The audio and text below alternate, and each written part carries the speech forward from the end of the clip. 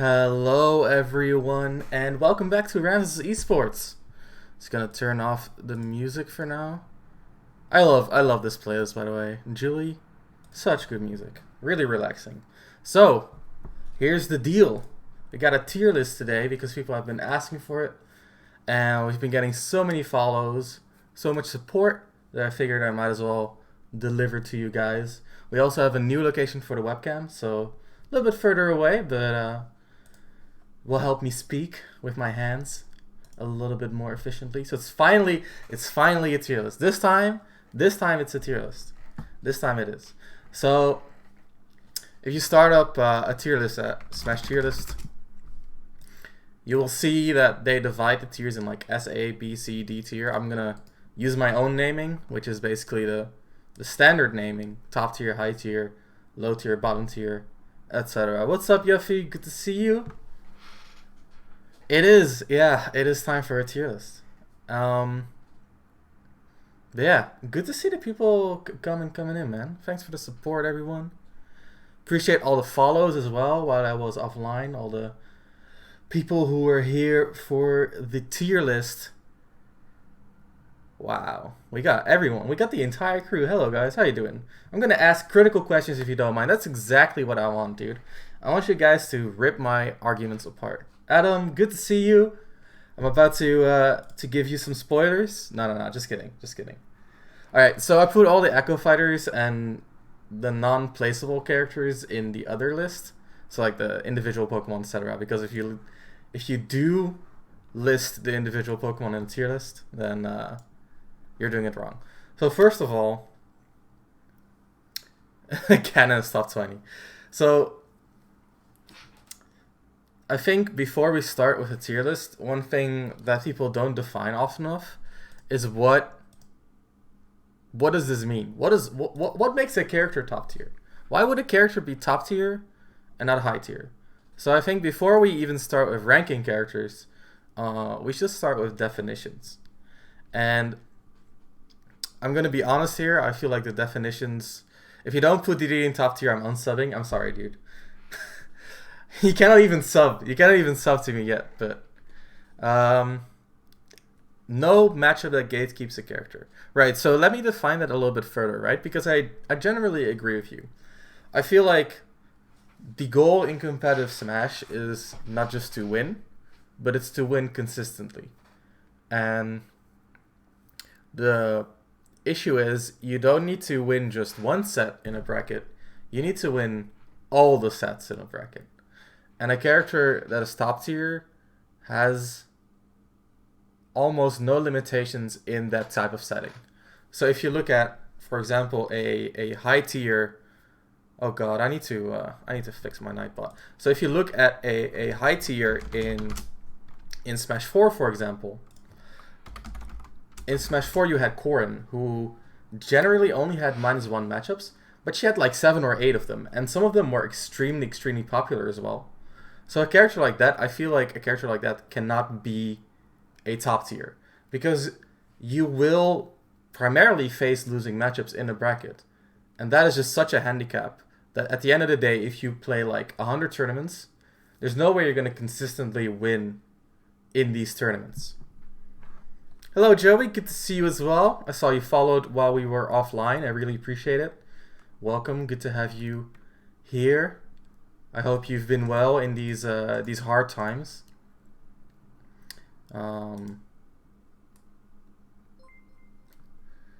Ernest98, welcome. Thank you for the follow, dude. Hope you enjoy the stream. That means Plant isn't top tier. Basically, if your character needs even a bit of bracket luck, it can be an issue. Exactly. Gonna lurk a bit, listen to your files, have fun streaming. Fine, that's fine with me, Joey. Good to see you once again. Appreciate the support, appreciate the follow as well. And I hope you learn about a thing or two. Ernest, hello. God, chat is active today. There goes all hope for DD as well. Exactly. So it's very clear what a top tier is, right? So maybe like 1 or 2 losing matchups, probably not too common of a losing matchup. Or if there are multiple losing matchups, hopefully all of them are uncommon. A good example of that would be Pikachu, who loses to Game & Watch, but there are very few Game & Watches out there. So many DDDs, right? So many DDDs. But outside of top tier and arguably bottom tier, because bottom tier is a character that basically, realistically, shouldn't win more than a few rounds, right? All of the in-betweens, that's all like murky waters. So I'm just going to write this down so that anyone who joins in later can read our definitions. So, requires very little or no bracket block. So I don't want to write an entire paragraph in here. And bottom tier would be should not be two, or should not win more than a few rounds. So usually a bottom tier is a character whose tools are so poor that if someone knows the matchup, you will not win. It's impossible to win. Should I keep the music on, guys, or do you guys want to listen to like your own music while I talk? Trusty Nil D Ing. Thanks for the follow, dude. I appreciate the support. Hope you enjoy the stream. Hope you learn a thing or two about a thing or two. But yeah, Nil Ding. All right, you got it. Yeah, should I put some music on or not? This makes it sound like there aren't many top tiers because there's so many matchups. That's true. I think there aren't many like actual top tiers. I think it's fine like this. All right, let's just skip it like this. If you guys want music, put on your own music and just hang out with us. So we got a shit ton of characters to rank, and I'll be honest, for the characters where I'm not so sure about their placings, I will note it, and I can tell you about a few. Like Byleth, I haven't seen enough of Byleth. Marth, you hardly see any Marth. There's the Mies. I know a lot about Mii Gunner because I played Dion, but like Brawler and Swordsman, I don't know. And there's more characters like that where I don't really know enough about the character to really accurately put them somewhere. I'll note that though, like I'll be honest about that. Of course, I feel like I know a lot about the game, but in a game with so many characters, you obviously cannot place all of them. You're really gonna rank the Belmonts? No, I just separated them. Thanks for the call. Marth is a strange case. I don't know if he's really bad. Yeah, bro, we need He-Man. We need He-Man in the tier list. I'm sorry, dude.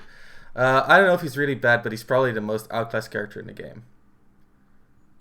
Yeah. Simon is the true patrician. I am a weenie. No Pokemon trainer. We got Pokemon trainer. We got her here. Look at her. That's my girl. I used the main Pokemon trainer for like almost a year. I am a weenie. So let's just fill in the tiers that we have defined and see where it leads us. So let's just start. Okay, I'm actually gonna start by filling out the tier list. Then we'll talk about the characters and then we'll rank them individually. All right. So for top tier, I think Palutena is definitely still in there even after the changes. I think Pikachu is pretty much undeniably in the top. Joker has the results that basically force you to put him right there. Shulk, I believe, has well, I don't want to say the potential, but he's definitely up there. And Wario as well. So I think, personally, I think this is like the top 5 of the game. And if you watch my video on good characters, you've seen these 5 before in the top of the list as well. So what makes these characters so good? Let's just start at the beginning, right? Palutena. So Palutena as a character, I feel like the way she plays neutral is just so very hard to bear for most of the cost. If you have no way of successfully intercepting her, or if the risk for intercepting her is high, which means you're basically like a heavy, you basically lose off of risk reward alone. This character is like a fundamentals character, but her fundamentals beat other fundamentals, which is a really weird thing to say, right? So normally, you would be able to like outrange a move and beat it, but the way she uses her back air makes you unable to apply those type of mix-ups where you normally would be able to. Of course, this comes at a trade-off, and the trade-off is that while her neutral is very strong and her walling is very strong, she's relatively weak versus pressure. This is both due to poor airspeed, so when she does get hit, um, it's very hard for her to disengage out of the situation, and also a weak recovery. So her weak recovery is kind of up in the air because there are a lot of ways to make it safe. For example, going for like a higher LB to avoid the 2-frame, or just utilizing um, her good hitboxes to fight people away, which is something that not every character can do, right? What would you commonly suggest against Bear? Honestly, so the main thing... okay, so there's a few things that make Palutena's neutral so strong, alright?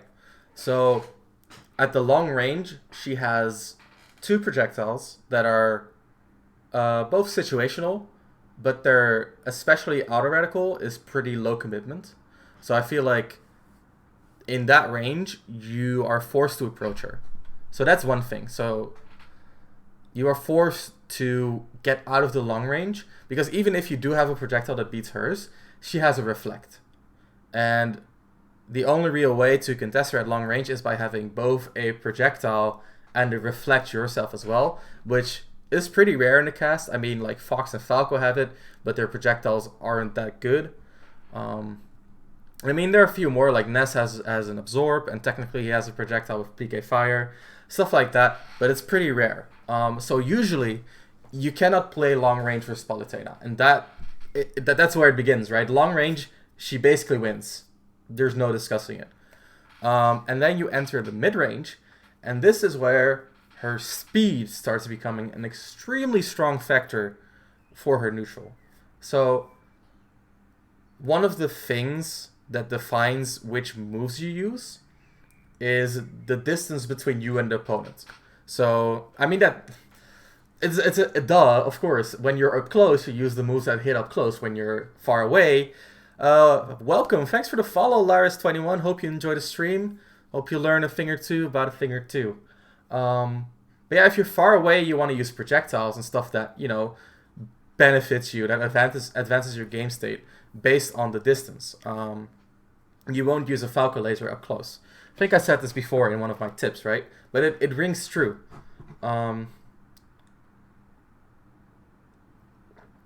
So a big component in your move choice is the distance between the two of you. And because Palutena is so fast, she often decides... She has a lot of control over what the distance is between you two.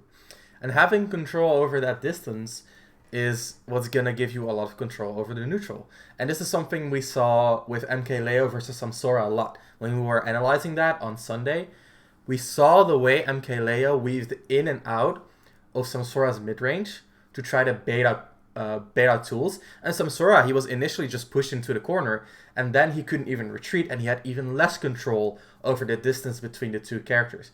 And at that point, it's very hard for Samsora to get into that close range, because when he does advance, Leo has the option to retreat.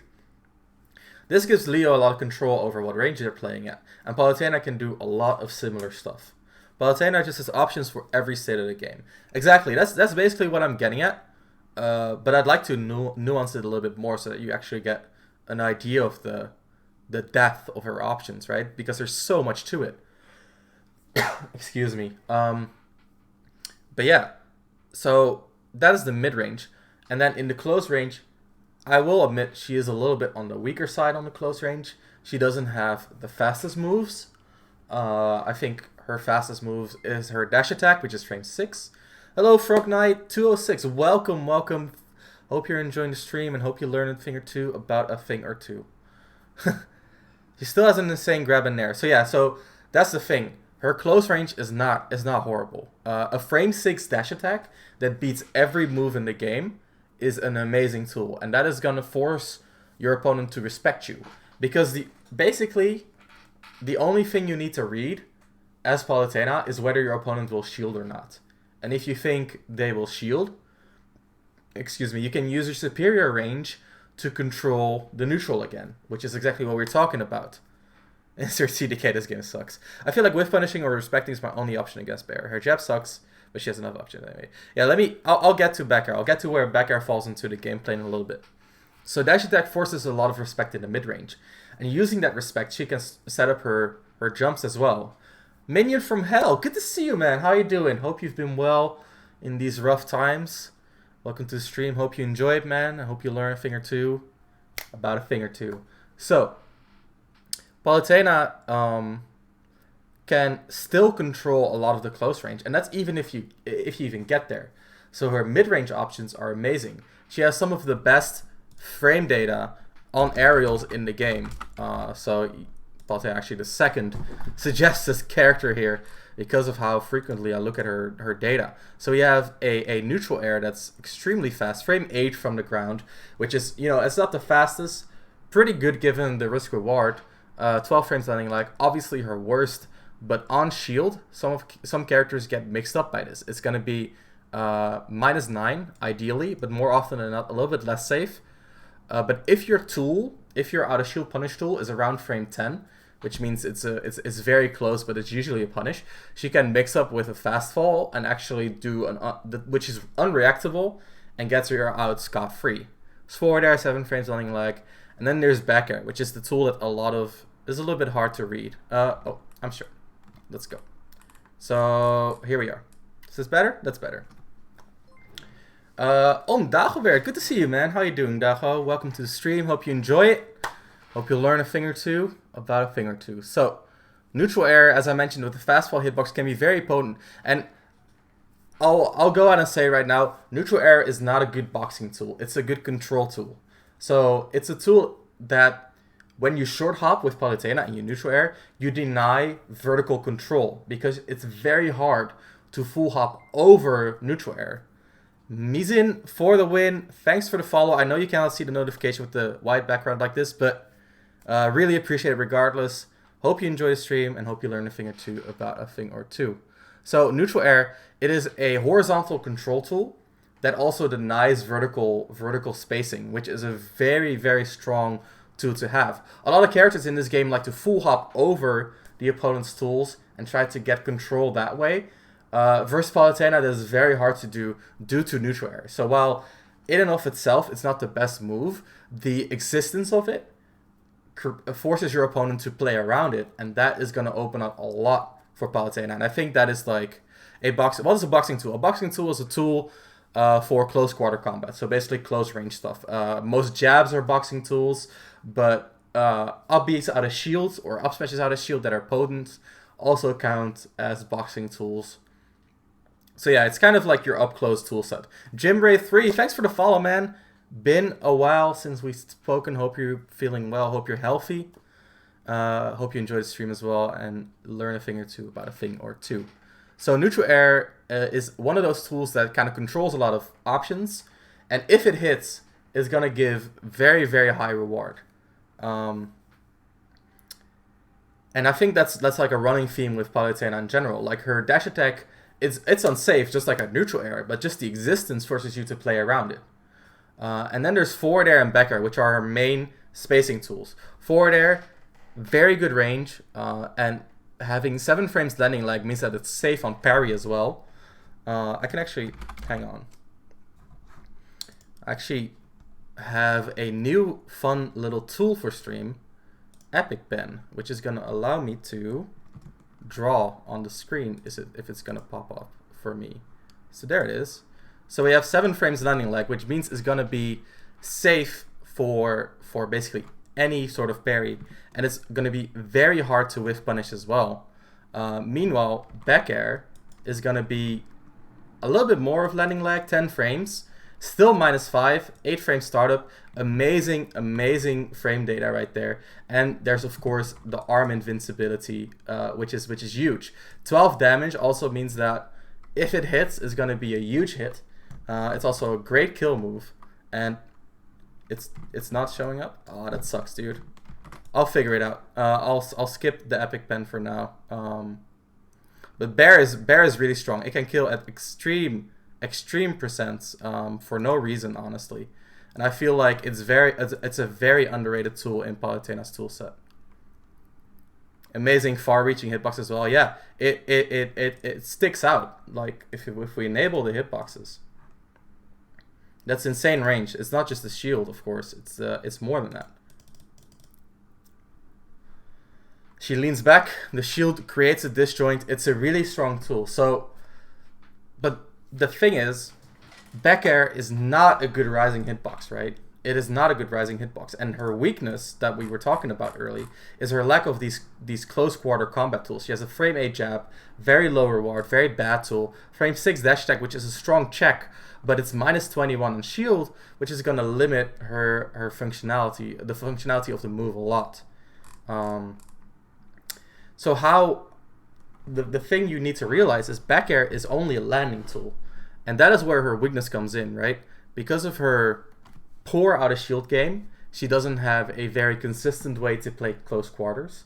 A lot of characters that have strong out of shield games play a strong close quarter game. For example, Peach, but also Game & Watch.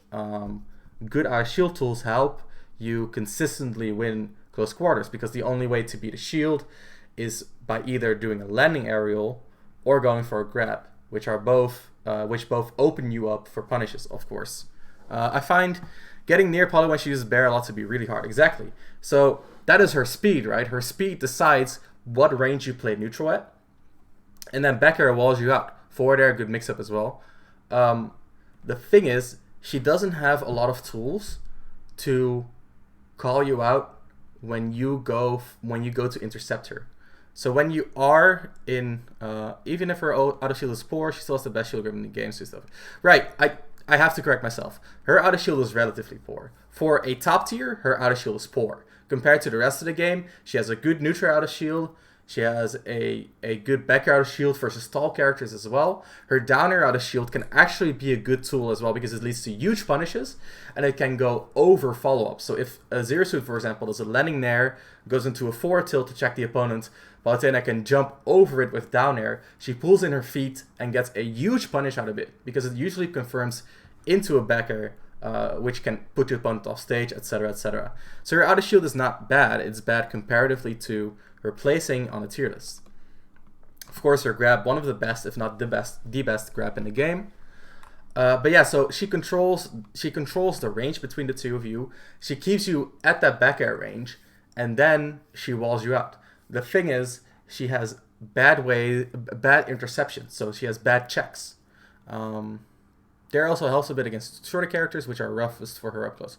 Oh yeah, for sure. She cannot really use her neutral out of shield versus short characters, and her grab has a tendency to pancake under landing moves, or to get beaten by pancakes on landing moves with smaller characters as well. So there's that. So there's a lot of factors that make her strong, but her main weakness is her bad checks. Her best check is her dash attack, but her dash attack is frame 6. Her dash attack is minus 21. It might be frame 6, but it's minus 21. Excuse me for a second there. So it's going to be a high risk check to do. Her other check, which is Nair, is a little bit lacking in range comparatively to what you want a check to be, as well as relatively unsafe as well. So versus matchups where neutral air is a good check, for example, versus a lot of heavies that don't have great out of shield game, neutral air is going to be an amazing check. And that is why the matchup is so hard for heavies, is because while the character usually doesn't have a good check to allow herself room to set up back airs, versus heavies she does. True for Smash, good to see you, man. Thanks for the follow. Took you long enough, man. Welcome to the stream. Hope you enjoy the content. It can be a lot safer, for sure. I mean, of course, you can see the last thing. It can be 11 frames safer than this is, so minus 10. But I mean, it's not gonna happen often that it is much less safe than this. Because of the way her dash attack moves, she lunges, and then the rest of the hitbox kind of stays in place. So it's very rare that it actually gets less safe than this, more safe than this. Her later hits stun less. Oh yeah, that's fair enough. That's one frame, or yeah, 3 frames of difference. You're right. Can't believe you're saying this. Yeah, man. I'm a cruel man. But yeah, you're right. It might be like minus 13, minus 14. I'm not sure. But due to the way her dash attack works, it usually hits with the first hit because of the way she lunges, and then the lasting hitbox kind of stays in place. It's very hard to get hit by the lasting hitbox on your shield, at least. So these two tools, dash attack and neutral air, give her space to set up her jumps. Bacon Zach, welcome to the stream, man. Hope you enjoy the content. Appreciate the follow. I hope you learn a thing or two about a thing or two.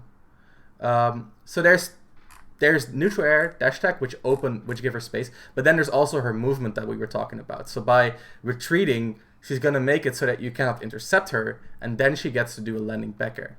Now, you might have figured it out, but one of the weaknesses there is that she has to retreat. So versus characters that can infiltrate her zone, versus if you've played well around dash attack, which makes her less likely to use it, if you can punish neutral air, you can really efficiently infiltrate her zone and force her to constantly retreat, which eventually will put her in the corner. And when she's in the corner, that's when you can abuse the fact that her intercepting moves aren't that good. So it's a lot of it's a lot of interactions between tools, right? So if you're slow, it's going to be really hard to abuse the fact that she retreats, right? And if you cannot punish neutral air, she's going to have a really good intercept.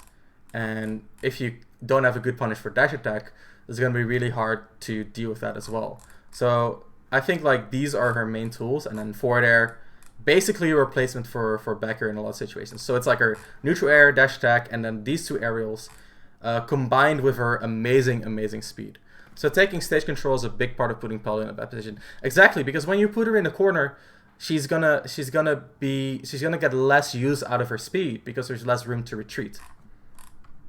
Of course, that's just her neutral. Her advantage state is also amazing due to disjointed smashes, an up smash that lasts for like 20 frames, an up air that lasts forever as well, 15 frames I do believe. There's so much to explain around the tools. She can side B to call you out. She can counter some recoveries as well, which is actually underrated. Neutral air is a lasting move that can gimp people off stage. Back air can straight up beat recoveries. Her down tilt is an almost, is a zero commitment 2 frame. It usually doesn't lead into a follow up if the opponent plays around it correctly. Still really good though.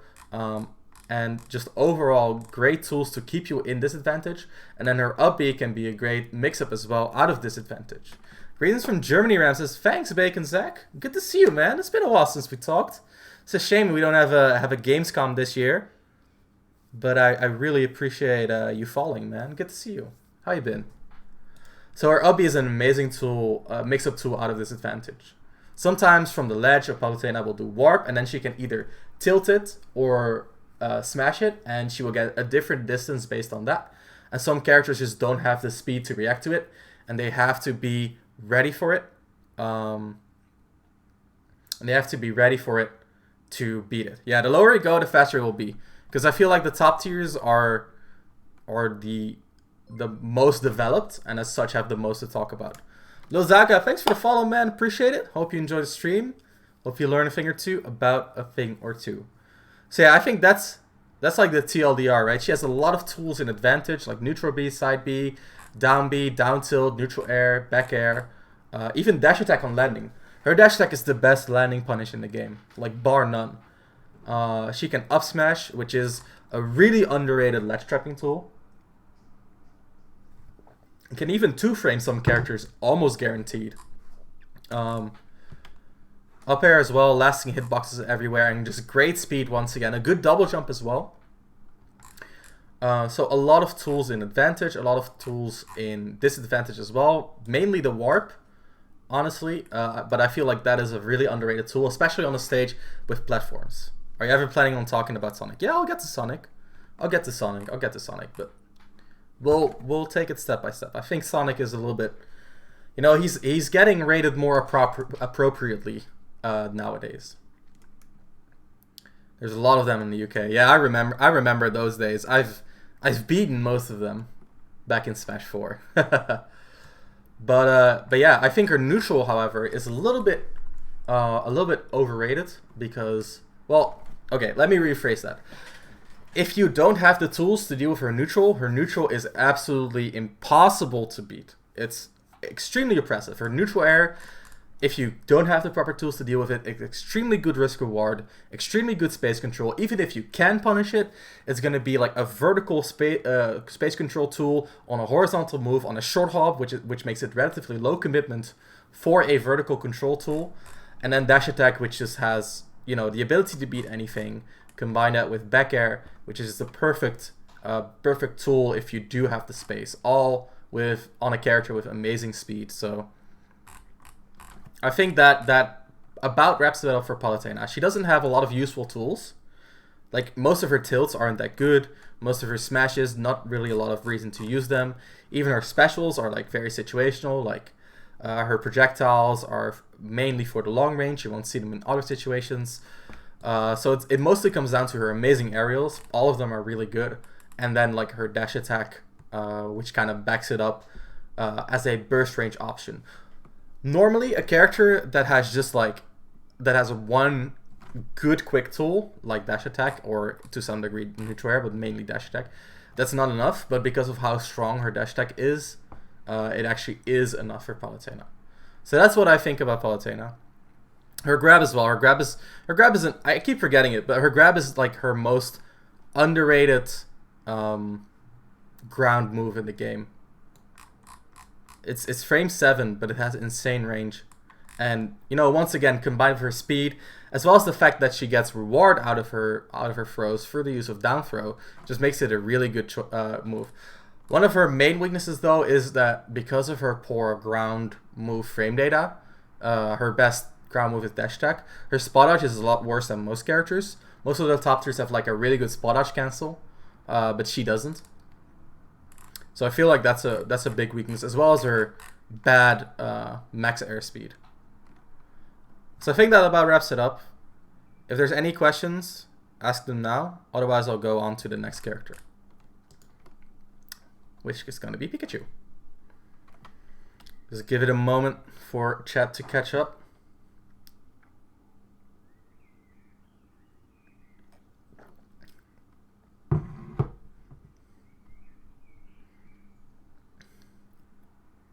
I'm on air Pika. Alright.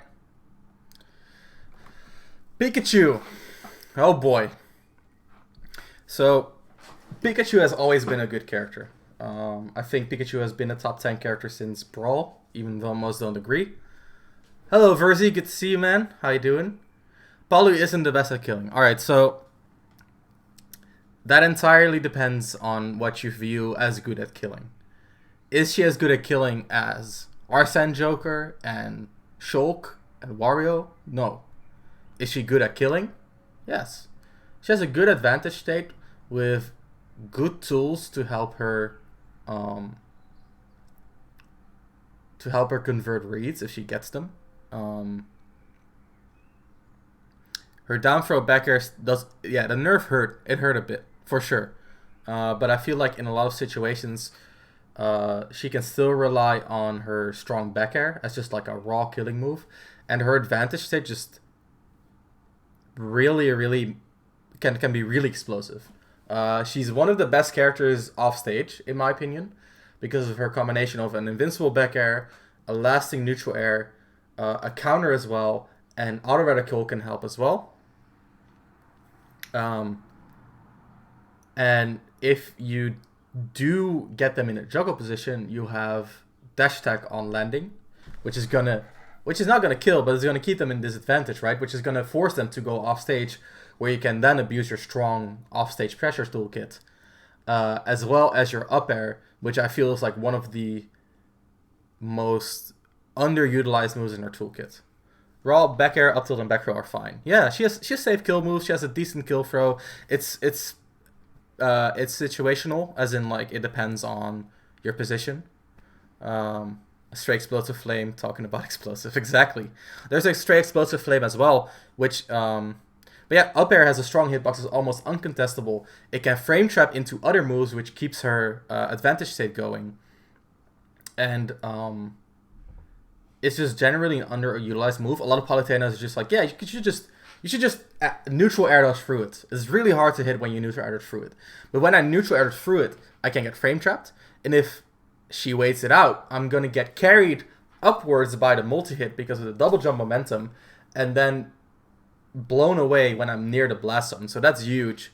I feel like her average kill percent might be late. She's bad at getting early kills. I think she's really below average at killing you at low percents, but she's very consistent at getting the kill, and she's, like Guy mentioned, pretty low risk.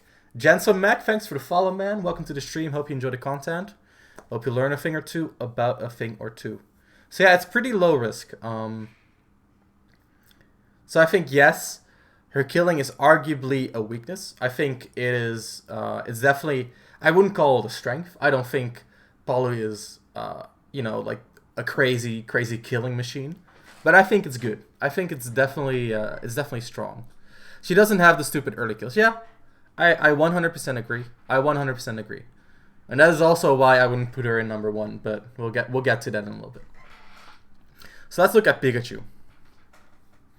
Pikachu is a character that on paper has everything that you need, but because all his tools require you, or well, not all, but most of his tools require you to be in close range, plus his low weight, he effectively becomes a pretty hard character to pilot. So let's look at Pikachu's frame data as well, right? Go to Pikachu. So Pikachu's game plan, in my opinion, and I mean, I feel like this character has so many tools, there's a lot of different ways to play him, is to shoot out a Thunder Jolt from a long distance. So that's what he does at long distance. Throw out a Thunder Jolt. Follow it, and then based on the opponent's reaction, they can basically go for a safe coverage tool. Bear is basically a ground attack with Pikachu, for sure. Like, a lot of his aerials are really good rising and landing, but we'll get to that in a second. So his long-range game plan is Thunder Jolt, follow the Thunder Jolt, and then react to the opponent or cover a lot of options. Hello, good luck with surviving this cheerless stream. I still have stuff to do. Alright, good luck, Circe. Thanks for wishing me good luck. I'm gonna need it. People are already ripping me apart. Well, I'd say that doesn't kill well. She's not that good. Her dash attack is minus 13. But yeah, I mean... So yeah, that's the long-range plan, right? Is force your opponent to deal with the Thunder Jolt and then capitalize on that. And the only real counterplay to this is to either, as an opponent, mix it up so well that you don't get hit, which is not realistic, or advance forward and intercept Pikachu and make sure that he cannot follow the Thunder Jolt. Don't worry, I'll get my Sword Fighter main friend to pester you on Twitter later. Yeah, please let him follow me. I'll take the follow for a little bit of a discussion about me Swordsman. I'll accept that trade-off. I think that's a good trade-off. So that's the long range, and that's gonna force people to advance. Will you be doing the entire tier list in one stream? I don't know. It's gonna depend on how long it's gonna take, because I feel like I might just do a lot of the lower and mid tiers a little bit quicker, because I feel like there's a lot more nuance to the top tiers. But I might divide it in multiple streams. Who knows if that's what it takes to make the tier list. I mean, I promised to make it, so now I'm gonna make it. Use Jolt to extend your hitboxes kind of works too. Yeah, it does. It does to a certain degree, of course. It is still a projectile, which makes it easily clankable. So yeah, Thunder Jolt, TLDR, it forces a reaction out of the opponent, which you can react to. And being able to react to things in this game is going to help you a lot. To extend your hitbox. Oh, right, yeah. A lot of characters can't do that safely. But yeah, so what does Pikachu do when he sees you react? Well, for one, let's look at his ground moves. He has a frame 2 jab, which is fastest in the game. All of his tilts are extremely fast. His down tilt is -5, and the late hit of his up tilt is also extremely safe. So these two tilts are going to be amazing tools to throw out, especially looking at their total frames, which are definitely below the total frames of a normal ground move, which is going to make them really hard to react to. A good dash attack for burst range as well. -12, extremely safe for a dash attack, especially since this move kills as well. And then there's his aerials. So on paper, his aerials aren't too good, but aren't too special, I should say. They're definitely good, but I feel like the reason why they're so good is because they're rising aerials, which means they cannot be intercepted, landing aerials because they last so long, and because they're multi-hit, you cannot parry them, which makes them very low risk. A character like Palutena, who can wall you out with back air, sure, you can parry that move. I think that's decently consistent. But parrying neutral air, back air, forward air is just not possible. It's not gonna happen. His airspeed is surprisingly bad. It's worse than Snake. For sure, his airspeed is horrible.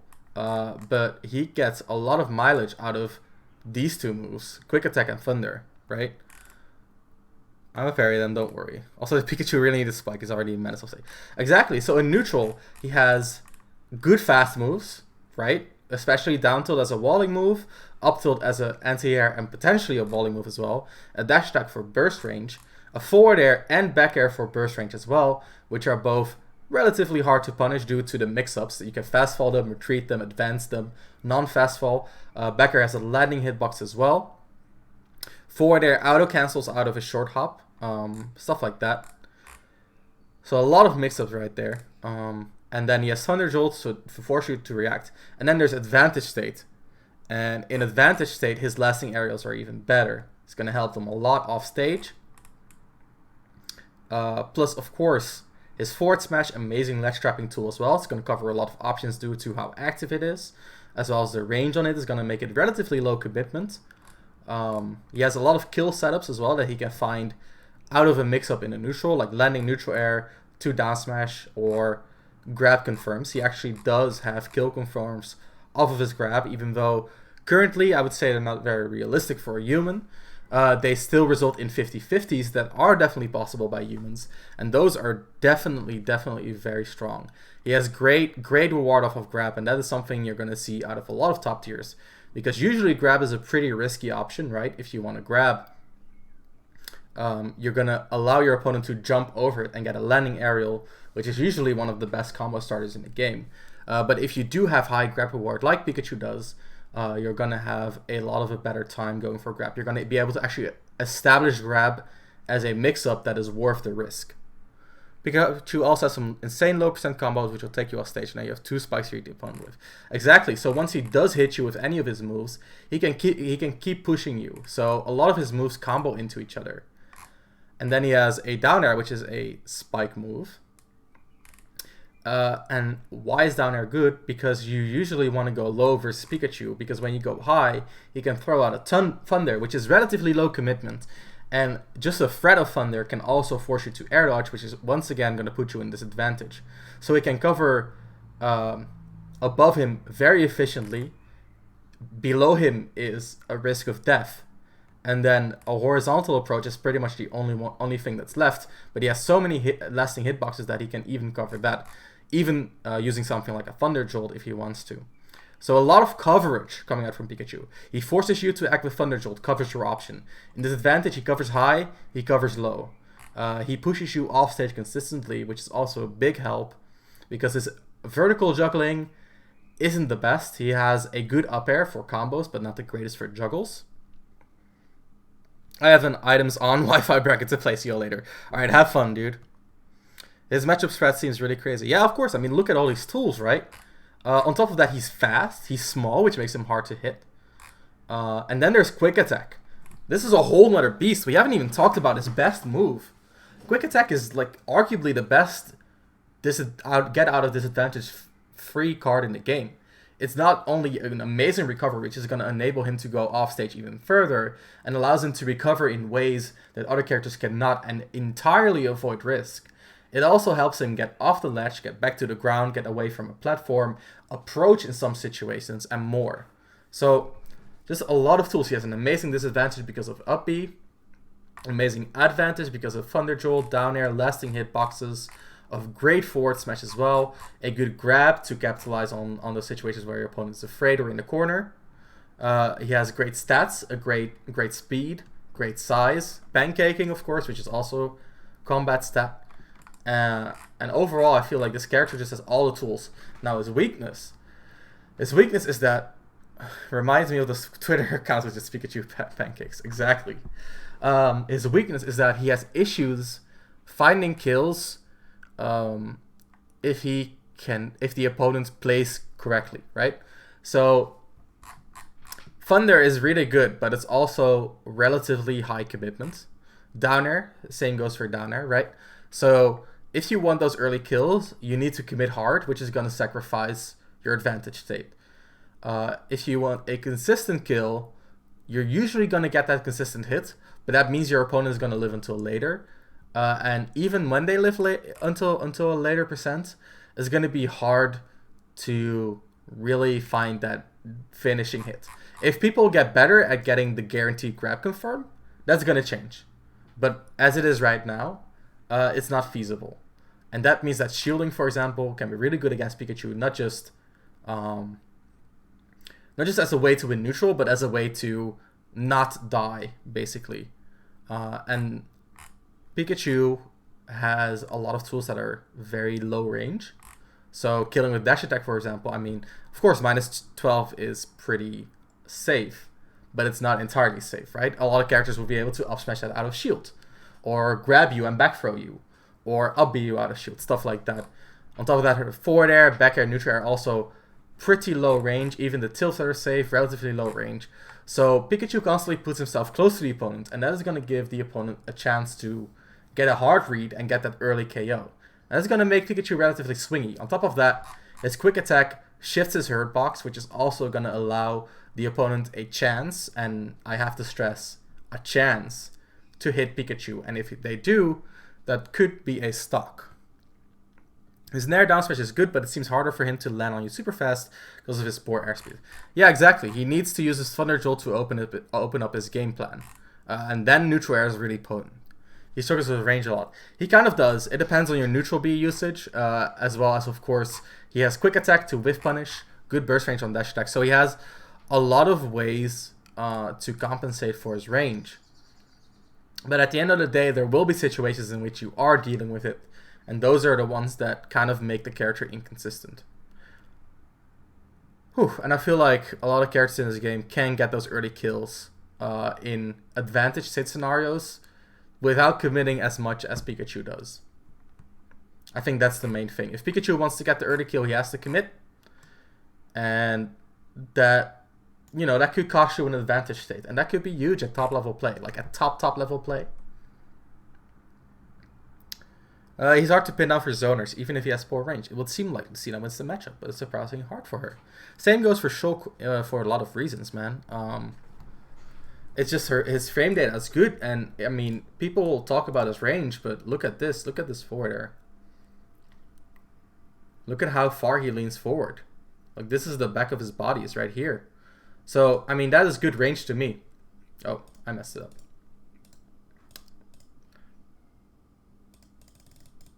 This is good range to me.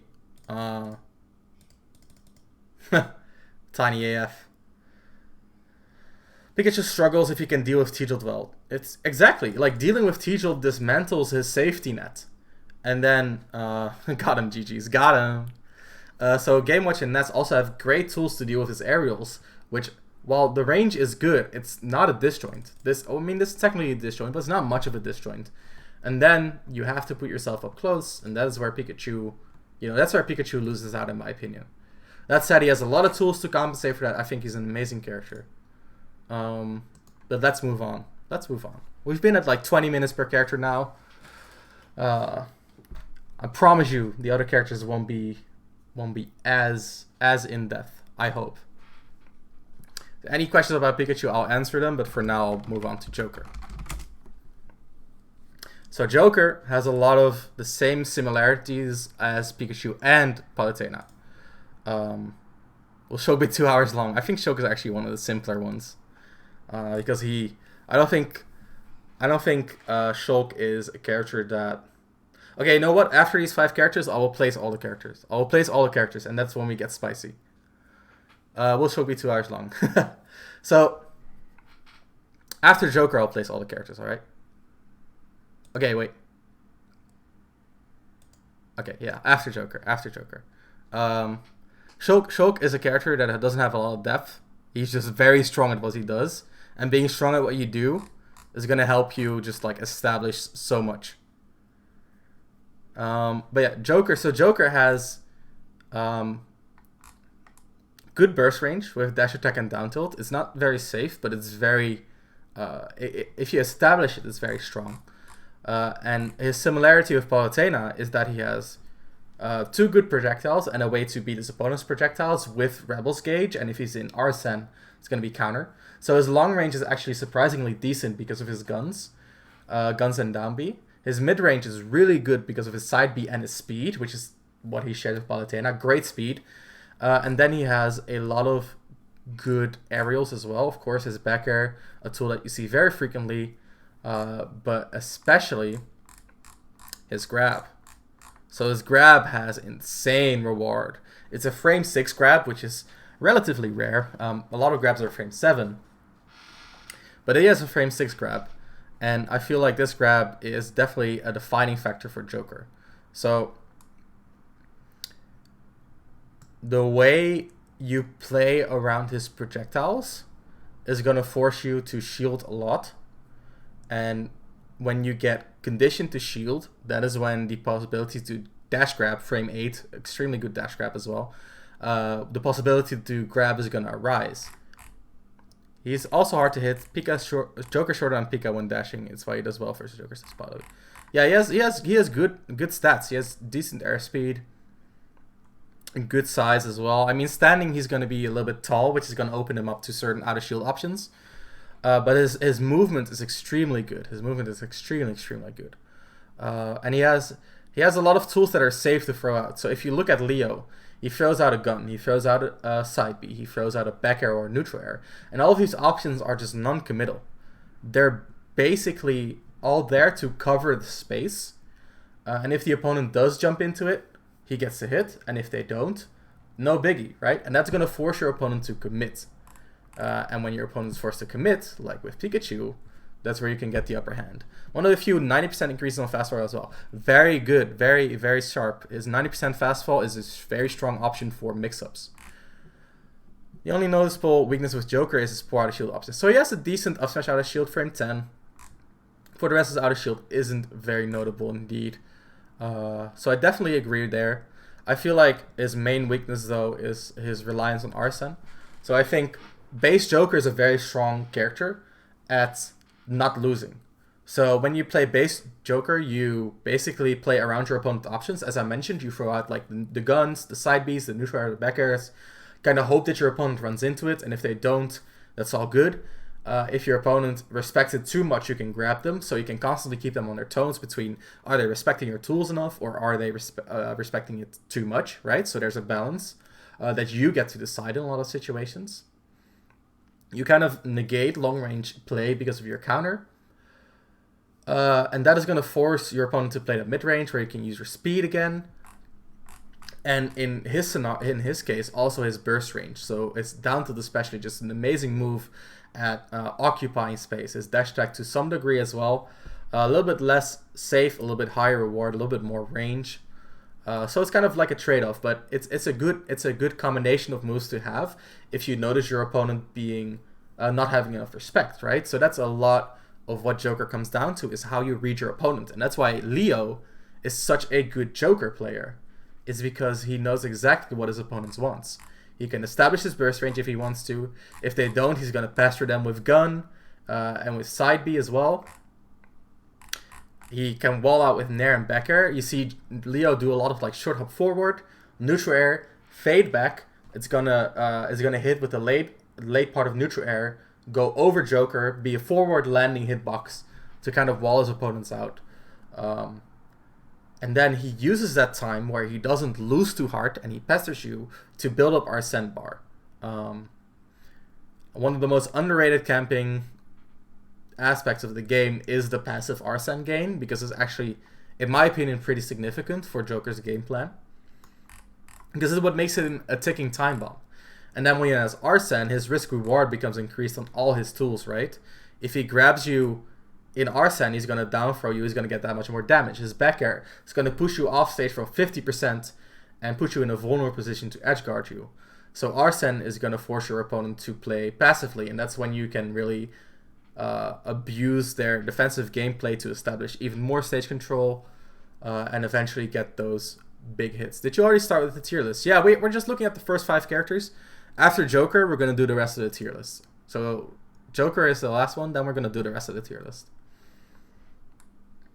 So Arsene is going to increase his risk reward and kind of make him an overtuned character. So that's kind of neutral. His disadvantage already also extremely strong, mainly because of his down guns. He has amazing down guns. Rebel's Guard, frame 3 counter, which he can hold for long as well. It's a really good tool to avoid getting gimped. Very underrated offstage. And then he has stuff like it's 90% fast fall, which paired with an air dodge or an aerial is going to make him extremely good at reversing out of a juggle situation. So he has some really strong tools in disadvantage and some strong tools in advantage as well. He can go extremely low for the edge guard and still make it back in time for a ledge trap because he has a tether. So he'll go extremely low, back air you if it whiffs, up B's back to the ledge, and still ledge trap you with a good ledge trapping tool set. Rebel's Guard is one of the most annoying things offstage, right? So Rebel's Guard, it's not just a protection tool, but it's also an aggressive tool. Some of the up Bs can be consistently beaten by his Rebel Guard, goes into the flames, forces you to up B away from the stage, and then he just double jump back airs you or double jump forward airs you, and you cannot recover. So his offstage is already scary in base form, becomes even better in Arsene. His disadvantage is good in base form, which is going to allow him to, which is going to accentuate his do not lose playstyle when he's outside of Arsene. And when he's in Arsene, it's going to make his reversals that much better. So you're going to have to give him even more respect. So I feel like his base form, very strong at playing around the opponent, playing around strong tools. And then when he does eventually get Arsene, he just kind of becomes the best character in the game. And he wins. So good disadvantage, which is going to make him extremely consistent as well. And a really good advantage, which is going to make him very good at making comebacks, for example, as well. So that's Joker. I think Joker is an amazing character. Underrated him for a very, very long time, but now I've seen the light. So I said I was going to go in-depth with the characters, but I went way too in-depth to end this in the stream. Joker's weaknesses. Okay, so one thing is that he lacks range. So if the opponent is better at controlling mid-range, Joker's going to have a hard time. For example, Shulk is really good at controlling mid-range. Joker has a hard time with Shulk. Characters that can gimp him off stage, really good as well. For example, Shulk, Pikachu. He has poor out of shield game, which can give him troubles with pressure characters like Pikachu. Yeah, I think in general his issues are if he loses mid-range, he kind of has a lot of trouble. And his offstage can be really weak. They're still pretty flawed for top tier, and I feel like that is where a little bit of his inconsistency lies. Especially if you have a character like Pikachu, where Pikachu hits you once, carries you all the way off stage, and if you're in Arsene, that means that you have a bad up B, and now you might just die. The Spore out of shield is my saving grace. Yeah, for sure. You still have to watch out though, because the up smash out of shield can be really, really strong. So I feel like, yeah, Joker has some weaknesses. I feel like his main weakness is his offstage game, especially when he's in Arsene, or even his range. I think his range might be a bigger weakness, but there are less characters that can really, abuse his range issues. So yeah, we're gonna get to placing. So I feel like the guaranteed top tier characters, of course, Peach, one of the best in the game. I wanted to keep this spicy, but you know, if you know me, you know that I think Peach is a really good character. So yeah, I think Peach is top tier for sure. I think Wolf is top tier. I think Fox is top tier. I think Greninja's top tier. I think Inkling is top tier. I think Lucina's top tier. Peach is a Marvel character. Oh yeah, for sure. So I think these are the lock-ins for top tier, right? We've seen the Peach complaint tier. Okay, give your reasoning on Fox. Let me get to that in a second. So here we have the borderline cases. Right, so are these characters top tiers or not? I think Zero Suit is definitely top tier. Snake, you know, I think he is, but there's an argument to be made here. Perhaps Mario's top tier as well. Who knows? I think Olimar. Where's Olimar? There you are. Kind of like a borderline case, right? Who knows? Right. I think that's about it. Thanks for the follow, Nick Riddle. Good to see you, man. Hope you enjoy the stream. Hope you learn a thing or two about a thing or two. Sheik over Grand. Don't add me. Oh my god. So Fox. I think Fox as a character has just... So he has a really bad disadvantage, which is gonna... Game & Watch. No, Game & Watch is not close to top tier. I think Rob, maybe. I would personally put him in high tier. But I can see him. So, Fox is a character with extreme highs and extreme lows. But we've seen based on Fox's performance in both Japan and the US that his highs balance out his lows. So usually I don't like characters that are glass cannons like Fox, like Cloud in the last game. But I feel like in this game it's pretty much undeniable that Fox is a top tier. His consistency is perhaps lacking in terms that he can die extremely easily, but he gets his consistency from how high his damage output is. I haven't ordered them yet, but I don't think Zero Suit is top 10. Spoilers. I haven't ordered these yet. These are unordered.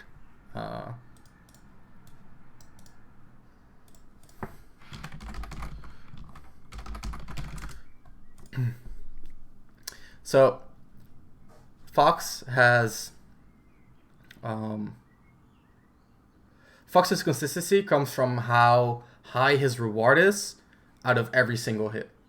So, whereas you hit someone with Wolf, for example, you get an advantage state, but that advantage state can end extremely quickly, right? Because if you do want high reward as Wolf, you have to commit, and if you want low reward, you're not going to get very far, right? So you can consistently get low reward. But Fox consistently gets high reward. So that is how he compensates for his glass cannon status. On top of that, he has one of the best aerials in the game with his neutral air. I think his neutral air is absolutely bonkers. The move covers so many options, and it's so safe for what it is. His short hop is, I think it's 21 total frames because he gets hard landing, something like that. But it's nearly unreactable. So it's very hard. If you don't anticipate the empty short hop, you won't be able to react to it. So a lot of things that Fox has going for him that I think are really good. Very consistent damage output, very consistent kill power, very consistent advantage state due to Nair. I feel like he lacks kill options in Hurts. You see, the thing is, he's much the same as Palutena, where yes, he will have issues killing you at stupid low percents. But he's so good at consistently keeping you in disadvantage that he will eventually rack the damage to kill you with a lot of tools. And he can go for like really low commitment stuff like an auto cancel back air on your ledge jump to cover that. So that's why I think Fox kind of deserves to be in the top tier, right? So I'm gonna quickly order these. I think Peach is the best character in the game.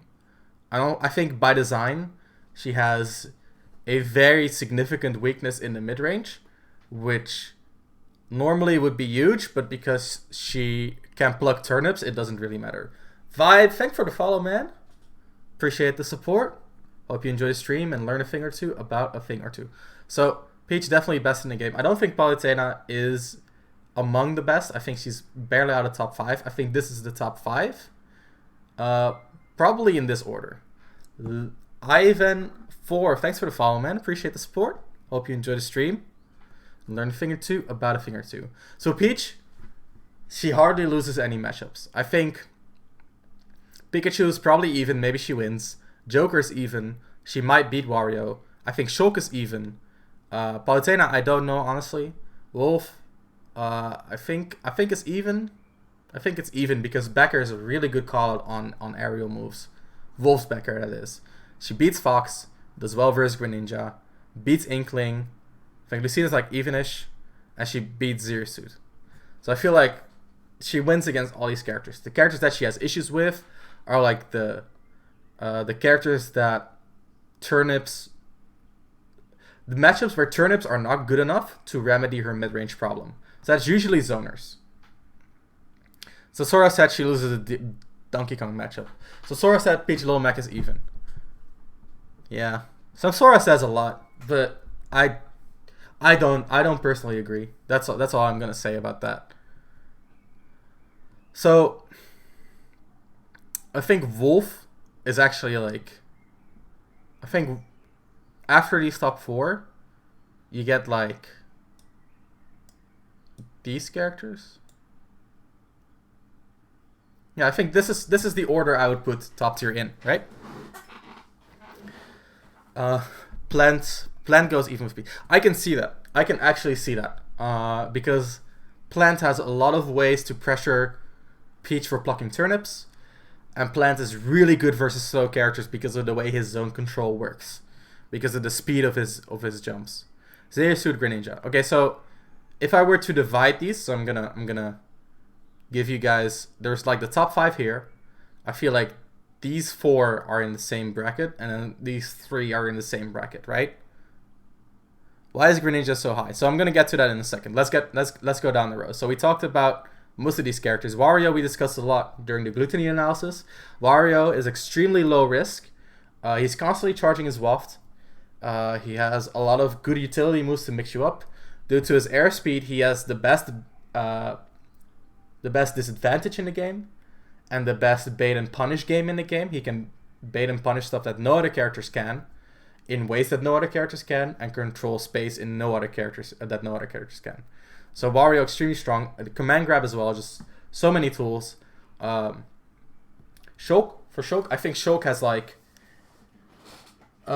he plays very different than the rest of the cast because of his frame data and his Monado art. But at the core of the character is very fundamental based. So you have to do a lot of work to get good with Shulk and to understand the way the character functions. And as a result, you get to play a very fundamental game.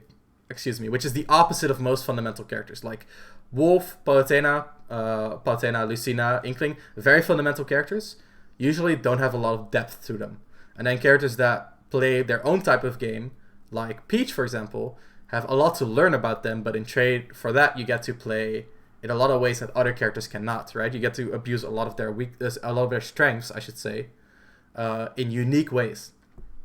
Shulk doesn't really have that. Shulk, because of his frame data, he doesn't really play on individual player-to-player interactions, but he functions more on a strategic level, where you have to really keep in mind what your positioning is, what the opponent's positioning is. You don't really have a burst range yourself unless you're in speed, but that's a whole nother story.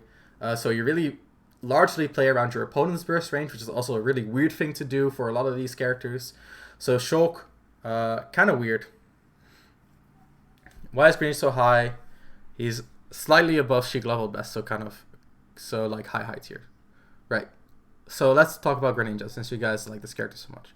So Greninja, Sheik is not good. Oh god, here it begins. So Greninja has, yeah, I think it's fair to say that Greninja has the best burst range in the game. So you can argue that Snake dash attack is better, that Palutena dash attack is better, but neither of those dash attack have anywhere close to the reward that Greninja does. On top of that, Europe is Greninja land, for sure. Europe, my favorite country. So Greninja, best burst range in the game, which is already a huge boon in a game where shielding has been nerfed so significantly that people rely on movement. And when people rely on movement, the game naturally evolves into a bait and punish style gameplay. When you have good burst range that leads into high reward, having I should say this: having good burst range that leads into high reward means you're a good character in a game that's bait and punish based. That's it. And there are more characters that can say this, like Fox, who's also a really good character. Like good dash attack, good speed is gonna make him a great bait and punish character. But Greninja takes it to a whole nother level. On top of that, Greninja is one of the few characters in the game that can punish, that can get a kill setup out of neutral while being entirely safe. So, how many of these characters kill in neutral? Almost none of them. Almost all of the characters in the game.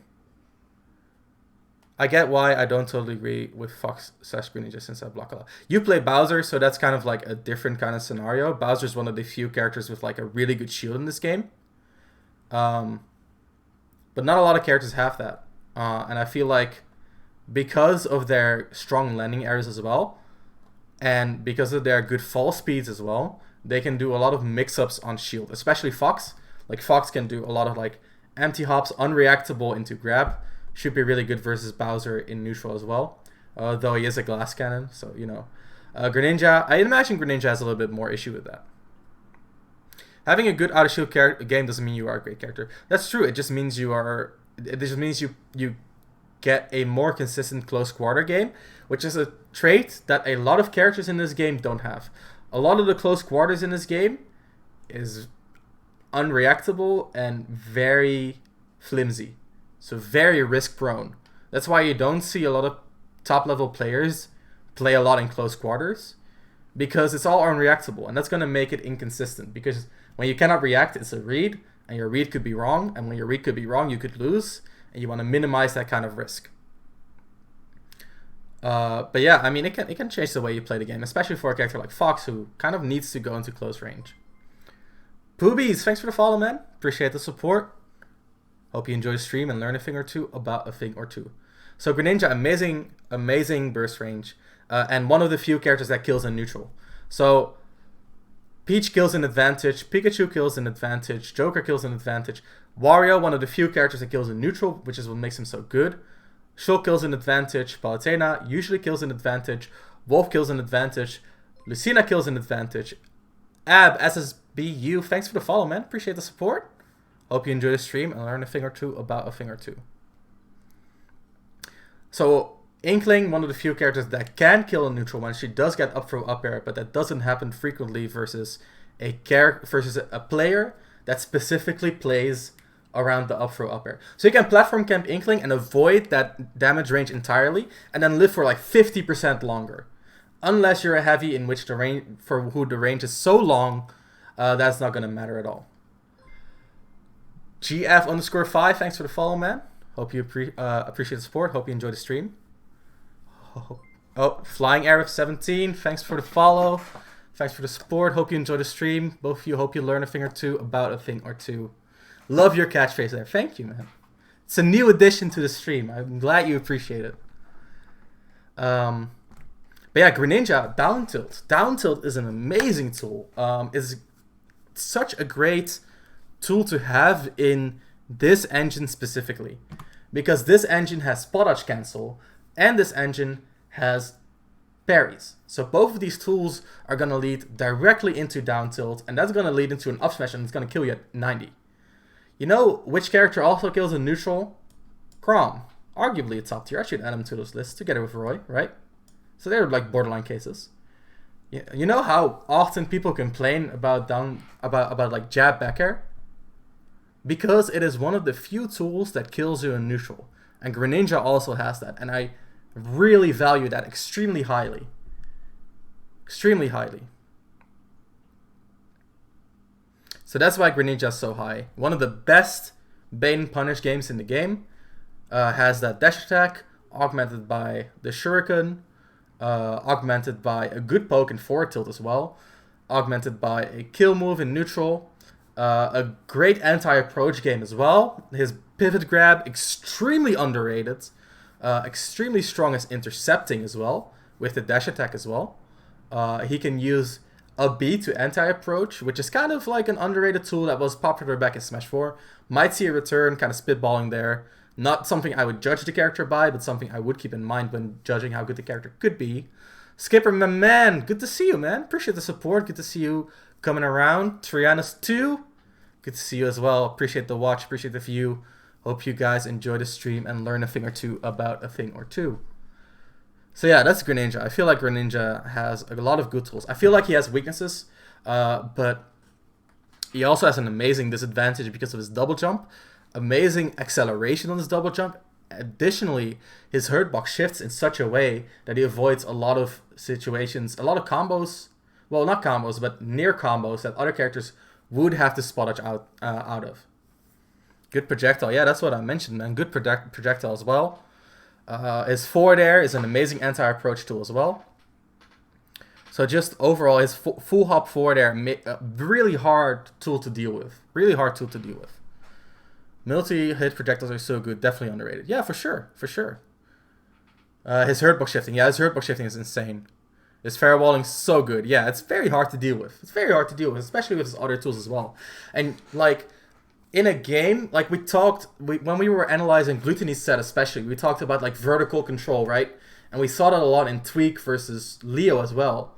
They value that vertical control so very much. And Greninja has some of the best vertical control in the game because of his high full hop. And while he does lack in rising aerials, which is going to make his game plan a little bit more one-dimensional, instead, it's hard to intercept him because of his full hop. So normally where a rising aerial would be used to counter an interception, he uses his full hop to counter the interception instead. Honestly, Young Link is so underrated. His only weakness is disadvantage, which is not that bad. That and range. I feel like the issue with Young Link is that his range can really come to bite him in the behind. Plus, his disadvantage, while it is not that bad due to his weight and his fall speed, there are a lot of situations in which he gets pushed off stage, and when he is off stage, that could be the end. You know, that could be enough of a swing to end the set right there. Chrome's airspeed alone is a better recovery option than half of the Kessler B. That's true. True facts. True facts.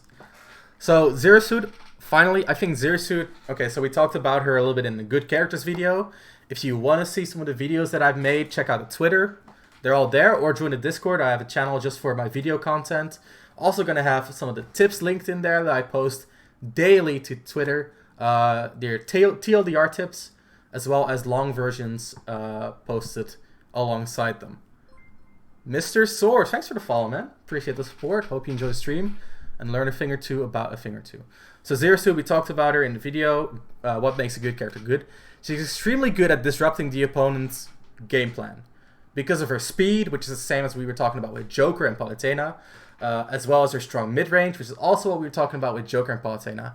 The difference is Zero Suit doesn't win the long range. She's way worse at long range than both of those. But in trade for that, she gets really good close range with the frame 1 jab, frame 3 up tilt, and a lot of good tools to kind of reset to long range because of her checks. Like her forward tilt is a good check, and if you read that the opponent is shielding, you can get a lot of pressure with a short up nair, with down smash, which is kind of like the low risk alternative to grabbing. You can down smash, or just simply down being out of the situation. Zero Suit, of course, is really great disadvantage as well. The thing where she's lacking is her guaranteed damage output, and her guaranteed kill potential is all very low. So if she gets the read, if you're on point, if you know what your opponent is gonna do, her reward is off the charts. Like her reward is actually higher than any other character in the game, except for like Shulk maybe. If you know if you get the good read, if you're in the flow, if your control is on point, you'll be able to end stocks in no time. But the opponent can often... Thank you for starting with the top tiers, not going... Yeah, man, I mean, these are the more interesting characters because they're more meta, right? Learning about these characters is going to help you way more than learning about the bottom tiers. So Zero Suit is very good at disrupting the opponent's game plan by, keeping you at the mid-range, making sure she doesn't get hit by big moves, and then disadvantages disengaging. But her guaranteed damage and her guaranteed kill potential is low, and if the opponent picks the safe options, you need to hard commit to covering them. For example, if you are ledge trapping with down smash and the opponent jumps, you need to have been doing a rising back air beforehand to really cover that. Her reward is you dying at 40, but it is an inconsistent reward. Yeah, that's very true. The difference between Zero Suit and other top tiers is that she's exploitable and neutral and has a very inconsistent damage neutral. I wouldn't call her exploitable and neutral. I think her neutral is it's definitely dependent on what your opponent is doing. So her neutral is about dismantling your opponents and kind of doing the things your opponent doesn't want you to do. Ramses doesn't do clickbait yet. How long do you reckon? Who knows? I feel like when I change the stream title to titles like this, that's already a little bit clickbaity. So yeah, low tier. I mean, I can give you the bottom tier. I can give you the bottom tier. Who cares about the bottom tier, right? I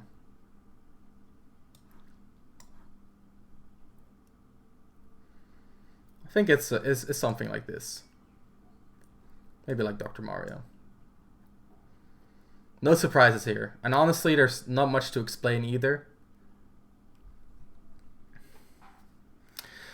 Zero Suit struggles in neutral if you contest right air to air, but there are many characters that can do that. Right, so Zero Suit is a lot of timings. It's a lot of timings. No, I think Kirby's the worst. I'm like... I think it's something like this. So, yeah, her neutral revolves on playing perfectly. She doesn't have a dominating neutral. And there's other top tiers that are like that. I think the main example is Lucina. Lucina doesn't have a dominant neutral. So their neutral are based on capitalizing on your opponent's weak points rather than capitalizing on your own strengths. But it is dependent. Thank you for not putting Snake in top tier. Maybe I want to say maybe Isabelle, but who cares? They're all trash. Kirby doesn't deserve sympathy. Poor Kirby had to say it. You just pissed off the free mains of these characters. I think some of these characters have potential, right? Like, I wouldn't be surprised if Ganondorf won like a round, but he shouldn't be able to get out of pools in depending on how stacked the tournament is, of course. But if you know how to play against Ganondorf, his disadvantage is so bad. Like, I think his disadvantage is like worse than Little Max. Came back to a spicy Pichu placing. Rickles. Rickles is good. Why the fuck is Bangold winning? Because Bangold is a smart man. See, the thing is, okay, so there's a tip coming. I've already written the tips for the rest of the week, so I can spoil you guys, and this is a reward for tuning into the stream. So there's a tip coming which is going to talk about the system mechanics in this game and the universal options available to you, and it's going to explain to you why Ben Gold can win games playing K-Roll. It's gonna explain it all. There's a lot to how you play this game that is not dependent on your character. And I'm gonna go way more in depth when the tips go live. But it's gonna enable even K-Rool to win. Not Kirby though. Not Kirby. Rickles would be top 8 majors if he played a top tier, perhaps. Who knows? I wouldn't be able to say, honestly, because it's hard to judge whether a character main is good because of inexperience or because they're just a really good player, when it comes to bottom tiers at least, right? I was getting hopeful. I'm sorry. That's just Kirby. Some people are specialists. Exactly. There's nothing wrong with that. There's also a tip coming on that subject, so, stay tuned. So, I think that's the top tiers. What do you think of the Snake Ness matchup? Okay, so I know S1, who's arguably the best Ness player. Probably not anymore since he's kind of taken a break. But he's one of the best, and he thinks it's basically, he thinks Ness wins, and I would have to agree with that. Ness is really good at abusing Snake's weaknesses, but it's probably like probably like +1. Kirby is just Photoshop Jigglypuff. I'm sorry, guys. I'm just catching up on chat. There's so much going on. But yeah, I think Zero Suit definitely top tier, but barely. She requires a lot of work to play properly. And I feel like even now kind of relies on inexperience because there's... Okay, so Zero Suit... Okay, so my take on Zero Suit. I think Zero Suit at her core is a very defensive character. A very, very much about small wins and then capitalizing on mistakes in safe ways which most of the times don't work out, but when it does work out, gets you very large reward. Um, but most people play Zero Suit as if she's girl Fox. Like, just run at them, go for the nair down B, even if it doesn't hit, confirm that shit. And that's just, I just don't agree with that type of playstyle. But most people are used to that playstyle. So when you play against a good Zero Suit, you're basically very inexperienced, even if you've played a lot against these type of Zero Suits. So I feel like that kind of plagues the meta a lot, and that's going to make people overrate Zero Suit. Get it easy to beat until you get intimidated, for sure. Would you say Zero Suit is a girl Fox's crystal? True, you got me there. Would you say Zero Suit is a character that revolves a lot around checks? So Zero Suit is a character that does revolve around checks, but her checks suck. So you use her checks to make people scared. So her close quarter, it's very good in terms of frame data, in terms of the amount of tools she has, but it's very bad in terms of reward. Her advantage state isn't that great either. So her checks suck, but you have to respect them. If Zero Suit is constantly throwing at checks, you're going to have to respect the checks eventually. And that is when the character starts getting scary. So it's a constant like mental battle between, okay, do I respect Zero Suit and let her set up her pressure? Or do I try to intercept and risk getting intercepted myself by her superior frame data? And because if you mess up in a bad way once you die at like 60, it becomes a very scary matchup. So that's what I think about Zero Suit with regards to checks. How you feel about Japan putting Pikachu border top 10 and Zero Suit top 1? I think that's fair, man. If you look at Japan results, like Zero Suit is ruling the meta there. I think Kuro's playstyle is very interesting. He uses a lot of forward air to, check people. Like Guy said, you control a lot of space with that forward air. And she needed it because in previous games she didn't really have an anti-air, and now she does, and it's amazing. But forward air in itself is pretty low reward, but it really fits Japanese meta to go for kind of low reward space control moves, and characters like Zero Suit that can do really well on disadvantage to kind of minimize risk. Japanese meta is extremely low risk, and that is partially due to their culture, but also due to the fact that their pools are often like best of one, and even though it's like 20 people in a pool and a top 15 goes through, that's still best of one. Would you say Japan's meta is more offensive or defensive? Definitely defensive, the most defensive in the world. How's the EU meta? Way too aggressive. EU meta is like, in general, the players rely on their experience and their gut feeling more than analysis and data. That's changing. That's changing a lot as of late, but it's still the culture, and I'm personally not a fan. That's partially why I started this, because I want to give people that knowledge background to base their play on. But yeah, Dio and Shogun play super risky. Yeah, I think the snakes in Japan aren't too great to be with my overly aggressive people. You should Gigon. It's a lot of fun here. Should I just call you Gon? Japan needs more Croy to make Zero Suit worse. True, but Croy is not a Japan character. Australia is similar aggressive to the EU, right? Yeah, I would say so. I think Australia has a lot of similarities with the EU. And I think a lot of that is because the top players in Europe and Japan play with each other a lot more. And then when they go back to their own region, these strategies get spread in their region. While the top players in Europe and Australia kind of have like an isolated meta. Dumbcheese27, thanks for the follow, man. Appreciate the support. Hope you enjoy the stream and learn a thing or two about a thing or two. Australia makes EU looks like coward, exactly. But you get an isolated meta that revolves around knowing each other. And when you know each other, there's a lot more room for aggressive play. So that's just what I think. I think it's not optimal. I don't think it's a good thing, but it's a very logical thing. When you play a 1,000-man bracket, it's a lot more important to have consistent, safe options that win most of the time, and then you push your advantage state, rather than getting that big neutral win to end the stock that works some of the time. Because advantage state is the low risk moment to go for your big momentum changing moves, right? So you might hit a down tilt instead of a down smash in neutral, but you still get that advantage state, and that's where you can make the magic happen. And I think that is the most optimal way to play. You don't think Shogun's playstyle is good? I think it has potential, but I haven't seen it go up against a player like Nairo, who's like really good against Palutena.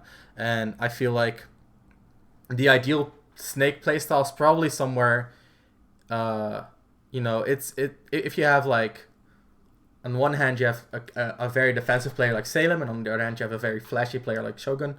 It's probably somewhere in the middle. But yeah, like Shogun, the thing about Snake is that the character has so much potential, so much things that the character can do, that it's very hard to say what a good playstyle is or not. For now. We'll see though. Like, only time will tell. Maybe Snake is best played as a close quarter brawler using his great dash attack and tilts. Japan needs more campy Pikachus. Yeah, I mean, perhaps.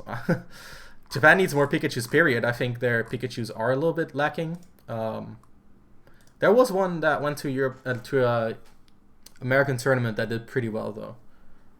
I think he got top 32. Discussing top Snake players. I feel that a good example to show how Europe's meta goes is to compare it to the Mars versus Light sets. They know each other so well that they can... Yeah, I think that's a fair comparison to some degree, yeah. And the thing is, like, Europe tournaments just aren't as big as Japanese or American tournaments. Were you impressed? Yeah, I was impressed. I was impressed at Shogun's performance. I think the way he played Snake definitely opened up a lot of new perspectives for the Snake player to advance the meta.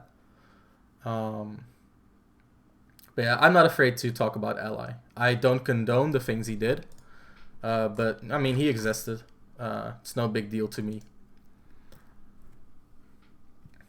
So let's talk about like the borderline cases, right? So I feel like these characters technically have all the tools to be top tiers, but arguably a few matchups that just are a little bit too poor to really put them in the top tier. And I'm a little bit afraid to talk that way about these two because I don't know enough about Olimar and Pichu to really place them confidently. So I'm going to move them out for now. But I think, like, based on what I do know, I would place them in this tier. So Pokemon Trainer. Oh, wait. Why do you think Japanese snakes are not so great? I feel like I just haven't seen a snake that capitalizes on their strengths to the fullest yet. That's all. I think Snake has a lot of strengths and a lot of depth to him, and I think Shogun shows that depth. But I feel like the Japanese snakes are focused more on playing their character correctly than capitalizing on the advantages Snake has when he gets a read on the opponent. Hi Ramses, I'm a mid-level player from Germany. I followed you while you were offline. I'm very interested in the content you provide. Keep it up. Thank you, Sani. I appreciate it. Thanks for the follow, dude. Hope you enjoy the stream and learn a thing or two about a thing or two. So, yeah, we need more Olimars. Alright, so let's get this row settled before I get caught in conversation forever again. So Pokemon Trainer, I think, has a lot of good tools for a lot of situations, but she kind of has a catch-22, where Squirtle is by far, and I mean by far, the best Pokemon. But similarly to Pikachu, playing Squirtle just kind of opens you up to inconsistency due to poor range and, in general, just needing to be close, as well as weight, even though Squirtle has it even worse than Pikachu. So that's, like, if Squirtle was heavier, she would be top tier easily. But you cannot keep playing Squirtle. I mean, you could, but it's not worth it because solo Squirtle is not good enough. So, no, Ivysaur is definitely not the best Pokemon. Ivysaur has a lot of glaring weaknesses, and I think the Razor Leaf nerf have shown those. I think she was really good before the patch that changed Pokemon Trainer, but even then Squirtle was better in my opinion. But Ivysaur was really good because of her kill threat. And they took away a lot of her kill threat. So Ivysaur's weakness is Yeah, she has really good advantage. So Ivystar's weakness is she has um, really poor speed. She has really poor ground moves. Okay, so I want you guys to. Does this work? All right, let's just go there. Thanks for the follow, Vector Trey. Appreciate the support. Hope you enjoy the stream and learn a thing or two about a thing or two. Okay, so I hate this move with all my being. Down tilt. This move is minus 21. Why is this move minus 21? What did I ever do to deserve this? So I dropped Pokemon Trainer. I think her ground moves are very lacking, more so than any others. And unlike Palutena, who kind of compensate for that with both a good dash attack and a good rising nair, she does have a good rising nair, but this move has like brawl landing lag. 16 frames. Why does this move have 16 frames of landing lag? It doesn't look like a move that has 16 frames of landing lag, but it does, and that's gonna make it very lacking in my opinion. So her close quarters is actually horrible. She doesn't have the most amazing out of shield either. The back of her shield is really good due to backer out of shield, but the front of her shield is really bad. Down tilt is her best grounded move for sure. How do you get around Ivy spamming Razor Leaf in neutral? You jump over it, and then in the mid range, you can 50-50 her. Well, 50-50 her by either, if you think she's gonna Razor Leaf, you can jump over and actually directly punish it. And if you think she's not gonna Razor Leaf, you simply approach her because her boxing is not the best. And the thing about that mix-up is because her grab is so bad, like it's horrible. This is a tether grab with less range than Palutena grab. I have no idea what they were thinking when they made this move. It's actually very low risk to shield against her. Outside of combo percents, of course. When she is in combo percents, her grab is really threatening. But because she doesn't have down throw up B anymore, her grab actually is not threatening anymore. And that's going to make grabbing such a strong tool versus her, and it's going to really force her to play outside of her comfort zone to open you up. Having poor movement and a bad way to beat shield kind of stacks up to make for a really inconsistent type of neutral. If you have a poor way to, if you don't have a good way to beat shield, you need movement to control the neutral, because when someone is stuck in shield, they have no control over the space, and that is why your movement will be able to really set the pace for the neutral. But Ivystar doesn't have a good way to beat shield or a good way to control the neutral due to her speed. She has her Razor Leaf, but I feel like Razor Leaf is a little bit overrated now that people are used to it. Bree says hi. Hi Bree. How you doing? Good to hear from you. Hope you're healthy, just like Justin. What percent is her combo percents? It depends per character, but I think the only, like, her early combos are until like 5%, so very, very early only. And her down throw up B stops working around kill unless you're at the very ledge, which is around 70%. Serious food against Razor Leaf, just short hops and Zers at mid range is pretty sad. Yeah, and then or even Nair because of the speed. So yeah, I mean, against some characters, like characters that don't deal with Razor Leaf well, Ivystar is amazing. But if they do have a tool to beat Razor Leaf, she's not going to be too good of a character in my opinion. Still good, but not not like top tier good. And then there's Charizard, and Charizard is just very hard to talk about because his entire neutral revolves around hard reads. He doesn't have a lot of safe tools outside of Flamethrower, which I feel is a very underrated move. I think Flamethrower is a amazing mid-range move, which can really contribute to a safe neutral. But even then, it's kind of committal, and he only really starts to control neutral when you are at kill percent, and that is when he starts getting really scary because his risk reward starts skewing massively in his favor. Charizard as Bear doesn't need neutral. Exactly. I feel like Tweak, okay, so one thing that Tweak does that really amplifies their neutral is his platform usage. Another thing we looked at when we analyzed Tweak versus MKLeo is how Tweak uses platforms, and it really patches up a lot of weaknesses of all of these three Pokemon, both in disadvantage, which I think is their main weakness. All three of them have extremely poor airspeed and almost no tools to get out of disadvantage. except for Squirtle, arguably. But if you're playing disadvantage with Squirtle, you're opening yourself up to extremely early kills. So disadvantage is really poor, and the platform is really helped with that. Tweak does a great job using platforms to amplify disadvantage, but also neutral by doing a rising aerial with Ivysaur and then dropping through with back air, or just jumping on with Charizard, dropping through with back air as well, which, you know, when you don't have the entire rising part of a short hop, is basically an unreactable walling move that's going to kill you at like 50. What do you think of Charizard's down tilt? I think it's really underrated. I think it's a safer alternative to forward tilt. If they're in like barely in forward tilt kill percents, I would always use forward tilt, but when they're at like higher percents, down tilt might be better because the advantage state is just that good, and Charizard's ledge trapping is amazing. I want to say he might be the character that benefits the most from Rage. Yeah, for sure. Like, I think Pokemon Trainer is one of the best characters in the game at killing. All three of these characters are good at killing. Even Squirtle. But Squirtle's skills are a little bit different than the other ones. Squirtle's skills is more the consistency. Because, like, his up B out of shield is arguably, like, top 5 in the game, arguably. And the kills are, like, 150. Which sounds late.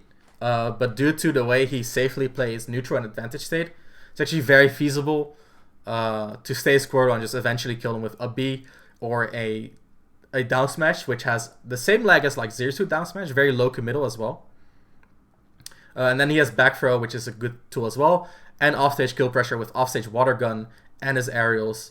I think offstage water gun extremely underrated. There's Ivysaur, who obviously has the setups, the best advantage state of the three, and the best offstage of the three, and Charizard, who can kill from neutral, one of the few characters in the game who can kill from neutral, from extremely early from small reads, and has extremely good ledge trapping as well. Tech chases. Yeah, tech chases. Squirtle tech chases. Oh my god, forward tilt. What makes Squirtle's up B so great? It's frame 9 and it has about the same range as like Shulk up B. It's a multi-hit, so if the opponent does not see it coming and they drop their shield, they get pulled into it. It's an anti-air, it's a disjoint, it's a really good move. The only issue is that sometimes, like once in like 20 times, people fall out of it. Why do you think Peach over Pikachu, since Peach has some bad matchups and a disadvantage? Well, Pikachu is neither. Switch curious in your perspective. So I think Pikachu loses to Mario in Game & Watch, arguably to Peach as well, arguably to Wario as well. So a lot of the characters that have good close quarters, like Mario, Peach, and Wario, do really good versus Pikachu.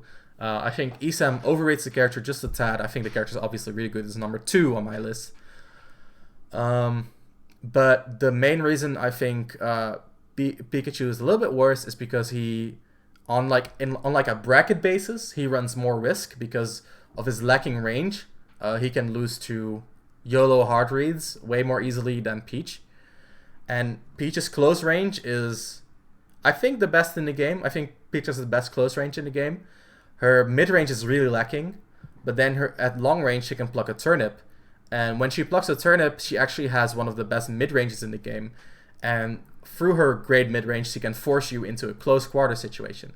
So her normal mid-range weakness gets compensated by her long-range turnip pluck.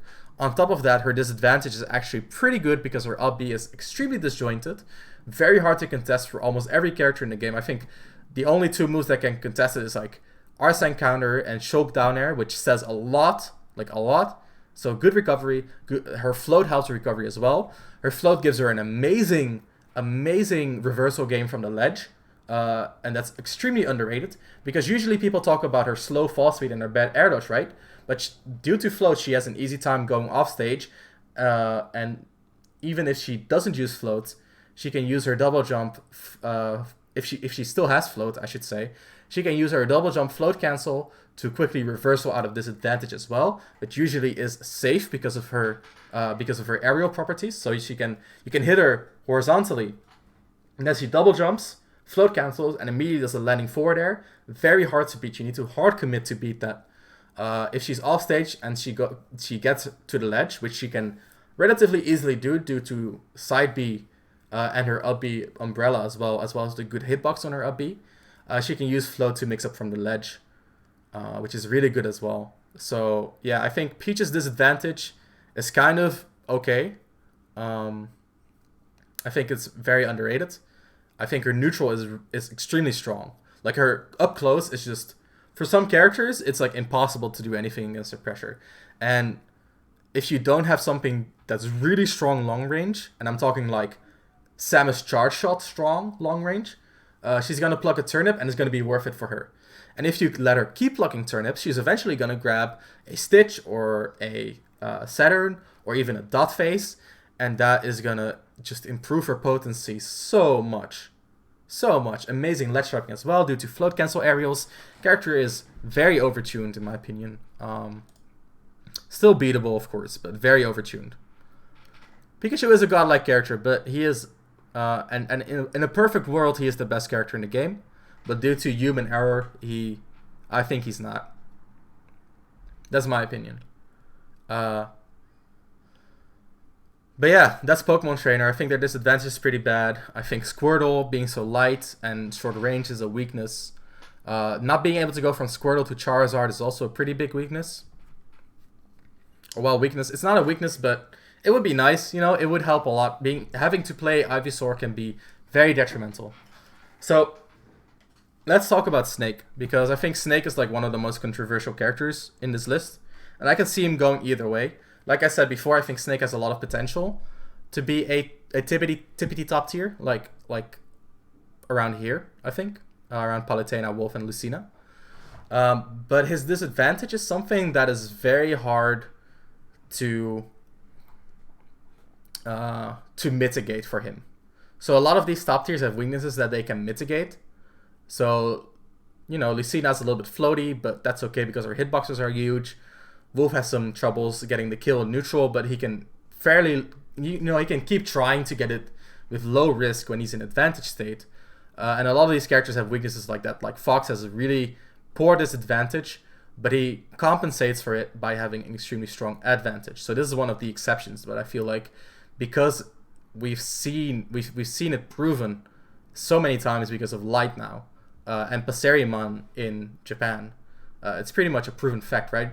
Snake, a little bit more of an unproven character. One of the highest play rates in the game. I think he's top 2 in terms of play rates in competitive tournaments.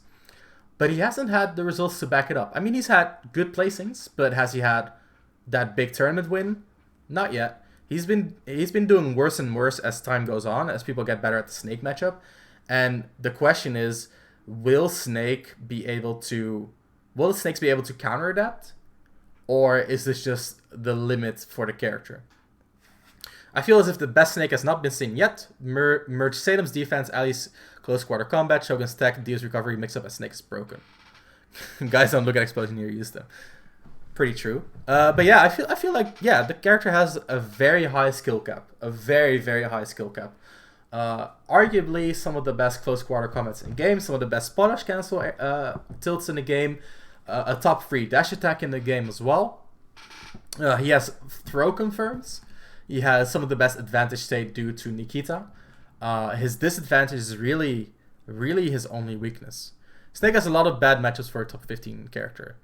Yeah, so the thing is, okay, so I think Snake is a swingy character, right? So while he does have bad matchups, due to his high damage potential and his high kill power as well, it can be very easy for Snake to turn a losing game into a winning game. And if Snake gets a lead, he is almost impossible to deal with. So it's hard to judge Snake because he's so swingy. Snake also has a lot of... Nikita's one of the most impressive moves in the game, for sure. Yeah, man, like, if you cannot deal with Nikita off stage, you're fucked. I play Shulk, so when I play versus Snake, I camp for my Monado because I need Jump Monado to get around the Nikita, and then Shield Monado to get around the Nikita another time when I'm recovering. So I need to camp for 2 Monados just to make it back safely to the stage. And, you know, having to play around one move to that degree just says a lot in my opinion, especially since Shulk is such a good character. Ganon, yeah, poor you. I thought you were playing Ridley nowadays. But yeah, so Snake, very hard to judge. I think he has a few losing matchups, but it's a little bit overrated how many matchups he loses. Shulk loses to Snake, right? I think it's about even. It's hard to say. I'm not the best versus Snake yet. I played that matchup in Brawl, but back then I had a projectile. Then I played it this game with Pokemon Trainer, which also gave me a projectile. But Shoke doesn't really, and that really changes the dynamic. Countering Nikita isn't something you want to do. No, you don't. You don't want to counter Nikita because you still get punished. It is jump art, not jump Monado, actually. Excuse me, I want to correct you because you're not factually correct. Yeah, so jump Monado and shield Monado. Who did you play in Brawl? Falco. I started playing in Melee, but I didn't play competitively. I played Sheik and Link. Then I started playing competitively in Brawl in 2009. I started playing Pit. After a month, I picked up Falco. I played Falco for about half the game. Then I picked up Zero Suit and Meta Knight because everyone played Meta Knight. And then I switched to Smash 4, played Zero Suit, dropped her, picked up Corrin, got top 20 in Europe. Smash Ultimate came out. I started playing Pokemon Trainer. Then I took a year break from the game, and now I'm playing Shoke. So that's my TLDR. Shoke people will put you in disadvantage IRL if you get one of their tech names wrong. Very true. Shoke overrated. You got it, True 4. You got it. Snake loses to Joker, Wario, Palu, Wolf, Inkling, Fox, Zero Suit, just in your top tier, not mentioning the other character. Yeah, I can see a lot of those. So yeah, like I wouldn't disagree with you. I don't know enough about Snake to say for sure if he loses those. But I feel like if I look at the character's moveset, I would put him in top tier. But if I look at his matchups, I would put him in high tier. So that's it. Ramses Shul sucks merch. I think Shulk is amazing. I think Shulk is. I put Shulk in top 5. It's how Shulk main story was top tier early on, and the moment people agreed, they said, "Wait, he's not top tier just to death." No, listen, he's top tier. All of the top tiers will tell. All of the Shulks will tell you he's top tier. I think Shulk loses like 3 matchups max. Even in NA, the Shulks will tell you he's really good, except Nico. But I think Nico has a few iffy opinions on the character. He's a very emotional person, from what I've gathered on Twitter. I'm not judging him by Twitter, but that's just my impression, you know? Ramses wouldn't main a character if he didn't think he was bonkers. Ramses knows not to play a bad character. Exactly. I think he's going to lose more the meta advances. I don't know. It's going to depend. I think a lot of Shulks are still bad at... I think we haven't seen a Shulk that's like top player level in terms of decision making yet. And I think a lot of the Shulks outside of Kome are still pretty bad at Shulk strategy decision making. Where they kind of go for like gut feel moves where they shouldn't. And there's still a lot with the character to optimize. Pick up Palu, Joker, Snake, Robin, potentially Greninja might be losing matchups. Yeah, I mean, it's hard to say. It's hard to say right now. I feel like Shulk has a high skill cap, and I think if you master dial storage, it's gonna help a lot with his weakness, his parry weakness as well, which is huge for most matchups. What do you think about Shulk Diddy? I think it's like even. It's gonna be if we'll ever see a top player Shulk because it's too different. Yeah, I agree. That's why, like, okay, so no offense to any of the Shulk players, but I think like my approach to Shulk is pretty optimal. It's just gonna take a lot more time to do it properly than what people have been doing so far. I think Shulk can play a lot more on reaction than people are doing.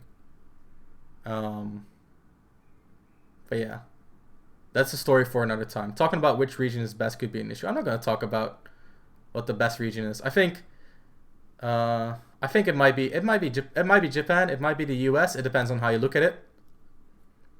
Japan punches above its weight considering tiny population. There's tiny population, but they have a more active Smash scene than Europe. Way more active. A Japanese tournament is filled out in minutes. A European tournament cannot even hit the cap. So its population, whatever, dude, but its active playing population is way higher. Way higher. Do you think a basic character like Palutena will fall off? No, I don't. I think Palutena's too solid. I think Palutena's too solid to fall off. I think her tools work on a fundamental level, which means she's not a gimmick. You cannot figure her out and then and then beat her in the same way that arguably is happening to Snake. Would you say the scene is even with Shulk? I think it's like about even. I think if anyone wins, it's probably Shulk. God, it's a lot of questions. What do you think? What matches do you think he loses right now? I think the only one I know he loses for sure. No, I don't think he loses any matches for sure. I think I personally have the most issues with Palutena Snake. I think Pikachu could be losing. I think Greninja is more even now. I think Pikachu, the more I play it, the more even it is. Snake, the more I play it, the more even it is. Palutena is entirely dependent on the player. I think it's mostly a player matchup. But I think Palutena has a slight edge in terms of tool set. That's just my opinion. I know Truefor thinks it's more close to even. And Rob, I don't know about Rob. I think Rob is very hard to tell. I'm not gonna judge that matchup yet. I feel like if I look at the character's tool sets, Shulk should be able to win. But in practice, it's probably closer to even. I think some Shulks think Rob wins. I don't entirely agree with that notion, but I haven't played it enough to say for sure. But Palutena will continue being good just because the player are good. I don't think that's I think that's a little bit of a reverse. I think you're looking from the wrong way. I think the people who play are good, which shows how good the character is. I feel Pika gets worse the more I play it. I think it gets better the more I play it. You just have to adjust your move selection a lot to the matchup. I think it's very similar to Snake in that regard. A lot of unique situations as well. But yeah, I'm gonna continue because it's already getting close to 9. Yeah, exactly, Ziltoid. We're gonna move on. Mario. So I think Mario's like the dark horse of the tier list. There's people who think he's like this good, and there's people who think he's like this good. I think he's somewhere in between. You know, it's very hard to say right now because there's only one rep for Mario, and that's Dark Wizzy. And Dark Wizzy is like, he's very positive about the character, and he's always been. And I can see why. Like, Mario has some really stupid stuff, like a mid-screen down throw, rising up air, landing up air, into forward air spike. It's really, really powerful. That said, he does have very defined weaknesses, especially in his disadvantage, which is partially due to his range, which is, of course, also an issue in neutral. I think Mario can be top tier. I think Mario can be top tier. I think he can be high tier. I think he loses a few matchups in the top tier. So, like, I think he probably loses to Peach. He probably loses to Shulk. He probably loses to Palutena. He probably loses to Lucina. But, you know, he does well versus some others. He probably loses to Zero Suit, but he probably beats Fox. He probably beats Inkling. He probably beats Pikachu. You know, so he's a mixed bag. I think Mario, the thing with Mario is that his reward for getting close is very dependent on how the opponent is playing, right? So Mario has no amazing ground tools. He has some good checks, like forward tilt. It's a decent check, -13. You know, a 2-frame jab. That's a good way. It's a good way to box yourself out of his situation, but this low reward, and the forward tilt is also low reward. His real good moves are his aerials. I think Mario's the most consistent broken character. See, I think Mario is very dependent on how the opponent plays versus him.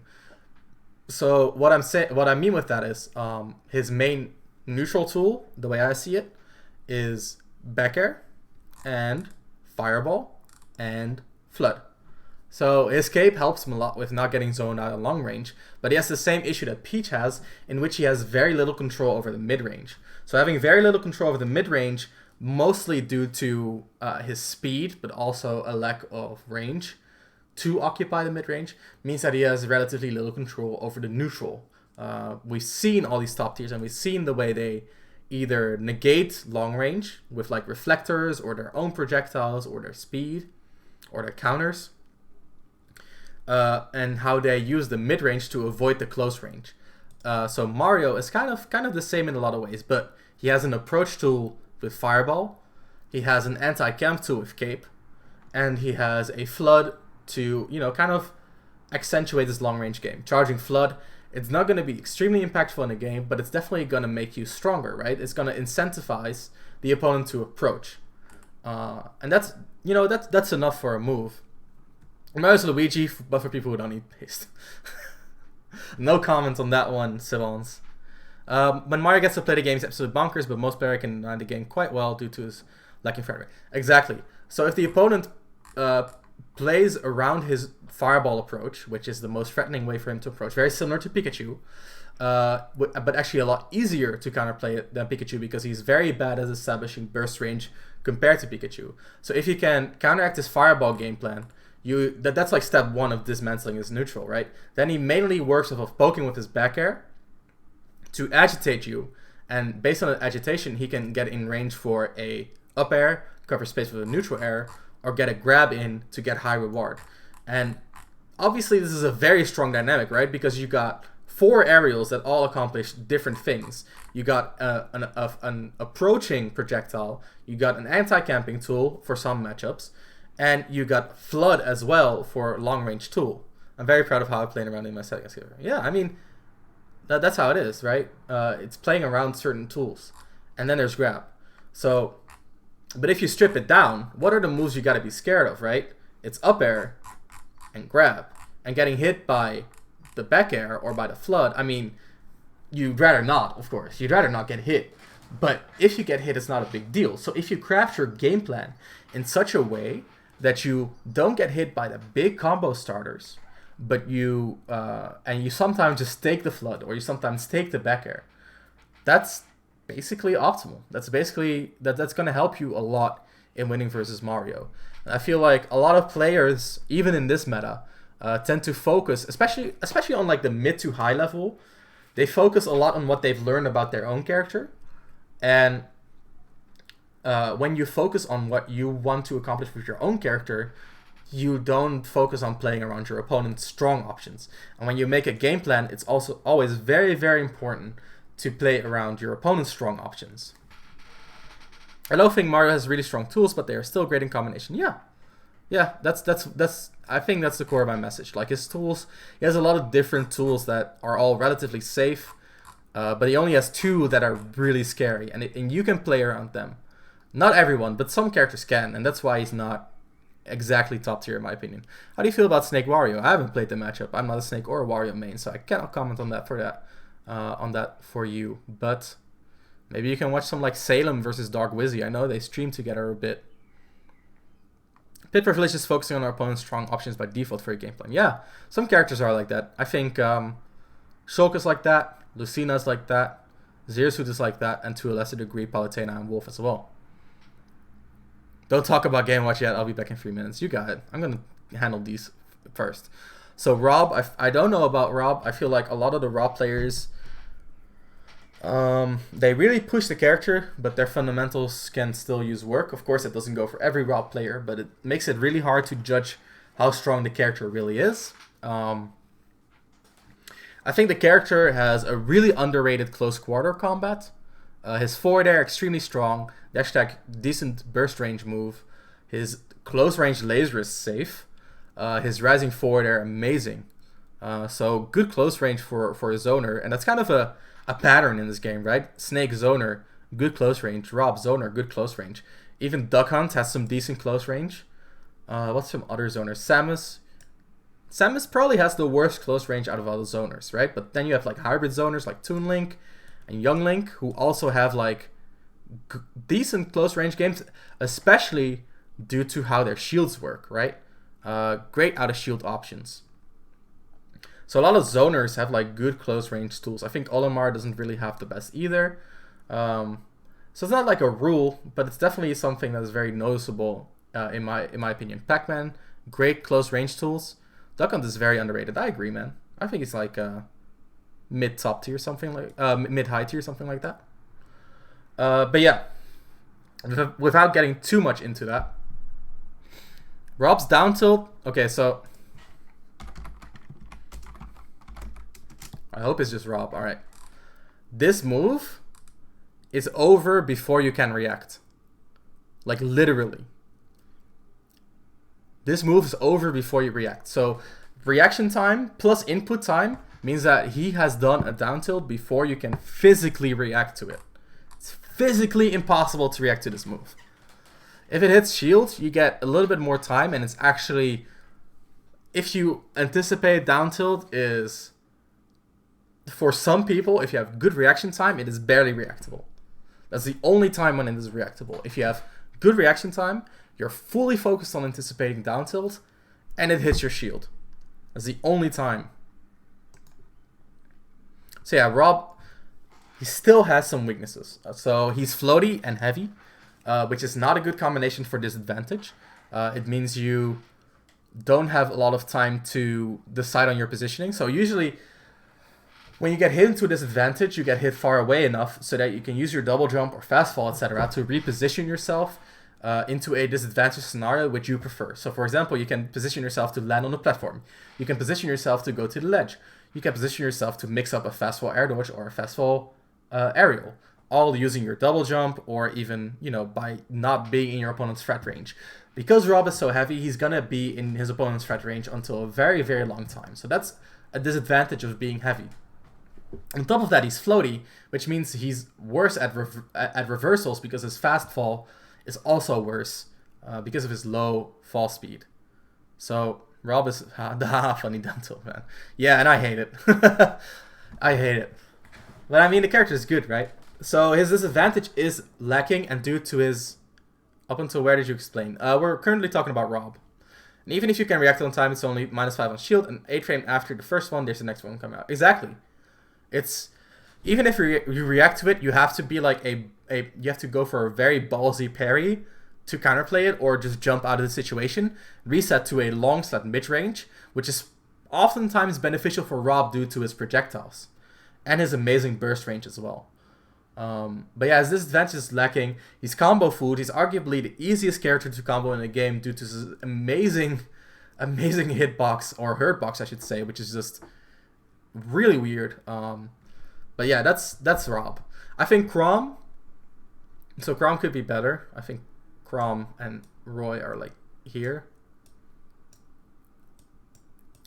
I don't know for sure, but so Chrom has, if he didn't have his offstage game, he would be the best character in the game. But because his offstage game is so fragile, he is actually limited a lot in neutral as well.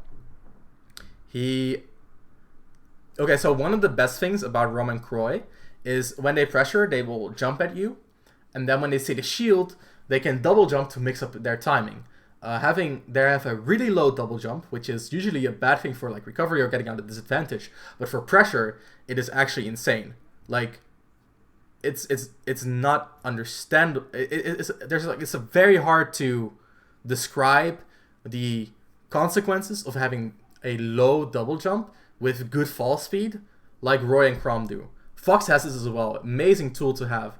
So because their double jump is so low, they can Rom and Croy. Oh, K9 put them out of top 35. That's a take, bro. That's a take. Oh, thank you guys for all the comments, by the way. I really appreciate the discussion. But yeah, because of the fragile recovery on Chrom's part, he cannot use his double jump to pressure as freely as Roy can. And I personally value that a lot.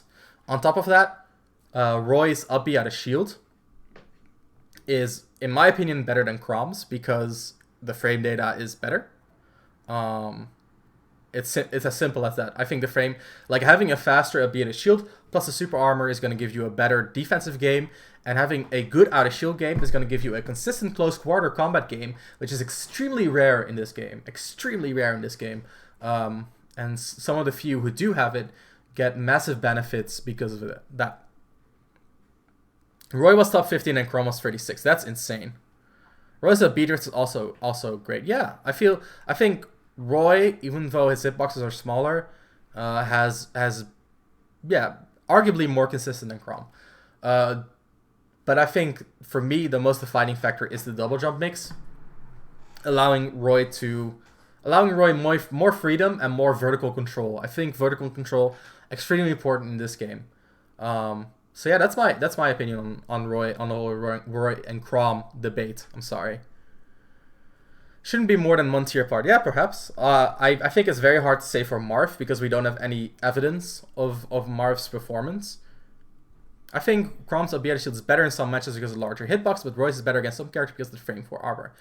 Yeah, I can see that. I mean, ideally you play both of them and just pick which is best in which matchup, but there's no one who actually does that so far. So perhaps, perhaps that is a short-sighted thing of me to say. I don't play the characters, so I don't judge anyone on that opinion. But I do think, relatively to other characters, when you play one of these, picking up the other one is lower investment than picking up a secondary normally is. Roy can get out of Shadow down to the block strings, for example, but has more trouble punishing space Palutain on there. Yeah, I can see that. I can definitely see that. Having a frame 10 Abieta Shield is very good. You don't, Mezzy. You don't play both. When I'm top level eventually, dude, I'll be here for it. I'll be here for it. If you need coaching, hit me up. So that's what I think about these characters, right? So let me fill out the rest of the tier list before people are getting antsy about that. So this is a high tier, this is a high tier. It's unordered still, by the way. So we've ordered this, but everything below is unordered. Let me see. Bowser's definitely a high tier. Bowser Jr. is a high tier. Cloud's a high tier. Gordon's a low tier. Banjo is maybe still a high tier. Diddy is a high tier. Diddy's a better high tier than that. Link is definitely a high tier. I pick Roy against Joker and Fall. Okay, I didn't know. I think some Shulk players think Roy does better than Chrom in the matchup. Pichu high tier. Yeah, I don't know if Pichu is there or there. He's somewhere close. Same for Olimar. I think Olimar might be there. Terry is definitely up here. Sonic is high tier. Oh, yikes. There's a mid tier. I think Lucario is barely high tier. I think that's a mid tier. That's a mid tier. That's a mid tier. That's a mid tier. That's a mid tier. That's a mid tier. He might be a high tier. It's a mid tier. That's a mid tier. That's a mid tier. He's a mid tier. He's a good mid tier. Jackdaw is a mid tier. Cineroar is a low tier. They might be a high tier. Sanic high tier. Junior high tier. Yeah, dude. Lucario high tier. I don't know about that. We'll get into Lucario. I think Lil Mac is a low tier. That's a high tier. Lucario's probably, or Mewtwo's probably a low tier. Ooh, I don't know about Meat Gunner. I don't know about Yoshi. I think Yoshi's like a really good mid tier. Ken mid tier? Yeah, Ken is mid tier. We'll get into this, guys. We'll get into this. I think Zelda's like either a really good mid tier or a high tier. She's very swingy. Same goes for Wii Fit Trainer. Same goes. No, man, it's like a little bit worse. It's unordered, guys. Don't worry. This is a mid tier. I put Piranha Plant in mid tier. There you go. I put your character in low tier, Bradley. I'm sorry. This is where he puts my main. It was gonna tell Warpstar. Diddy is so sick. I can only see him rising at the game matures. Perhaps. I think there's a 50-50 there. He might rise or he might drop. I think Rosalina might be a high tier. I think this character is like a low tier. This character is a mid.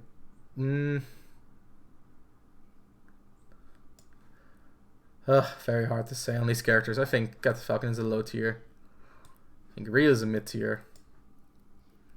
I find it really hard to say for these characters. I know Mii Gunner. I don't know these. I would put Byleth around mid tier. I would put Marth in high tier personally. And I'm just not gonna rank these. Here we go. Here we go. Oh, I want to see the comments, guys. Shoto's mid? Ken mid tier? Banjo high tier? Sheik mid tier? The card is pretty bad. Falcon low tier? Please talk about the show. Falcon bad. Alright. Alright, I'm gonna end the stream here, guys. Thank you for watching. Search Fighter is mid. Alright, so subscribe, don't follow them. Like Terry high tier. What did I unleash? What did I unleash? I love you guys. Also, Belmonts are low tier at best. Okay. So let's start ordering these, right? So I'm gonna make this a little bit easier for myself. I'm gonna make a lower high tier. And this is not because I think there's a significant skill gap between these two.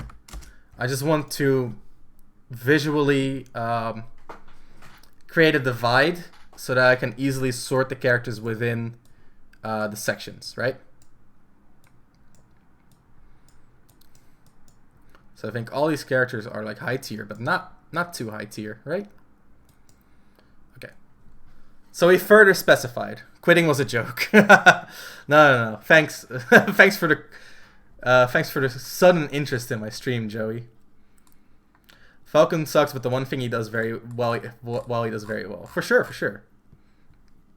Terry is a privileged DLC bum. He definitely is. All right. So I think all of these characters. No, wait. Let me see. I think some of these characters are close to top tier, and some of these are not. So I think Sonic. This character is really good.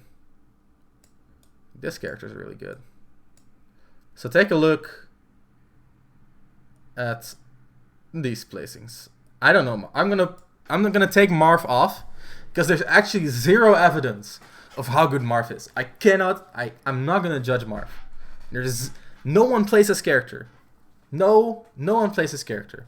No one plays this character. I cannot judge Marth, so I'm gonna leave him off, right? And let's order these as well. I think Rosalina is pretty good. Ice Climbers is very hard to judge because potentially they're like this, and currently they're this, and realistically they might be this. Alva Renkar, thanks for the watch. Thanks for the follow, man. Appreciate the support. Hope you enjoy the stream. Hope you learn a little something about a little something. No, hope you learn a thing or two about a thing or two. Damn, I'm distracted, dude. We've been going for so long now. Can literally only name 2 Marths in the mains in the world. Exactly. I feel there's a bunch of characters that have theoretically potential to be higher but are inconsistent. Yep, I agree. Everyone just puts them where they want, but no one can say how good they are. Ice Climbers are not good. So I think Ice Climbers are kind of in like a gray area, so I'm going to put them around here. I think Ice Climbers are potentially really good, but they're also potentially really bad. The issue is there's only like 1 or 2 good Ice Climber mains, so there's very few people in the world who actually, who can actually say that they know the matchup. So I cannot judge Ice Climbers very well. There's a guy on the sheet court who made a 5 or 6 page Google Doc on why Marth isn't worse than Lucina. See, okay, so quick side rant. There are a lot of people. I main Ice Climbers, and I think currently is mid high tier, dude. So I place them around your position, right? So I think that's what got me to follow. Thanks, man. I appreciate it. I think there's a lot of people who have like decent theory of the game, but their theory is incomplete, which leads them to false conclusions, like thinking Marth is better than Lucina. Because the thing is, if you have a theoretical idea about the game, you can apply that structure, that logic to the game, and come to a lot of conclusions that can just be false. And I think that that's what happens for a lot of these players, is that they apply their theoretical knowledge to the game. It can be a consistent idea of consistent framework, but that doesn't mean that it's true. Ice Climbers relies a lot of matchup and matchup knowledge. Yep. Goes both ways, honestly.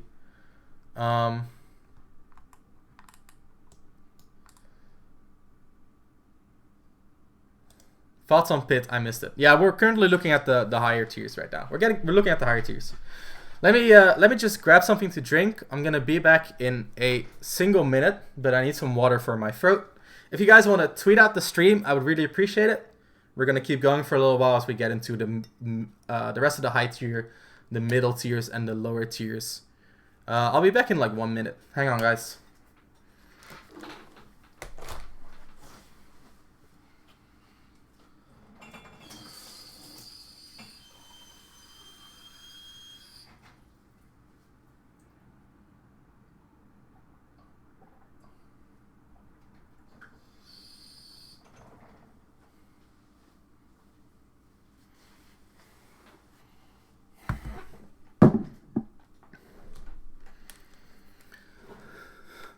24-hour stream.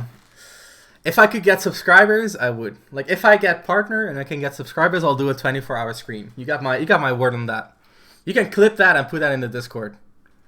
How's Fox better than a Snake, Mario Snake, and Pokemon Trainer? Makes no sense to me. That's fine. We talked about it. 24-hour Palutena hate stream, for sure. We talked about it a little bit in depth earlier. And I'm going to upload some of this discussion on YouTube as well. So you're going to be able to review the exact logic on YouTube. If you want to get notified of when it goes live, you can either join the Discord where I post all my video content, or you can subscribe to me on YouTube. You can find my YouTube channel in the description, I think on Twitter or Discord as well. So, you know, which characters have the best edge guarding? Honestly, most of the characters in the top tier have good edge guarding. It's one of the main attributes of a good character because it gives you comeback potential, and comeback potential is extremely important for consistency, which sounds very contradictory, but it's pretty true. Yeah, it's not just the top tiers. What do you think about Mii Brawler? It's my second. I don't know. I don't have enough experience versus Mii Brawler to really say. But yeah, like looking at these upper high tiers, I feel all of them have weaknesses in their game plan, which shows in the type of matchups they lose, right? Minus Fox. Fox is no offstage, basically a pleasure sign, so you can double jump back. Yeah. Minus Fox. I get that. Fox has some of the best ledge trapping in the game, though. Brawler is a high tier that nobody plays. It might be. I would love to see someone abuse it. The thing with Brawler is that there's no reason to play Brawler. If you want to play a Brawler type character, you play like Mario or Terry or, you know, another character that fits the fantasy better. Cairo Tactics, thanks for the follow, man. Appreciate the support. Hope you enjoy the stream and learn a thing or two about a thing or two. Brawler's boot like Mario. Yeah, I get that. So Terry, obviously his recovery extremely weak. And though there are ways to compensate for it, it's still something that can lose him entire matchups. So most of the matchups that he loses is not because his neutral is too poor, it's not because his damage or advantage state or anything. It's purely because when he gets hit, he suffers over it more than other characters, and having a poor recovery also means poor consistency on a bracket basis, because when you play an entire bracket and a single hit could end the entire stock for you and lock you out of your strongest moves, your go moves, that's a huge swing, a bigger swing than a character like Fox, for example. So yeah, I think on a bracket basis, his weakness is pretty significant. DDD in low tier where he belongs. Fox is Foxable worse in any way except grapple ward and recovery. I love hitting Terry. I love hitting Terry too.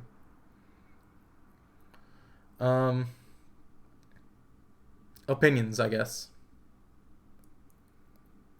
But yeah, so I think Pichu is much the same. I think Pichu has a really good toolkit, but he can just die at 50, and that is not a big deal on like a set basis. But if you have to play like 100 games in a day, there's gonna be that one set where all the stars misalign and you just died at 50 thrice, and that's gonna cost you the entire set. Especially when you work with a best of 3 format in pools, that could be your unlucky day, and it could be the end of your run. So these two characters, they're glass cannon status, and not enough to compensate for it, in my opinion, is gonna be a big factor there. I can see both of these characters rising potentially.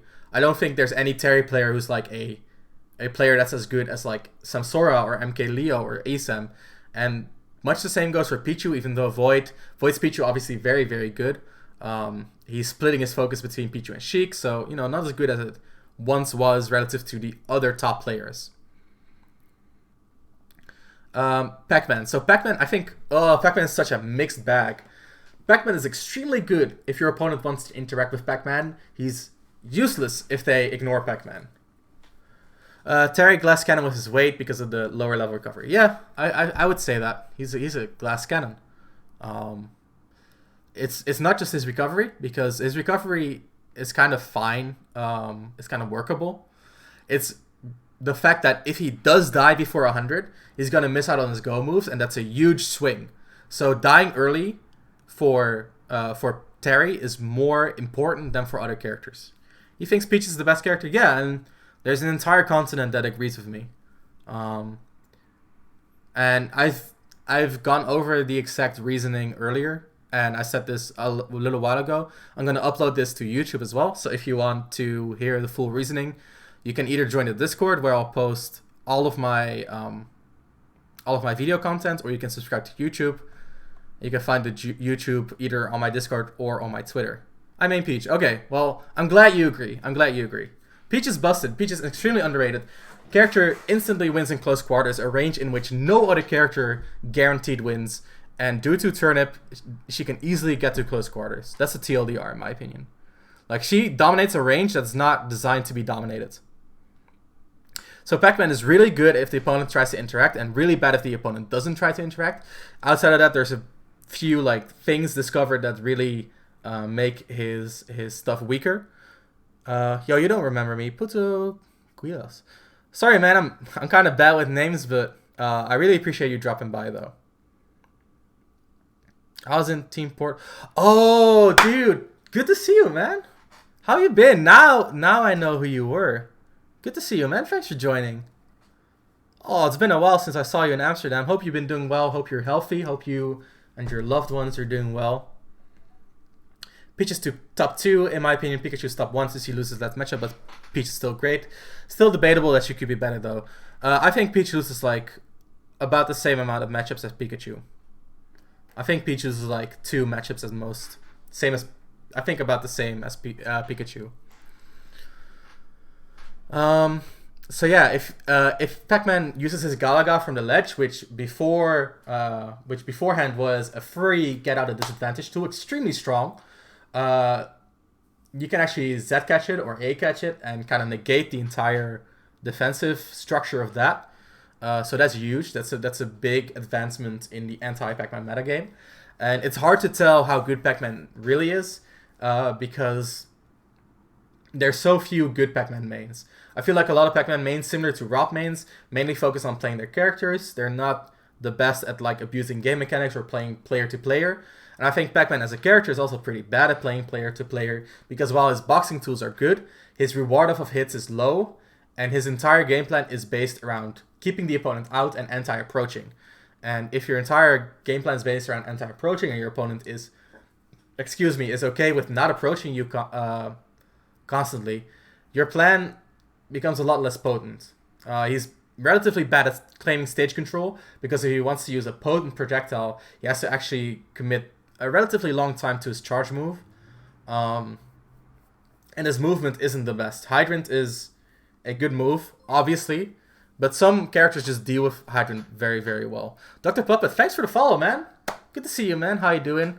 Appreciate the support. Hope you enjoy the stream and learn a thing or two about a thing or two. So that's Pac-Man. I think Pac-Man is a little bit lower. I'm going to put... I think he's about there. I'm going to talk about Sonic next. I think Sonic... Thanks for doing these. No problem, dude. Thanks for your support, man. Appreciate it. Sonic is really good. And the US has taken way too long to appreciate Sonic's power. Psychro, thanks for the follow, dude. Appreciate the support. Hope you enjoy the stream and learn a thing or two about a thing or two. So Sonic has been doing well in Japan for a long time. It's not just Raph coming out of nowhere and getting results for this character. This character has been on the rise. Ken has been showing what this character can do. But I don't want to appreciate Sonic. Poor word choice on my part. I seriously don't know how to deal with Sonic Neutral, but you spot dodge it, or you shield it, and you kind of go even. Is this how good they are solo mains or in general? I think this is their solo main. I think it's like kind of like a mix. I think as a secondary, for example, Zelda would become a lot better. So the main factor in this list is their solo main potential, but I do keep their utility as a secondary in mind. Hello, Soup. Good to see you, man. Move Sonic to number 1. We ain't leaving the Wi-Fi area and assume. Sad but true. Sad but true. When are we getting the Wi-Fi tier list? When we get 200 followers, dude. 200 followers, Wi-Fi tier list. But yeah, Sonic is a very binary character. He's very similar to Game & Watch in that the way that he plays is very different than other characters. He kind of plays his own game plan and goes off of that. He's very reliant on getting the lead, not stock-wise, but percentage-wise, because that allows him to play a defensive game style. And when he gets to play a defensive game style, he is very dominant. 24-hour Wi-Fi tier list stream. Haha, spin dash go. Yeah, exactly. When he gets to play defensively, he's very hard to interact with. I feel like people could become better at interacting with Sonic, because he does have to spend resources to not interact with his opponents. But the thing is, kind of like we mentioned in the previous analysis stream, when you retreat from an opponent, there's kind of like a mix-up where either they overshoot or they space on you, and you either retreat further or you intercept.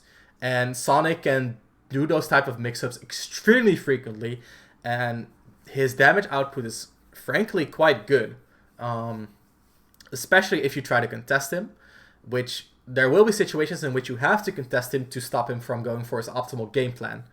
The only issue is that when Sonic does fall behind, he has a little bit of troubles catching up, but due to his high damage potential with good starters, that's not always a factor. I feel like Sonic is very matchup dependent. Some matchups he kind of dominates the neutral by design, and in some matchups he cannot outcamp the opponent and he kind of just loses. So for Sonic, he could fluctuate a lot. I think the best he's gonna get is something around here. I think the worst would be something around here. So I'm just gonna give him the benefit of the doubt for now. I feel like Raph has shown how good the character is even in an offline setting with his wins. But yeah, that's my opinion on Sonic. I ate like 40 in one interaction that didn't even take 5 seconds. Exactly. And he's pretty good at advantage state too, because his up B can be a very low risk way to check your recovery, to kind of, like force you to recover in a different way, which could be punishable. He has a 2-frame forward smash that is extremely low risk, and his up B can also really allow him to chase high recoveries as well. So he's kind of like Pikachu in that he can cover both low and high very efficiently.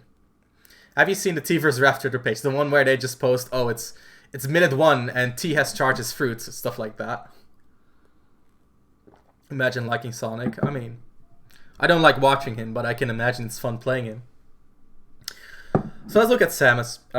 Samus is actually a really good character now with the buffs. Before the buffs, she was really good. She's still good now. I feel like there's more room for counterplay to be developed. If I'm as a point of reference, I saw Mr. R play this quick and absolutely demolish the man. Mr. R has gotten really good versus Samus, but who knows if that is the character or the player. Of course, that was Mr. R after having trained the matchup extensively, so Quick didn't have a lot of time to counter adapt. So there's not a lot of great Samus mains, so it's very hard to say where this character exactly is because the counterplay hasn't been developed yet. Not a lot of players have the experience versus experienced Samus players versus the mains. But her main weaknesses is that her close quarter is kind of iffy. She has a rising nair. Her forward air can be a decently good keep away tool to prevent close quarter from happening. And one of the most underrated close quarter moves in the game is Charge Shot. It's an amazing move, even up close, and then can sort of 50-50 into, a grab as well. So Samus has a lot of tools. I feel like it's a lot harder to say now that we have Wi-Fi tournaments. Yeah, for sure. Her jab's awful, but jab 1 to run away can be a good tool to reset the neutral. Yeah, jab 1 is fine. Jab 1 to grab, jab 1 run away. She has some tools. She's one of the few characters who likes having a tether grab because it allows her to mix up when the opponent becomes afraid of her projectiles, like Charge Shot primarily. But yeah, overall her close quarter is not the best, but she's one of the best at setting up a wall from mid-range with, for example, forward air, with Zair, with landing nair. There's dash attack as well. Great burst range tool. Most zoners don't have burst range tools. Like Snake has dash attack, really good. Rob has forward air, which is a mostly vertical control, but also kind of burst range. There's dash attack on Samus's part, but overall the burst range on zoners isn't the greatest. So yeah, top 3 Smash characters. I know the best Smash character is Meta Knight. We needed like 10 different rules to keep Brawl Meta Knight legal, and even then he got banned. But yeah, that's Samus. I think Samus's disadvantage is also really good, very underrated disadvantage, and that goes for Sonic and Pichu as well. They have really good disadvantages as well. Agility, Sonic's high mobility, as well as his variation in vertical movement, so he has up B as well as down air. And then there's neutral B, side B, of course. All that kind of stuff really helps him out, mixing up the disadvantage. And then Samus has her floatiness, which actually kind of helps her out due to the way her bombs work. And her bombs are going to be an amazing mix-up tool when she's in disadvantage. Just really great for keeping the opponent on their toes and making sure that she can land safely. On top of that, she's heavy, and she has a good recovery with both a Zair and an up B. So really good character, very underrated. Up B out of shield, also a good tool. And then let's talk about Young Link, because I feel like Young Link is like a weird mismatch, or not mismatch, but a combination of a lot of different traits. So he has good long range tools, but not enough to camp out a zoner. He has decent mid range tools, but not enough to beat a sword character. And then he has close up tools, but not enough to be like a Mario or a Peach, right? So a lot of different tools for different situations, and that's also what makes him good. He's one of the most well-rounded characters in the game, believe it or not. And in my opinion, has one of the best out of shield games as well. I feel like it's very underrated how good his out of shield frame data is. So let's take a quick look. Oh, I think it's underscore. There you go. So one thing is up smash out of shield frame 10. So not a lot of range, but if you do miss space, that can be a very good reversal. So it's a reversal tool. Neutral air frame 7 out of shield, very good. And then there's a B out of shield, which is frame 9 and leads into combos as well. So some good tools out of shield, plus arguably one of the best grabs in the game. Frame 12, a little bit slow, but most of the moves in this game you cannot shield grab in the first place. So having a grab that actually hits from further away adds a whole new layer of utility to his shield that's very different from every, well, not every, but a lot of other matchups in the game. I actually feel like there's an argument to be made that in this game, tether grabs are better than normal grabs. So something to keep in mind as well. That gives Young Link a better close quarter game than you would expect from a character archetype like him. Plus, he has a good movement, better movement than most of these characters, honestly. Like, Sonic has good movement, but it's mostly defensive movement, and it's not so much about controlling the ranges and more about, how do you say it? So where Joker and Palutena and Zero Suit kind of control the mid-range and kind of decide which range they play in, Sonic's mobility is more of a natural consequence of his moveset. So he doesn't move to control ranges, he moves to control everything. Like, he moves to execute his game plan. Like, his core game plan is moving around. So whereas for Joker and Palutena, etc., it's a means to an end, for Sonic it's almost an end in and of itself. Telegraphs are something else in this game, yeah. Young Link has a busted shield grab. Not as busted as Palutena, but it's pretty good. So I feel like Young Link, his movement allows him to control neutral in a similar way as a Joker, Palutena, and Zirsuit do. And due to his disjoints, and I count arrows here, Boomerang as well, and even to some degree Zair, he can even control that mid-range with hitboxes as well. So he has a combination of hitboxes and movement, which is pretty rare in general. Hey Space, what's up? Hope you're doing well. And that's part of the reason why Zirsuit is so good, right? She has the movement to control mid-range and the movement to control at what range you play, but she also has the hitboxes to disrupt you in those ranges. So she decides, okay, now we're in mid-range, and now you have to deal with my hitboxes. And Young Link can do the same things in a lot of ways. So yeah, I think Young Link is actually a really good character. Very, very much a jack of all trades, which makes him very hard to play against, because while you have to read the Young Link player to get a good hit in, because he has so many different ways to go about neutral, he can always fall back to a game plan because his projectiles are so good. He's decent at everything, but not great at everything. Exactly. But that allows him to capitalize on the opponent's weaknesses. So if you play against Samus, who has a better long range but a worse close-up game, you can play the close-up game. If you play against Shulk, who has a better mid-range, you can play the close-up game or the long-range game. So that's one thing to keep in mind. My main is too high. Where would you... Okay, Space. Where would you put Inkling? Tell me. Hello, Lancelot. Appreciate the view. Hope you're doing well. So, after Young Link... it's either Bowser or Link. I think it's very, very hard to judge which one is better. I feel like Link, potentially, a better character. I think Bowser, effectively, in the current meta, a better character. My wins are worth more because my character sucks. Replace Kirby and Inkling. So, Bowser is a very effective character at doing what he does, right?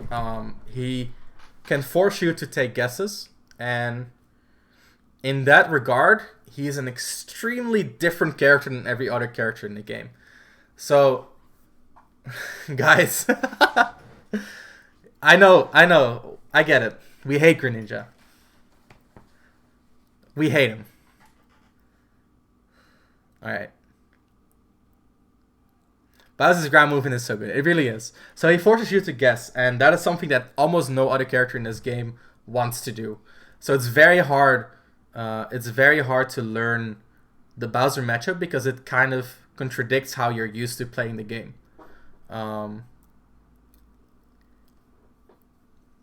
Fuck Greninja. All my homies hate Greninja. But yeah, so Bowser kind of contradicts the way you normally play the game. Forces you to guess a lot, and if you guess wrong, gets a lot of reward out of it. His, you would put them like next to Croy. Okay, I guess I can see that because I know your perspective, but I personally don't agree with it. Bowser's reward is insane, and the only way to really even up that risk reward is by really abusing Bowser's disadvantage state, and only a select few characters can do that. So if you can abuse his recovery, you probably beat Bowser, and if you don't, you probably lose to him because his risk reward is just that much more, that's much better than most characters. And rather than playing it safe, which most characters do, and kind of hope for a mistake, Bowser can force interactions, and if you get used to that kind of tempo, he can switch it up and use his amazing up B at a shield to kind of mix your, to kind of mix you up in that regard. Yeah, this Fire Breath is amazing. That move can do like 45% damage. It's actually insane. Very strong move. So yeah, Link. Potentially Link is an amazing character. We've all seen, or I don't know if we've all seen it, but I know there's a lot of... him ignoring Rapid Jabs is also strong. It can be very strong in some matchups. Like Inkling, where Rapid Jab is a very key aspect of their neutral. It's very strong, but Rapid Jabs are not often a key aspect of the neutral, I would say. Fox, yeah. Fox as well. I think it's strong versus some multi-hits. Like Ivysaur cannot do a Rising Nair until like 80% because of it. But yeah, it's very matchup dependent whether it's a very impactful aspect or not. I think Link is potentially one of the better characters in the game. He has some really strong combos, like back air hit 1 into bomb, which kind of goes on indefinitely. But overall, it is yet to be seen if Link can live up to his potential. So a lot of traps that he can set up with his projectiles as well. And overall, a good set of normals. He has Boomerang, which is a great move. Neutral Air, which is a great move. He has pretty good normals outside of that. Stuff like up tilt, forward tilt, down tilt, up smash even. Up B out of shield, also a really good move. Neutral Air out of shield. So like really good normals. And the specials are a pretty good complement to the normals. Due to his slow speed, I think he has some issues controlling the neutral sometimes. It depends on how well you deal with his normals, though. If you have issues with his normals, he is probably going to dominate the neutral, and that's going to allow him a lot of time to like set up his bomb tricks, stuff like that. If you don't have issues with his normals, it's an entirely different game, and he kind of struggles. So, whereas Young Link has speed and normals, I feel like Link has slightly better normals, or well, maybe more than slightly, but he has better normals. But the lack in speed, in my opinion, doesn't compensate for this. And not having a Zair for recovery is also a pretty significant change as compared to the other Links. I think Link's recovery is definitely exploitable depending on your toolset, and if you can consistently, or if you can hit him out of his bomb recovery like 25% of the time, it's also already oftentimes too risky for Links to kind of go for it. So that is something to consider as well. But yeah, Link, I think potentially a really good character, but a very high skill cap character. And I'm interested to see what he can do when a better player picks him up. Because there hasn't really been a top level player Link to really show the character off. Any questions so far before I continue on my warpath? I'm just sitting here waiting for the Lucario explanation. Just like everyone. Alright, let's talk about Lucario real quick. What about T? I think T is good, but he hasn't performed consistently. Even within Japan, he's been a little bit inconsistent. Okay, let's talk about Lucario real quick. What's the ratio of matchups to theory crafting to results? There is no ratio. It's my opinion. It's my opinion. And I would say I definitely value theory a lot. And matchups less so, because I feel like matchups are constantly changing. And results, I definitely keep results in mind, because I feel like if a character is good, results will follow automatically. But if there's no good player of the character, I feel like that's a factor to keep in mind as well. So it's a juggling of multiple combinations, and if there was a perfect formula to create a perfect tier list, then nobody would make tier lists. So it's just my opinion. That's a fun, Lucario. I feel like Lucario is underrated because... Okay, so for Lucario as well, I feel like there's no player who's actually taken Lucario to the furthest extent. I think a lot of the meta right now is based around playing a very safe mid-range and using a lot of defensive movement to... How do you say it? Using a lot of defensive movement to avoid getting hit by big combo starters. And I feel like if a Lucario player would be better at utilizing that type of meta, they would be also automatically be better at surviving. I think Tsu has switched to Joker, actually. I haven't seen him play Lucario in a long time. And I agree, because I feel like Lucario is inconsistent, and that's why I don't put him higher. That's kind of the same. He's not a glass cannon, but he... Sorry. He's not a glass cannon, but he's definitely inconsistent, right? But playing that safe mid-range is a really good thing for Lucario, because it means he's not going to get hit by big combo starters. His main issue is, in my opinion, his disadvantage, where he potentially dies really early. And I'll be honest there, we've yet to see if that weakness can be compensated for properly. But what I will say is that, based on my observations, Lucario players have definitely not been patient enough with their aura. So Aura Sphere is one of the best charge moves in the game. I don't want to say the best because I haven't thought about it enough, but it's definitely up there. I think camping with Aura Sphere is extremely strong, extremely hard to play around, and when you have a strong enough aura sphere, and I don't know what strong enough is exactly, I'm not a Lucario specialist, you can dominate neutrals just by playing around that charge-based playstyle with anti-approaches. On top of that, because of the way his wave bounce neutral B... No, the difference is Lucario's aura sphere gets huge, and Lucario's aura sphere also has a charging hitbox, and that's what I want to talk about, because if you approach his aura sphere and you rely on shield, he can utilize that time to set you up for a trap with his aura sphere charge. And that aura sphere charge will then, will basically be a very, very safe mix-up for Lucario, theoretically. So I feel like that type of playstyle has a lot more room to be explored. I feel like a lot of Lucarios are focused on either doing their cool tech or utilizing their aura in like an aggressive way or utilizing their pressure. My theory is that is not the way to go. And I'll be the first to say this placing is entirely based on my opinion. There's no results to back it up. But that's my take on the character. I think the character has potential to be this good. I think he might be like, I'll put him over here. Wait, I haven't ordered this tier. Let me order this tier, right? So you have a better idea of what I actually think.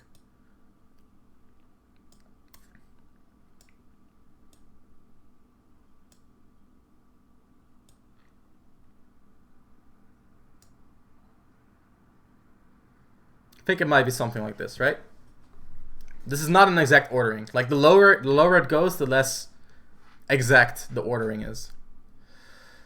That kind of playstyle could get rid of some of the inconsistency. Exactly. Like it's a matter of setting goals, in my opinion. But I could be wrong, and I'll be the first to admit this game has 75 characters, more than 75 fucking characters. There's no way I'm gonna accurately place all of them. There's no way. But and this is just my opinion, like my gut feeling on the character, my analysis. I feel Mewtwo is low high tier at best and low high tier at best, mid tier at worst. I would agree in terms of toolset. I think in practice he loses too many matchups to be that good. Yes, but Robin might be 56 instead of 55th. Oof.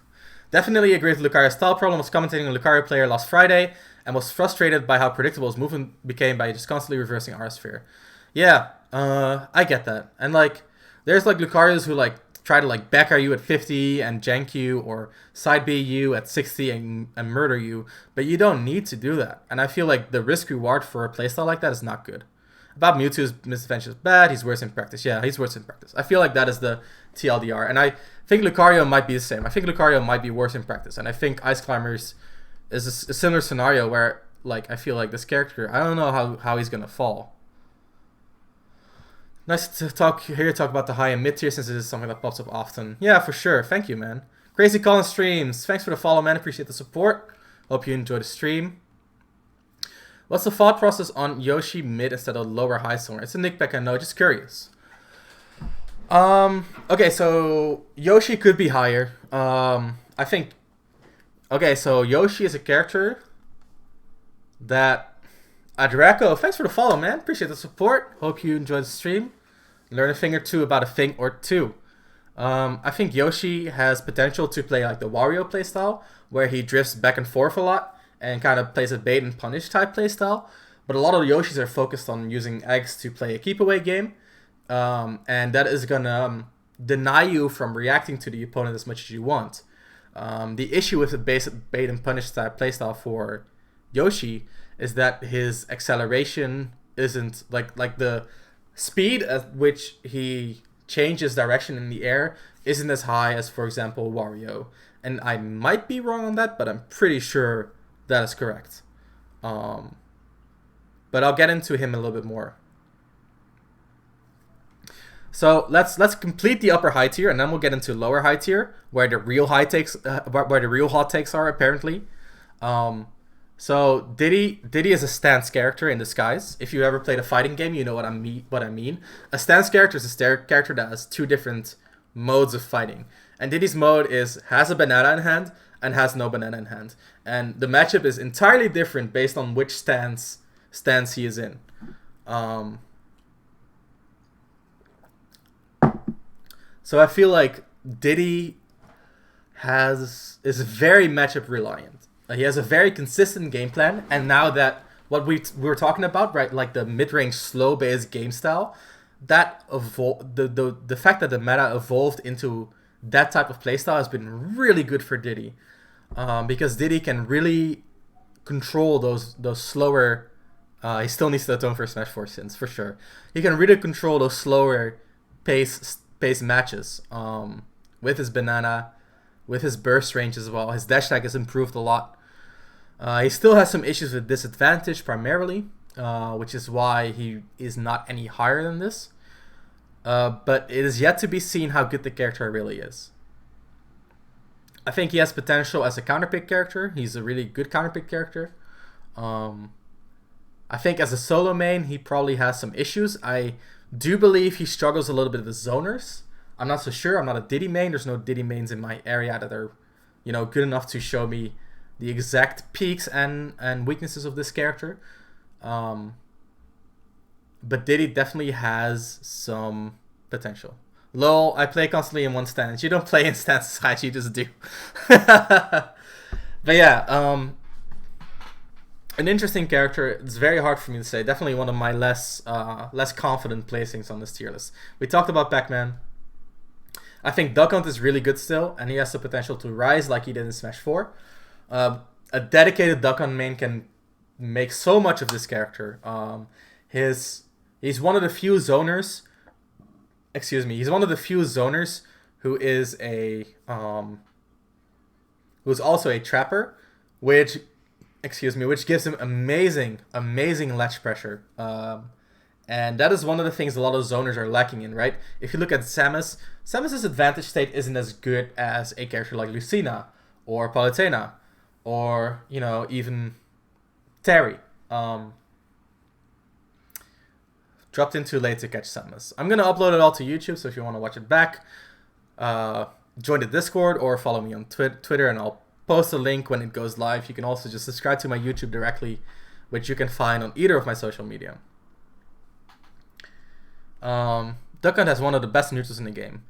It's hard to say that because the way zoners play neutral is very different than other characters. I'm going to have a write-up on... I'm going to have a tip out, which is going to talk about the differences between how zoners and other characters play neutral. It's going to be up soon, one of the upcoming days, so if you want to catch that, you can follow me on Twitter. But let me just say that I do believe his neutral is pretty good, but if it is one of the best in the game, is very hard to say. I think it's a binary neutral. It either works very well or it doesn't really work. But the thing is, his neutral is relatively safe. And that's a good thing. It's very hard to hit him with a big combo starter.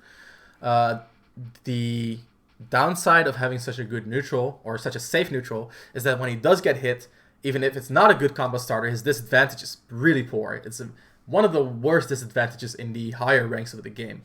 So that's Duck Hunt in a nutshell. His advantage state is pretty good because his up air is an amazing juggling tool, and his ledge trapping with Can is also really, really strong.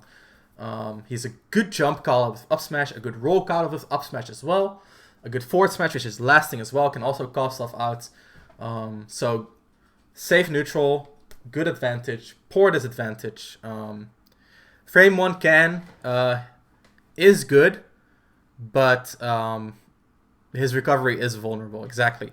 And not everyone can abuse that, but characters that can are really strong versus him. If you can knock away the Can without getting hit yourself, you're basically good. Yeah, and he has to rely for a reason, exactly. If you bait it out, you can sometimes get a punish. It can put him in a worse spot. The damage trade is not worth it versus a lot of characters. When the Can is on stage, he's a sitting duck in disadvantage. Also very true. Nice pun, by the way, a sitting duck. But yeah, I feel like Duck Hunt has potential to be a really good character. But it's going to take a player that's just as good. And the thing with Duck Hunt is that because his disadvantage is so iffy, he requires a lot of precision versus a player that knows what they're doing. So if you drop a ledge trap, it's going to be very costly because you need to get the mileage out of that ledge trap. it's essential to his game plan. Whereas other characters can kind of reset to a good position and get a lot of mileage out of that way. But that is like one of the highs of Duck Hunt's game plan. Game & Watch. I talked about Game & Watch in depth in my latest video, which I posted yesterday, I believe. A character that either works very well when you have trouble with his hitboxes in neutral, but no, not another rant. Not another rant. Enough rants. A character that struggles very, very much if you can deal with his hitboxes in neutral. But if you don't, he becomes a very, very swingy character to play. Completely off topic, but Armada's Peach is absolutely godlike in ult. Like, he could go to a major with her if he took her seriously for a few months. Perhaps? I've seen him play Inkling, and I was really impressed. I actually played versus Inkling, and yeah, I mean, he is very noticeable that he has a extremely good mind for the game. Very smart man. So yeah, but yeah, Game & Watch. So if you don't struggle with his hitboxes in neutral, he becomes a very one-dimensional character, which means he's very easy to anti-approach. His disadvantage, though, is very good at with reversals, and you need a lot of matchup experience to properly counter the reversals. His advantage state is amazingly strong, though, and that is usually where he wins his games. But yeah, I feel like his lightweight and his poor neutral make him one-dimensional. His lightweight and his poor neutral make him a rough character to play in like a big bracket. Because there could be that one game, just like with Pichu, there could be that one game where you die at 50 a few times and it's just over. But yeah, I think he's still like a fine character. He's like the middle of high tier. But yeah, Ness. I think Ness could be here. Let's move him down a notch. Not there. There you go. So Ness is a really good character, but also a really bad character. I died at 50 in like half of my quick play games. Yeah, exactly. It's rough. It's rough. Game & Watch is bad at playing the mid-range game because he has no moves to threaten you with when you're in the mid-range. He has very bad control over space in general, unless you cannot beat his Nair, and if his Nair can dominate the neutral, then it's very hard to play around Game & Watch. But yeah. Okay, so I'll finish the high tier, then we'll do like some rapid reordering for mid tier with small explanations, and the same for low tier and bottom tier. Then we'll do some questions, and then we'll end the stream. So lower high tier is the last one for like full explanations from me, and the rest is based on questions. So Ness has an extremely strong advantage state with his up B. His neutral is pretty poor, but because of his high reward in advantage state, he kind of makes it work. Where Marth at? I've never seen a Marth in tournament. I've literally never once, in the entire time that Smash Ultimate has been released, seen Marth in tournament. I have no idea how good this character is. I'm sorry. So Marth is right here. He's right here. So yeah, Ness is kind of like a heavyweight in a small kid's body. He tries to force interactions because his risk reward is so high due to the way his advantage state works. Alright, I'll place him. There. Due to the way his risk reward works, he gets a lot of reward off of his hits. That's relatively guaranteed.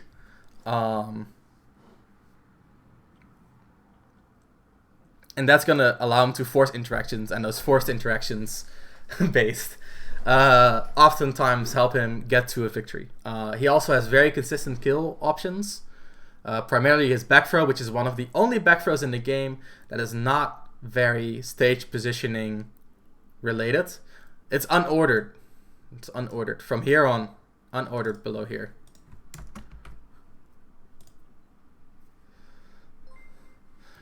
Bijogi, thanks for the follow, man. Appreciate the support. Hope you enjoyed the stream and learned a thing or two about a thing or two. Good to see you here, man. Hope you're healthy in these hard times. Kirby Volunteer, yeah, he still has a lot of issues in every state of the game. But let's talk about these characters first, right? So that's Ness. Luigi, of course, I think Luigi is a little bit underrated. He has amazing damage potential. His back air has more range than Mario, which gives him a better poking tool. His fireball is, in my opinion, more better than Mario's as well. A direct threat. His Zair allows him to set up off jumps in situations where most characters would not. His main weakness, which makes him a lot worse than he should be, is the fact that he has the highest short hop in the game. So it's not something a lot of people know, but overall, like, short hop times have been normalized in this game. But if you look at Luigi's, wait, let's see. This is jump duration. It's right here. Oh, it's actually not as bad as Rosalina's, but it's still pretty bad, right? And this allows him to do double aerials in the air, but it also means that it's a lot easier to anti-air him. So that's going to be a big weakness for Luigi right there. Of course, Rosalina, big weakness for her as well, but we'll get to her in a little bit. So Luigi has a very poor pressure because of this. He mainly kind of throws stuff out and kind of hopes that you get hit by it. But the fact that he gets so much reward off of his hits is a huge deal. He also has, in my opinion, an above average disadvantage. He can't do double backer and short up for some reason, but Mario can. Is that so? I didn't know that, but that's actually very interesting and very depressing for Luigi mains. His backer is still a really good poking tool. What's up, S1? Thanks for the support, my boy. Almost 50 viewers. We were at like 60 before, so, you know, my explanations have been too long-winded to keep everyone here, but I'm really appreciating the support. If you're here, make sure to follow me on Twitter, where I regularly post informative content. I post tips on the daily, and I've released a few videos as well. As one, thanks for the follow. Appreciate the support. Hope you enjoy the stream and learn a thing or two about a thing or two. So his disadvantage is, in my opinion, above average due to a very strong reversal in down B, which is high risk, but it's also it's also a tool that other characters don't have, right? Other characters don't have a reversal that's that powerful like Luigi does. On top of that, he gets to recover in a U shape, so when he gets pushed into the blast zone, he goes all the way down, recovers horizontally with his side B, and then goes straight up. And that kind of recovery shape is very hard to punish for a lot of characters. I joined late, but I see my man's Greninja as a top tier. I'm happy. Don't talk about Greninja. My chat doesn't like Greninja. Your tier list get more controversial the lower you go. I mean, the lower I go, the less set in stone it is, so I kind of get it. I think Banjo is a pretty underrated character. His long range is good because he gets to set up by pulling his grenade. Very similar to Peach in that regard.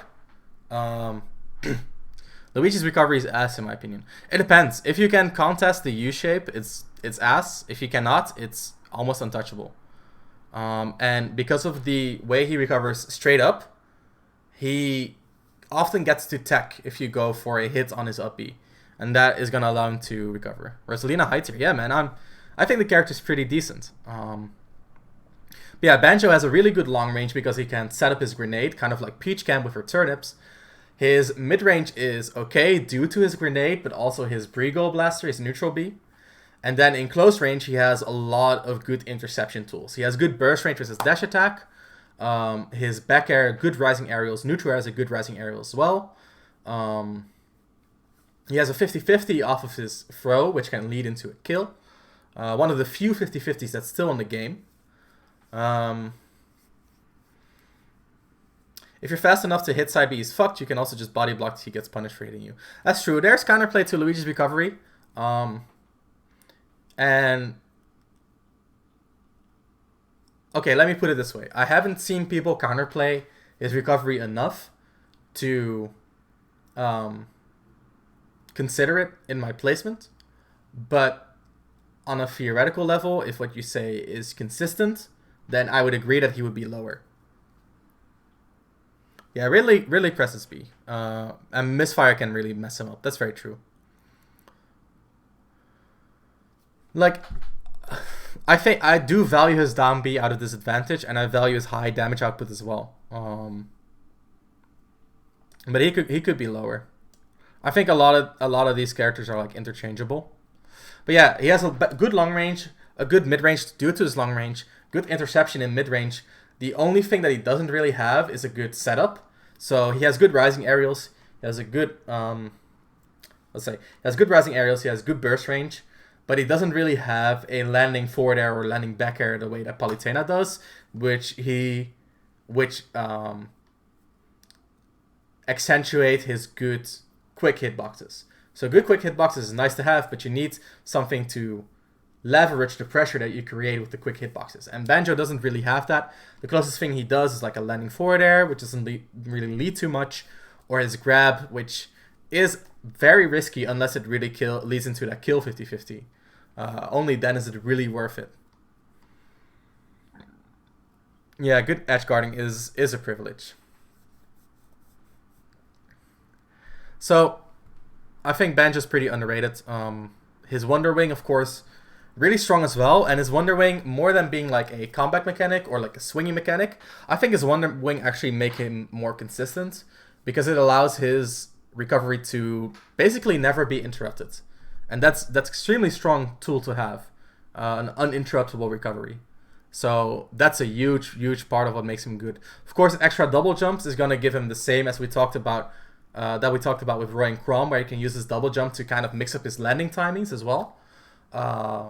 So that's a good thing. And he has an infinite recovery with his down B, up B, and air dodge. So yeah, he can solve his recoveries innate. That's exactly what I just mentioned. So yeah, definitely a character that can make some waves, but he's also very weird, and it's kind of possible that there are some tools that he just cannot deal with because his individual moves aren't the greatest, and his moveset is, in my opinion, a little bit disjointed. It tries to do a lot of things at the same time and doesn't really excel in anything. I think his strongest tool is his grenade, which he can pull out at range. But yeah. So Cloud, the fall from grace, but recent recovery to high tier with the buffs. I think Cloud is a good character on an individual basis, but I think he's a really bad character to solo main. I really like Aesthetics Banjo. Playing an entire afternoon against it was tiring, and not being able to edgeguard Banjo in traditional way makes you sad. Makes me feel some way.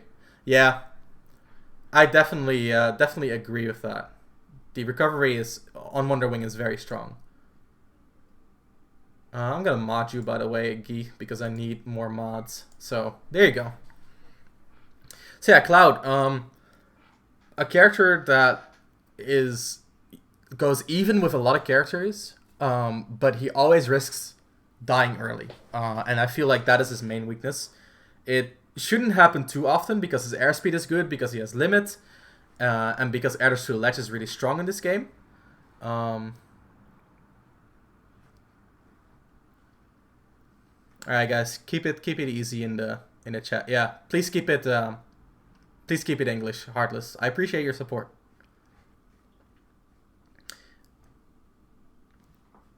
But yeah, Cloud, strong neutral, very strong neutral. His back air and side B, extremely strong anti-approach tools that really he already going hard on the mod, exactly. That really can really dominate the neutral. Even if you parry, he has amazing parry mix-up that lead to high damage. He has one of the best advantage states in the game, and his disadvantage isn't so bad, but it's just swingy. Like, if something goes wrong with his disadvantage, he's shit out of luck.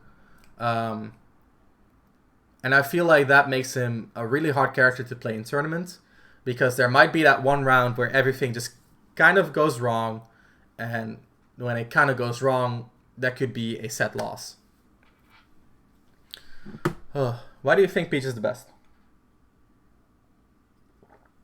I'm going to upload this video with all the explanations on YouTube. So if you want to hear the full Peach explanation, you can watch the video when it goes live later. Follow Discord or Twitter or YouTube itself to get a notification when it gets uploaded. But yeah, I'll go through the rest of the characters a little bit quicker because I feel like all these characters are harder to place accurately. Because Mega Man has a really good neutral, but poor reward out of his hits. A pretty good advantage state due to up air, as well as down air 2 frames.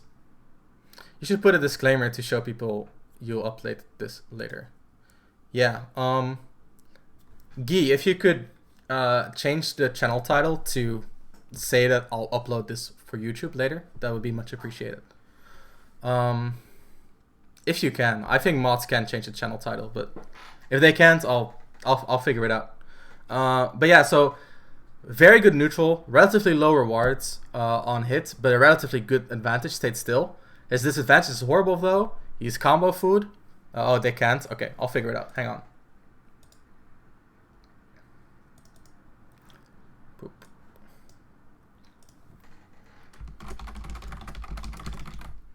Okay, well, there you go. I changed the title. But yeah, let me continue because I feel like we're running out of steam, so I kind of want to finish.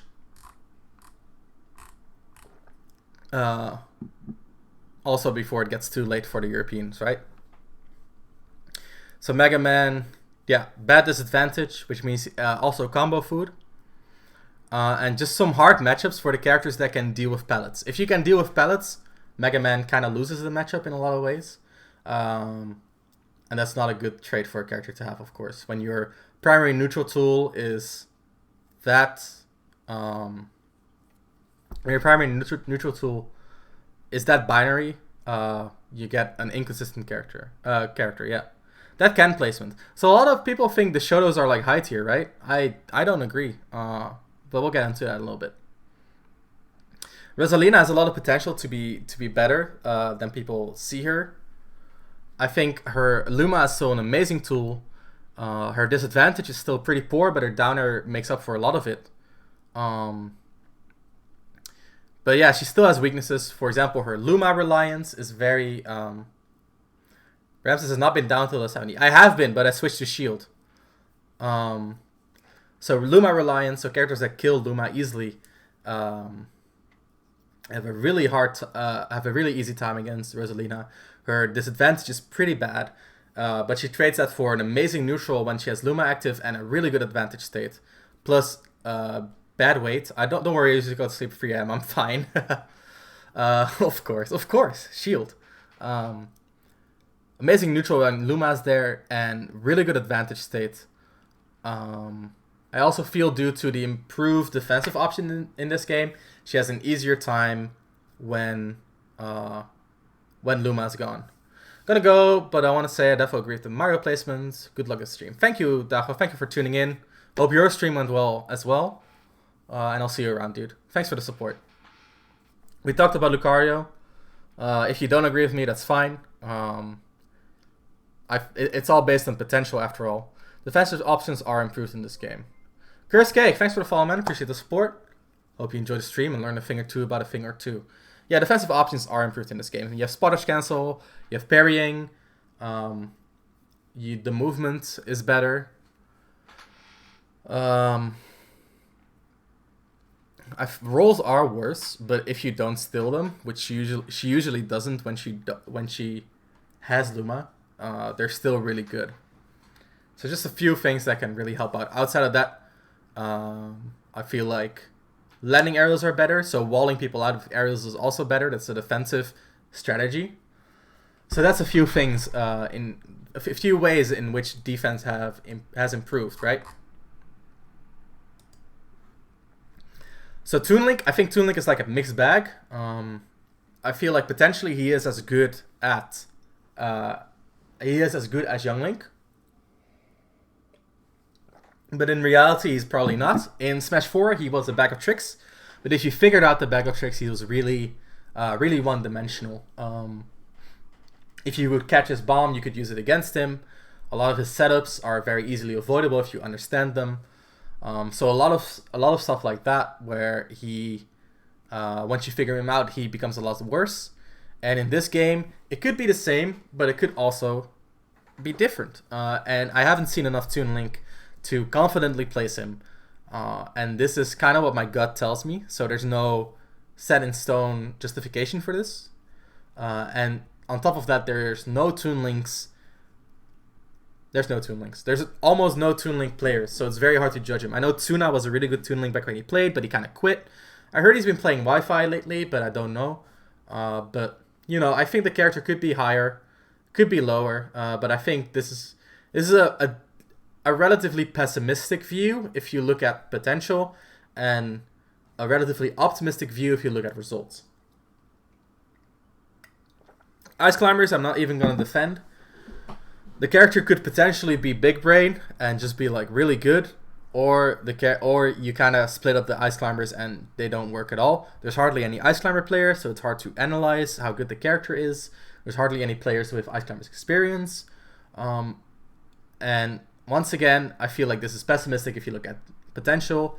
And if you look at results, I feel like this is decently realistic. Big D has been making, has been putting results on the board for a long time now. Move Puff down to low tier. I swear the character is so overrated. My mid tier is definitely a controversial one, apparently. We'll get into that. So Ice Climbers, I feel like Big D has put enough results on the table to justify barely high tier. I live on the couch. Your mid tier is insane. Thank you. I see that as a compliment. So Bowser Jr. could be mid tier. I personally feel like, so Bowser Jr. is very underrated by the US. There's only one good Bowser Jr. in the US, and that is Ketchup in SoCal. And in SoCal, Bowser Jr. is often seen around this power level. So, not a controversial opinion in that regard. In the Netherlands, I think a lot of players can see him being a strong character. I personally think Bowser Jr. will... Okay, so the way I view Bowser Jr. is that he has a lot of tools available to him. So he has the Mega Koopas to set up. He has some projectiles to negate other projectiles as well. So he can counter camp. His mid-range is relatively bad, which is his main weakness. He doesn't have a lot of good tools for the mid-range. But his Clown card kind of changes the way he plays the game. Clown card is a good move in advantage. It's a good move in disadvantage. It's a decent move in neutral as well. It kind of depends on how well your opponent deals with it. And he can get extremely high reward of hits. If he gets the right combo starter at 0, he will do 70% damage. Plus, Bowser Jr.'s advantage state is, in my opinion, one of the best in the game. If his up B connected consistently, or his down tilt connected consistently, it would definitely be... that's like the main weaknesses of it. But he can cover disadvantage with like Cannonball and then set up traps with that. He can use a B to chase high or cover low with relatively low risk. He has a lasting hitbox at the ledge to ledge trap and KO as well.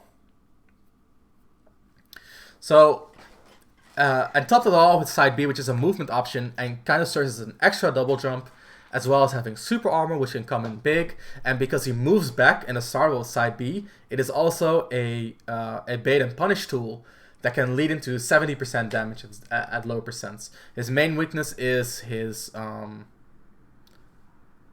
definitely to some degree how one-dimensional his neutral can be. But a good Bowser Jr. player has a lot of tools to play around it. I feel like he has some issues with a really bad grab. His grab is extremely poor, especially at higher percents when he doesn't get reward off of it. And that's when you basically beat Bowser Jr. Is when you're at kill percents, you just hold shield, and it's going to be really hard for Bowser Jr. to make use of that. The counterpart, the way Bowser Jr. can compensate for that is by using Mecha Koopa and even Neutral B to set up traps on your shield, which is extremely, extremely potent. On top of that, they have Safe on Shield forward smash, which can also call out shield usage. I think Bowser Jr. has a lot of tools to deal with a lot of different situations. Lasting disjoints as well, like his back air and or his forward air especially, very strong lasting disjoint. Back air, very big, very strong. Up air is one of the fastest up airs in the game. I think actually one of the main things that's really hard about Bowser Jr. is that he has a lot of he counters vertical control by doing a jumping up air out of shield. Frame 6 up air plus 3 frames of jump startup is a frame 9 up air with extreme disjoint. Like no other up air that is this disjointed is also this fast. So it's probably a little bit slower, so I'll say like frame 7 because the first frame doesn't really cover above him. But it's very hard to control vertical space versus this up air. And that makes it extremely strong. It's also very lasting for a move like this. Goes back and forth, which is also a good tool. So overall, he doesn't have any overwhelming tools, but he has a lot of tricks, a lot of ways to deal with the opponent's answers to the situations. And I think the character is definitely underrated. But he loses to a lot of the top tiers who kind of have overwhelming game plans, and then he doesn't have a very efficient way out. He often has a way out, but it's not worth the risk reward compared to what the opponent is doing. Does most of that percent come from up air? Yeah, it does. It does. That up air comes into itself very frequently. So it does up throw or side B into up air, lands on a platform, and then up air, forward air, something like that. Deals like 70%. If there's no platform, it's a little bit less, but it's still good damage. And a juggle situation as well. So, whew. Any questions for the top and high tier before we get into the mid tier? And all hell breaks loose. All hell breaks loose, guys. By the way, I appreciate everyone's support. If you enjoy the content, be sure to follow on Twitter. I regularly post content there, post tips, post videos as well. You can join the Discord as well to join in on the discussion. Ask me questions personally. Why is PT so low? So I think Pokemon Trainer's bad disadvantage and reliance on Squirtle makes them inconsistent. Oh, I can keep talking. I'm a commentator. I'm used to talking forever. Why is Game Watch so low? I actually posted a video on yesterday talking about what I think about Game Watch. If you want to know in depth what I think about the character, you can watch that. I can give you the TLDR here, which is I think his neutral is very lacking. And I think his lightweight status also makes him very, very inconsistent. So bad neutral plus lightweight makes him not as good as people think he is. I think he's still upper high tier. That's a good placing. So a character that can... Well, everything here but the top 5 is crime. I really love your content and your write-up and analysis is godlike. See, I'll take that as a compliment. Could you explain... Banjo. Right, so Banjo has a good long range because he can set up his grenade. And that grenade helps him control the mid-range together with his Brigo Blaster, his neutral B. And then he has a lot of great fast hitboxes in Rising Nair, Rising Back Air, Dash Attack as well. On top of that, he has a 50-50 auto grab, which is a very rare trait. He has a really good disadvantage due to a down air mix-up, due to Wonder Wing to recover, due to an infinite recovery with up B and down B. So I think the character is pretty alright. What matchup does Palutena lose in your opinion? Only seems to be Pikachu. So I'm not a Palutena player, so I cannot say for sure. But I know Pikachu is pretty rough. I've heard people complain about Lucina as well. I believe Greninja does pretty well against her, and I think Zersuit might do well against her as well. So those are like potential losing matchups. I don't know which exactly are losing matchups. But yeah.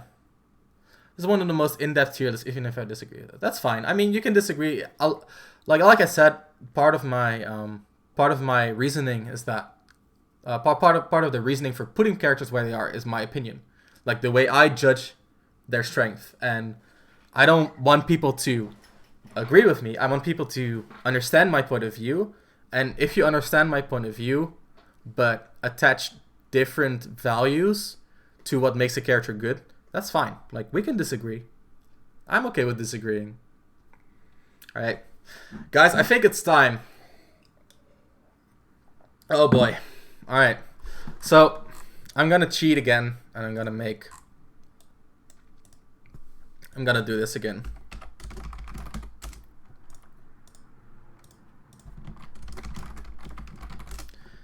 So once again, these are not meant to describe a gap in power level. This is just mainly a way for me to more easily organize my thoughts. Tier lists by themselves are pointless, but hearing these explanations are very valuable. Yeah, that's what I'm hoping to accomplish. Alright. I think Pit is underrated. So let's look at the characters that are definitely in the lower middle tier. I'm sorry, Delano.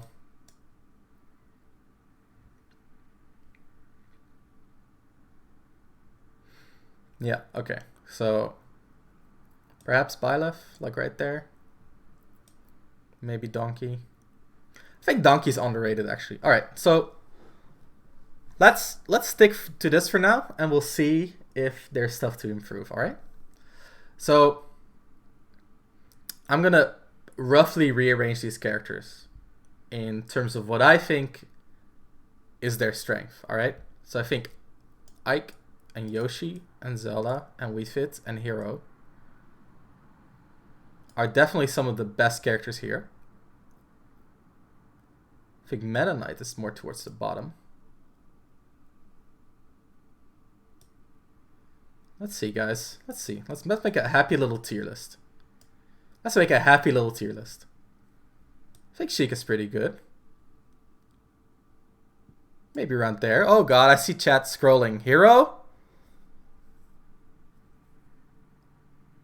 You only need to look at Pit and Zero Suit and you can tell whether a tier list from EU, Japan, or NA.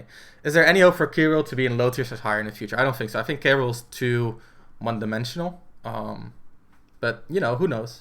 There's potential. Lucas is very hard to judge. Hero lacks a dedicated player. Sheik is trash. If you're interested in coaching, check out the link in the channel description. Thanks, chat.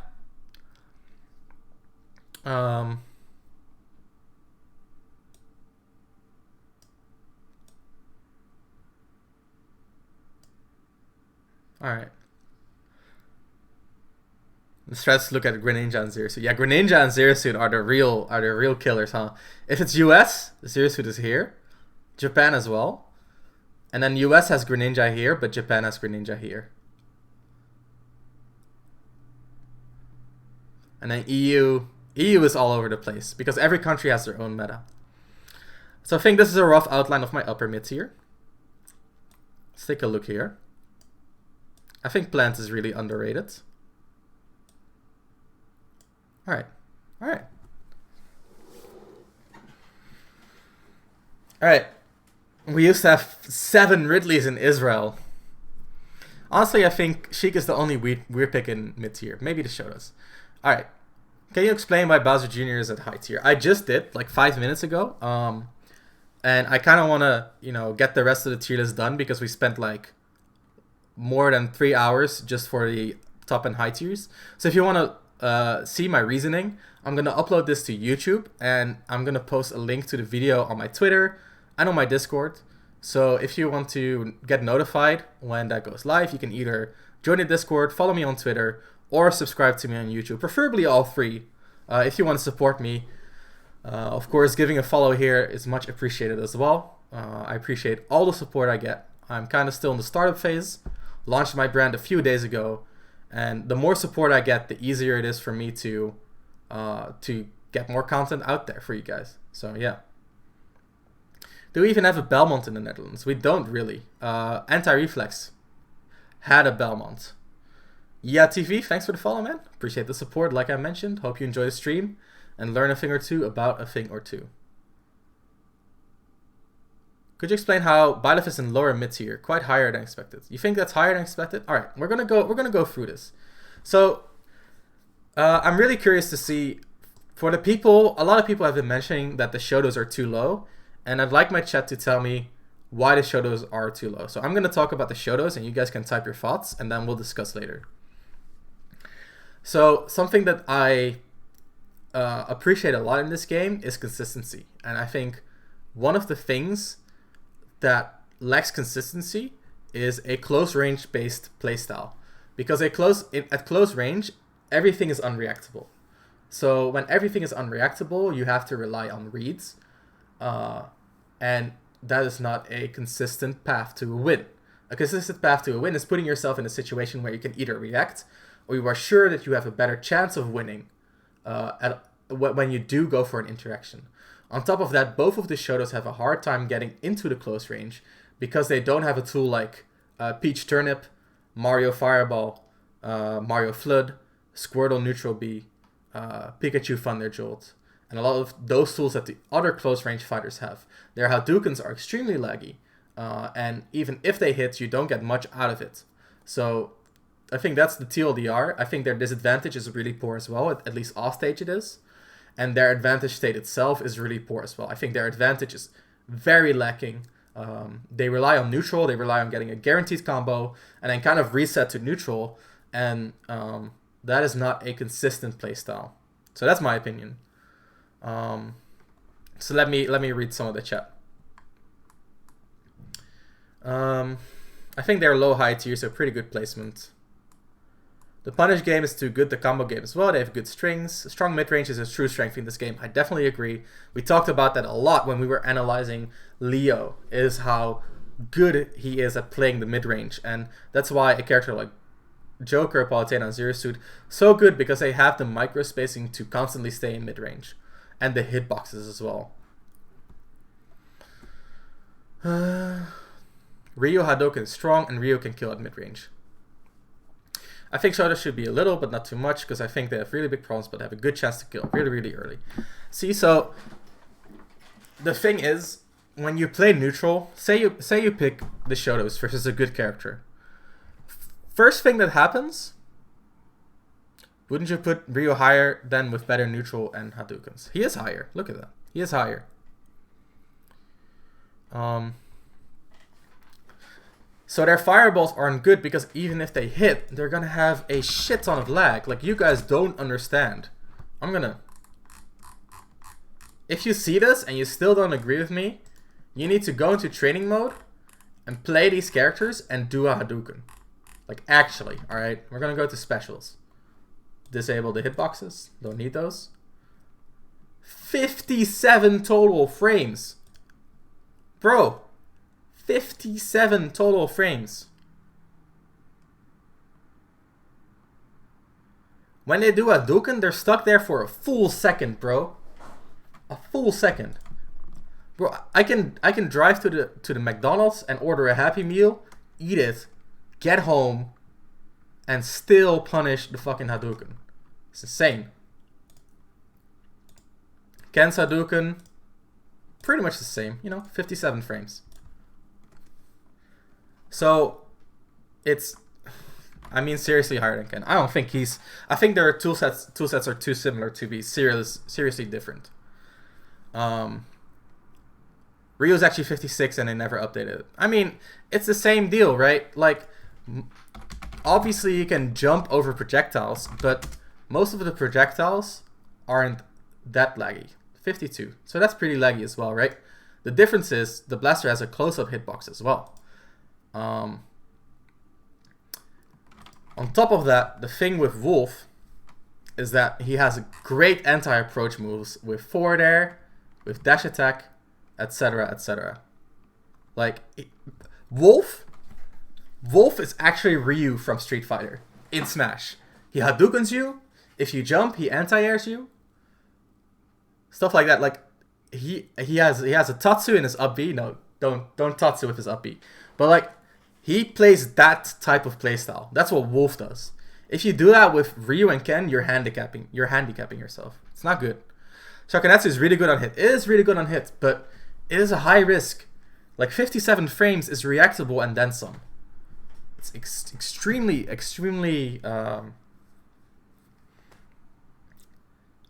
risky move.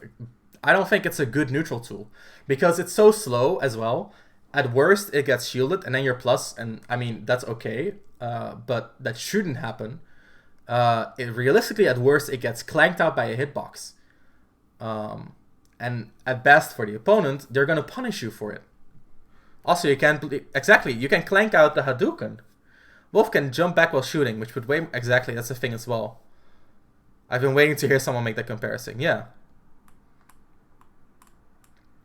So, say you're playing versus a good Palutena, they're never, ever, ever, ever gonna let you get into that close range.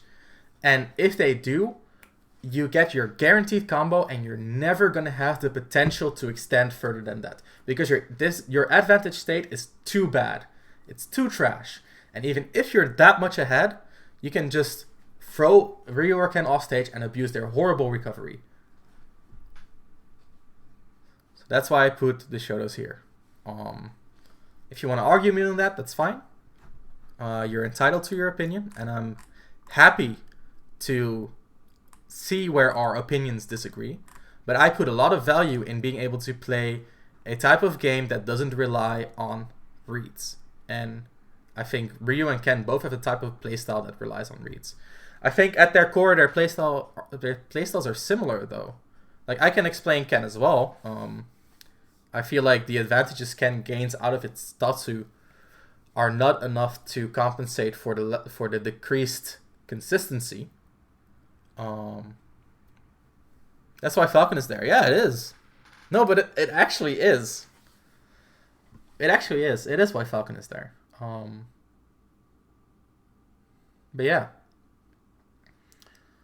Not much more to say about the Shotos. Ken Tatsu is punishable on hit. It is punishable on hit, but it puts you in an awkward scenario where Ken can still get a mix-up.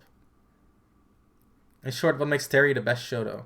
No, didn't you hear me? Wolf is the best Shoto. Terry is better because he gets go moves. He has a better neutral than both of the Shotos. He has a better disadvantage than both of the Shotos. He has a better advantage than both of the Shotos. Why is Game Watch so low?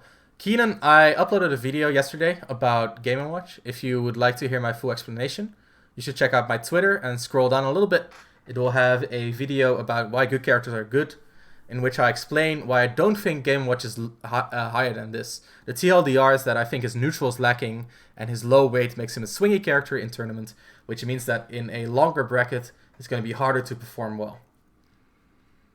What do you think Meta Knight needs to move out of there? A dedicated main or a buff to his kit? A buff to his kit. I feel like technically Meta Knight should work well with his... technically his kit should work well with the engine, because the engine is a lot of bait and punish. But in reality, he is just a little bit too lacking on too many fronts. Doesn't have a good landing aerial. Doesn't have, the best advantage state. Depends on the matchup, of course, and his neutral is a little bit too one-dimensional. I do think he has the potential to go like about here, maybe a little bit, maybe like this is like the max I see for him. This is the max I see for Meta Knight, and I think it's possible, but for now I'll put him around here. I think it's possible. I think his toolset works very well for the engine, but I think if you want to play a style like Meta Knight, you're often better off playing something like Greninja, who has a good dash attack as well, and good speed as well, and kind of plays that same type of neutral. Moke, what's good, man? Good to see you. Thanks for the follow. Appreciate the support. Hope you enjoy the stream and learn a thing or two about a thing or two. Yeah, I can see Meta Knight top 30, dude. I can definitely see it. But for now, I don't. So Ike is obviously a solid character. He's kind of like Palutena in that he's like a fundamentals-based character who's been figured out, which means that his strength, as compared to before he was figured out, is obviously way higher. But because his fundamental toolset works so well, he's still a threat. Even if you figure him out, his toolset still works. He has exactly what a character needs to succeed in this game. Keenan777, thanks for the follow, man. Appreciate the support. Hope you enjoy the stream and learn a little something about a thing or two. His best main is barely a regional threat. Exactly. So Ike, so if you have the triangle that we talked about before, right? Grumble Caker, thanks for the follow, man. Appreciate the support. Hope you learned a thing or two about a thing or two. Curry, what's up, man? TLDR for Inkling. I actually didn't go too in-depth on Inkling. but I'll tell you right now, I feel like she has really good walling and really good movement. She counters vertical control very well with her extremely strong dash and relatively good rising aerials. That said, she has some issues killing, and if a character can abuse that, then she has a really hard time in that matchup. I think she loses to Peach. She might lose to Pikachu. She loses to Wario. She loses to Shulk. She might lose to Mario as well. She has issues with Rob. So she's a really good character, but with a lot of like barely losing matchups that kind of make it rough on her, especially to be consistent. Because when your kill power is your main weakness, you're gonna have some inconsistency baked into your game plan. And if people start abusing platform camping more, she's definitely gonna be weaker. And because there's very few strong Inkling mains, it's very rare to find people who are really good at the matchup. Because while her backer is an amazing walling tool, it's definitely very one-dimensional, and that's where her main strength becomes her movement. And if you have better movement than her, or good tools to stuff out movement, like Mario, for example, then she's kind of shit out of luck. No problem, Curry. If you appreciate the content, be sure to support. TLDR on Bowser, he forces you to interact where no other character really can, and then beat you with better risk-reward. He only really loses if he gets beaten on his recovery, but if he does get beaten on his recovery, he usually has very few ways to still win. That's a TLDR. So that's what I think on Ike. I think Hero has the potential to be an amazing character, but he lacks a dedicated main. I think Adam said the same. I don't know if he's still in the chat. But yeah, I think Hero has a lot of potential.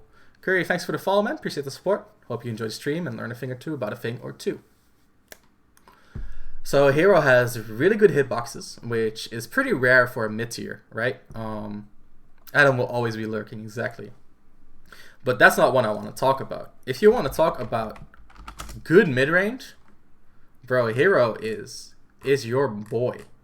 Because this man has some of the best mid-range specials in the game. And I'm talking about this one. The Zappo, and Kazap. So his mid-range side B is one of the best checks in the game. And his Zap is -12 with some pretty strong hitbox on it still. This is gonna beat a lot of characters in the mid-range. Amazing check. This is an amazing check. And then if you do respect it too much, or if you don't respect it, then this one comes out. And this one has even more range. Just an insanely good spacing tool. And that is going to give him an extremely strong mid-range. Combine that with his Frizz, I think this move is his most underutilized move in his toolset. I think he still has some struggle matchups, so I don't see him. Yeah, I agree. I think he has very hard limitations due to his frame data. But he definitely has a lot of tools to make up for it. And I think his neutral B is one of those, because we were talking about Gluttony versus Quick on Saturday, right? And one thing that we saw Quick do on the final game that worked out so well is using Charge Shot as a close quarter combat tool. When they're up close, just use neutral B as a way to beat their hitbox. It's a disjoint. It's a disjoint that can be clanked. Sure, I'll give you that. Which neutral B do you mean? Any of them. Honestly, I think they're all pretty good. But you can use it as like a way to contest your opponent's hitboxes. Hit is the best shield breaker in the game. Possibly. I'm sorry, guys. But side B is definitely the thing to watch out. This is gonna demand a lot of respect here. Hero falls apart when a rush down catches shield. Yeah, so his defensive game is whack, but his neutral is really good. So his neutral B, side B, strong parts to his neutral, and then his buffs, amazing additions to his neutral as well. It's going to make his long range extremely strong. It's very hard to play long range versus a hero, because even at the longest of ranges, he can get his buffs or even bounce and contest everyone. So you have to play that mid or close range versus him, and then his mid range he dominates with his specials, and even aerials. And his close range is where his weakness lies. So if you can abuse his close range, you probably win the matchup. But if you cannot abuse his close range, it's going to be a lot harder. His neutral is really dependent. If you can pressure his menu consistently, he struggles. But characters without good pressure or burst, he can thrive. Exactly. Became the top one. Exactly gone. Exactly gone. So yeah, I think this character is really good long range, really good mid range, but almost no close range, and that's kind of his weakness. He has up B out of shield, but that can be minus on hit as well. Oftentimes it is. The range is piss poor, so you know, definitely a very binary character, but has a lot of potential. Okay, let's go through this even faster. Yoshi has really good speed, but because he sticks his hurt boxes out so much, he loses relatively hard to sword characters. He doesn't have the control over his air drift to play bait and punish the way Wario can. He still has a good projectile to play neutral with. His disadvantage is pretty good due to super jump armor, but his lacking grabs are gonna be the most definite weakness of his kit right there. So he can have a lot of issues finding the kill if the opponent plays smart with risk reward around the grab. Zelda's an amazing counterpick character. If she gets time to set up her Phantom, she can constantly play a mix-up game that is entirely in her favor. She's pretty much, outside of Snake and possibly Bowser Jr., the only trapper character in the game, and her trap is based on Phantom. She loses hard to Rushdown, and also to characters with good disadvantage that can get out of her bad situations relatively easily. But if you play her versus an Ike who has issues breaking through, you will win. Characters like Ness can have issues. A lot of the higher tiers honestly have the tools to deal with her kind of playstyle, but a lot of the tiers below her have a lot of issues with fighting Zelda. Isn't DDD a trapper as well? To some degree, he's just really bad at it. It depends on Gordo, because there's a lot of ways to counterplay Gordo, while the counterplay for Phantom is a lot less accessible, which makes it which gives Zelda a lot more tools to play neutral. Yeah, Plant is a trapper as well, Dilano. I know what you're thinking. You can call Pikachu a trapper due to the way his neutral B works, but I mean, you know, how far you're willing to push the definition.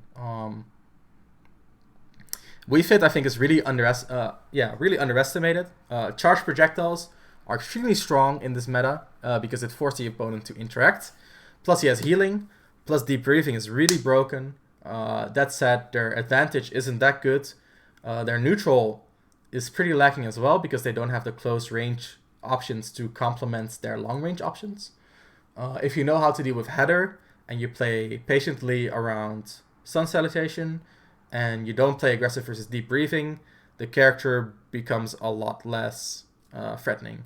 Mii Gunner sets. Oh, that's fair enough. I think the Mii Gunner sets have some potential to be trappers as well. I played versus Dion, I'm sorry, and he really showed me the potential of the character. I think the character has some good tools. He just loses versus the top tiers, and that's the main issue. Luckily, their neutral sucks and doesn't force you to interact. It kind of forces you to interact. If they go for a timeout, they can heal everything back up. But realistically, you can enter mid-range, and that is where their options really start lacking. What do you think of Sonic? I think Sonic gets the potential to be good, but he's very reliant on the game situation, primarily if he is ahead or not, and if the opponent can deal with his movement specials or not. Kind of depends on the character, but I think as a baseline, the character is pretty strong. We've yet to see the full extent of the character, though, because now that Sonic has been more fleshed out by Ken and Ref and the likes, we see the Sonics offering their new, showing their new strong ideas, and the counterplay hasn't really been developed to its fullest extent yet.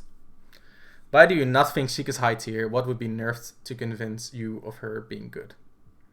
What would be needed to convince you of her being good?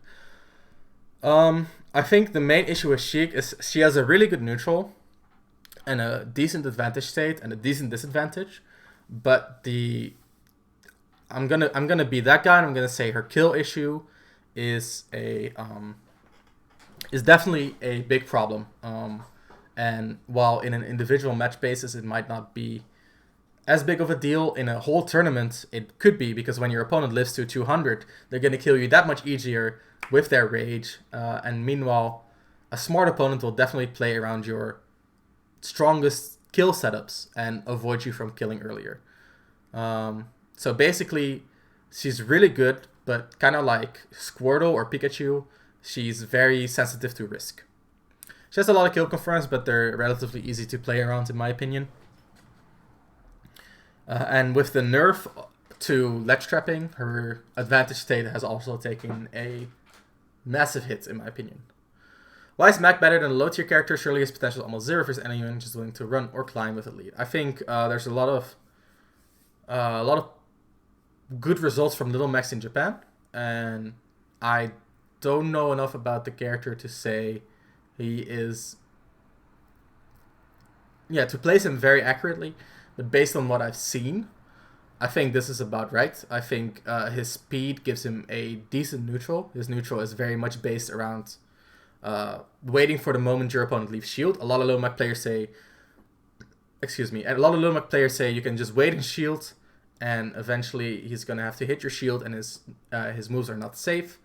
He doesn't have a good grab, and while I agree with that, your shield is a limited resource, and due to his speed, he can control the neutral while you are stuck in shield. So I think he has some potential. For Sheik, the difference between her kill power and how easily people kill her is very crucial to her lecture of results. I definitely agree. I think she has the potential to be a counter pick character, but versus a character that is good at killing, like Peach, Wario, Shulk, Palutena, even a character like Zero-Suit that is very good at not dying, she's gonna struggle massively. Heavy characters she also probably doesn't like playing against.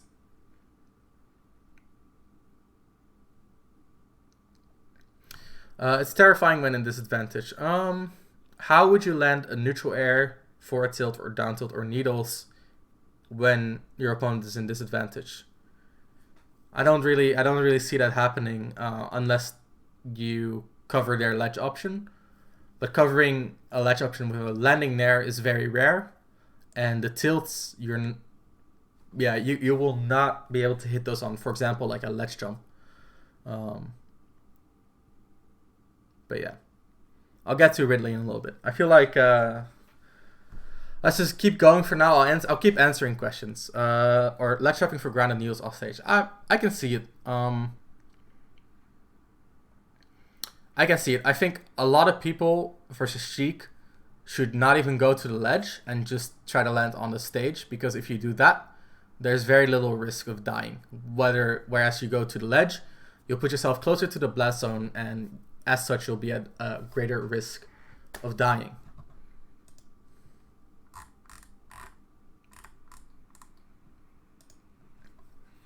She does have good combos, but that doesn't matter when you cannot get the KO. Anyway, so Mii Gunner is honestly a pretty decent character. I think their main weakness is that once you do figure out their traps, they're a lot less potent. There's a lot of ways to avoid them, because a lot of her trap specials can be hit back or just negated with a hitbox. So if you want to play a zoner, I just think there's better options. On top of that, she also kind of has issues killing, and she doesn't have very great normals. Her best normal is neutral air, which is obviously a decent option, but if you have an answer for neutral air, then there's no real threat to the close quarter combat. You kind of get knocked back, then there's nothing really went wrong. Sheik's neutral is really good. Yeah, Sheik's neutral is good. Alright, that's fair enough. That's just how I see her. So yeah, we talked about the Shotos. Let's talk about Ridley. I think Ridley is a really good mid-range spacer. His ground tools are really good. I think his main issue is having a really bad disadvantage, and his big size also opens him up to a lot of things that normally aren't accessible. He also just has some really poor matchups versus characters that can abuse his offstage. When they can force him to go low and then counter his recovery, for example, like Palutena, Shulk, Lucina, Chrom even, he can really struggle getting back. His low double jumps kind of don't help him out because when he jumps out of a situation, he kind of gets immediately put back into the situation. And that is a big weakness. It makes his disadvantage that much worse. I feel like his advantage is pretty good though. He has really good anti-airs. He has good offstage pressure due to a neutral air lasting hitbox. His neutral B can really cover a lot of options. This also really helps his left trapping as well as his corner game. His corner game is, in my opinion, his most potent. I think like one of his main weaknesses is that if you can punish his rising nair, he doesn't really have very amazing immediate hitboxes. His side B is a little bit of a gimmick because if you are trained in the matchup, you should be able to spot edges consistently as well. And he gets very messed up by hard zoners. He's very good at playing mid range, but he's very good at everything except he's very bad at everything except mid range. So if someone he has a dash attack to kind of like transition into close range, but it's way too risky. And a lot of zoners have good long range and good close range, but not really a lot of mid range. So if you do get in long range or close range, you're kind of fucked up, or you've kind of lost. And in the mid range itself, while you can put pressure on, you cannot really commit and beat them with strong commitment. He does have a good jab, which helps, but it doesn't reward him much. That's another one of those things. A lot of his hits are like single hits. He doesn't have the strongest combo game in my opinion, outside of like the low percent forward air strings. Half of his skip 2 frames. Yeah, I know his forward smash 2 frames as well, and that's a pretty strong tool in my opinion as well. But yeah, just losing to zoners that bad because he doesn't have a way to get out of mid range. And he's really good at the spacing game, but yeah, he's not good at making anything out of the spacing game. Yeah, I can see that, Adam. I can see him losing to those characters. But yeah, he cannot really leverage that mid range outside of like single hits, and because they're mostly horizontal, they don't really get him very far.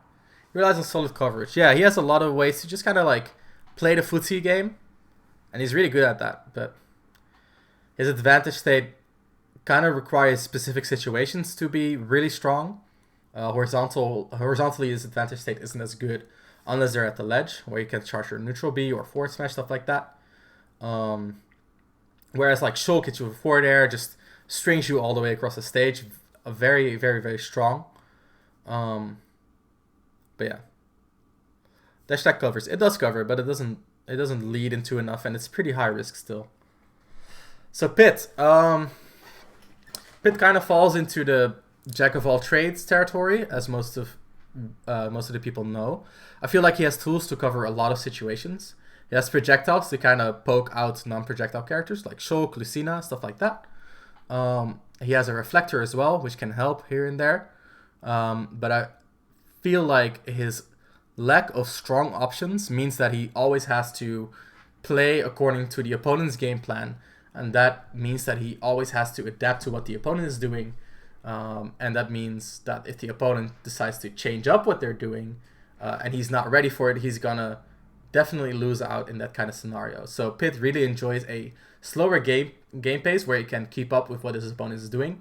But if his opponent is more fast-paced or has a really dominant neutral where Pit's tools can cover it but not really turn it into an advantage, that is where his lacking tools really shine through. I always love to play Pit, but some of his errors can be so meh. You can always see when a viewer is invested into character because their matches cover the entire chat. Yeah, exactly. I think Pit is a really good character to learn the game with, but as a competitive character, you're kind of putting yourself at a disadvantage because you can never relax when you're playing Pit. You always need to capitalize on your opponent's habits, on your opponent's game plan. You need to know matchups. All of his matchups are like even-ish, so you need to learn them. And while he does have a few strong tools like dash attack on landings, up smash to cover jumps, stuff like that. They are, yeah, they're not strong enough to really base a game plan off of. They're strong enough to capitalize on an opponent's weaknesses, and that's, that goes for a lot of his tools, but not strong enough to plan around. Lucas, I'll be honest, I'm not too sure on Lucas. I think he's very much a mixed bag. It's draining, but it's enjoyable. Yeah, I mean, it's very enjoyable. I love playing Pit, but it's hard, and it's not a smart choice as a competitor, in my opinion. Lucas, I find very hard to place. I'm not confident in this placing at all. His combo game has been heavily nerfed, but theoretically, he still has very strong stuff with, for example, the double jump Zaire cancels. His neutral I don't see as too strong. I think he has a few tools that can really help his neutral out, like forward tilt, forward air, but they're not the strongest. I think his grab is pretty good in this game, but the reward of his grab is meh. He has skill throws, obviously, at which point his grab, becomes an extremely strong tool, but outside of that, not really a big fan. Definitely not smart. My brain's always working at 2%. The humble brag. Nah, I get you. It's true. But yeah, I think Lucas's neutral isn't as good as it was in Smash 4 because PK Fire just isn't as strong in this iteration. Movement is less committal in general, and shielding projectiles is a lot. Yeah, I mean, in the previous game, if you shield a projectile, there were often situations in which you need to get yourself out of that shield in some way. In this game, you can kind of jump out of shield and do a landing aerial. Landing areas are very safe, and that means that shielding projectiles obviously is a little bit less of a big deal, a little bit less of a bad situation, in my opinion. But yeah, his combo game got nerfed, his throw game got nerfed, his projectile got nerfed. His neutral B is a lot better, but it's not good in neutral. Once again, I don't know exactly how good this character is, but I feel like he's around here based on partially results, partially theorycraft. He could be better, but I don't know enough about the character to say that. Yeah, I also think his up B is a little bit worse in advantage than Ness's because it's harder to string them together. When Ness hits an up B, goes away, ends the move, he can start another one, whereas with Lucas, the move can end and the opponent can immediately fall towards you, which is going to make it harder to start up another up B. Meanwhile, off stage, Lucas's up B can be a little bit better due to the properties that it has. It can make the opponent fall and miss the recovery. So it's kind of like a mixed bag. But it's definitely, in my opinion, less potent than Ness's. Partially because Ness also has like the chargeable yo-yos to kind of cover the ledge as well. Sorry, but I prefer He-Man over Richter. I'm sorry. I love my Master of the Universe. So Meta Knight, we talked about him a little bit as well. He plays a very good bait and punish game with dash attack, but overall is a little bit too one-dimensional. I do think there's potential for the character to make it all the way around cloud level because he has a very good disadvantage to down B and good recovery tools. His advantage is arguably pretty good. He has multiple jumps which can help him juggle, disjointed aerials, and a neutral B which can even pressure people off stage as well. He can go very far off stage due to his good recovery. Due to his ability to kind of float in the air, he can intercept a lot of recoveries, which kind of gives him a similar tool as Peach has, where she kind of floats around the ledge and hits you away if you come close. But overall, the character is just a little bit unimpressive. He doesn't have the greatest landing aerials, which means he cannot abuse the game's low landing lags. And just a lot of other stuff. Like his up B is a 50-50. People fall out a lot. A lot of like unfortunate little things that kind of make him worse than he could be given his power level. How long will the YouTube video be? Very long. Hello, what's up, Waggish? Good to see you, man. I told you I was going to go in depth. I mean, you asked for this, and I'm giving it to you. Meta Knight feels like a different character when he's off stage. Yeah. Yeah, we've been busy for about 4 hours now, so I feel like Donkey Kong is a little bit underrated. He's very good at establishing burst range because his dash attack is a very strong move. And he actually is one of the few like heavy grapplers who can... What do you think of Cloud? I actually talked about Cloud, so for this as well, please check the YouTube video. I don't want to go on too long because it's getting really late. Yeah, I went from top to bottom, so I'm going to upload the YouTube video as the title says, so just join the Discord or follow on Twitter or subscribe on YouTube if you want to see that pop up on your feed. So Donkey Kong can actually play the long range due to how strong Giant's Punch is, and charging it gives him a very strong low committal neutral tool. And if you play a non-interactive game versus him, kind of like how you would try versus Bowser, he just kind of gets repeated Giant's Punches to kind of dominate the neutral. He has a lot of tools to... No character timestamps, because I kind of talk about everyone everyone through each other, like crisscross. So Donkey Kong actually has good burst range, which makes his mid-range pretty decent. His tilts are really good for mid-range as well. His punch gives him a decent long range. His main weaknesses are his bad close range and his bad out of shield. Though up B out of shield can be a good tool now and then. Plus he has some good offstage pressure with Becker as well. He has pretty good advantage state due to his pretty good up air. It's pretty much smash forward Ness up air.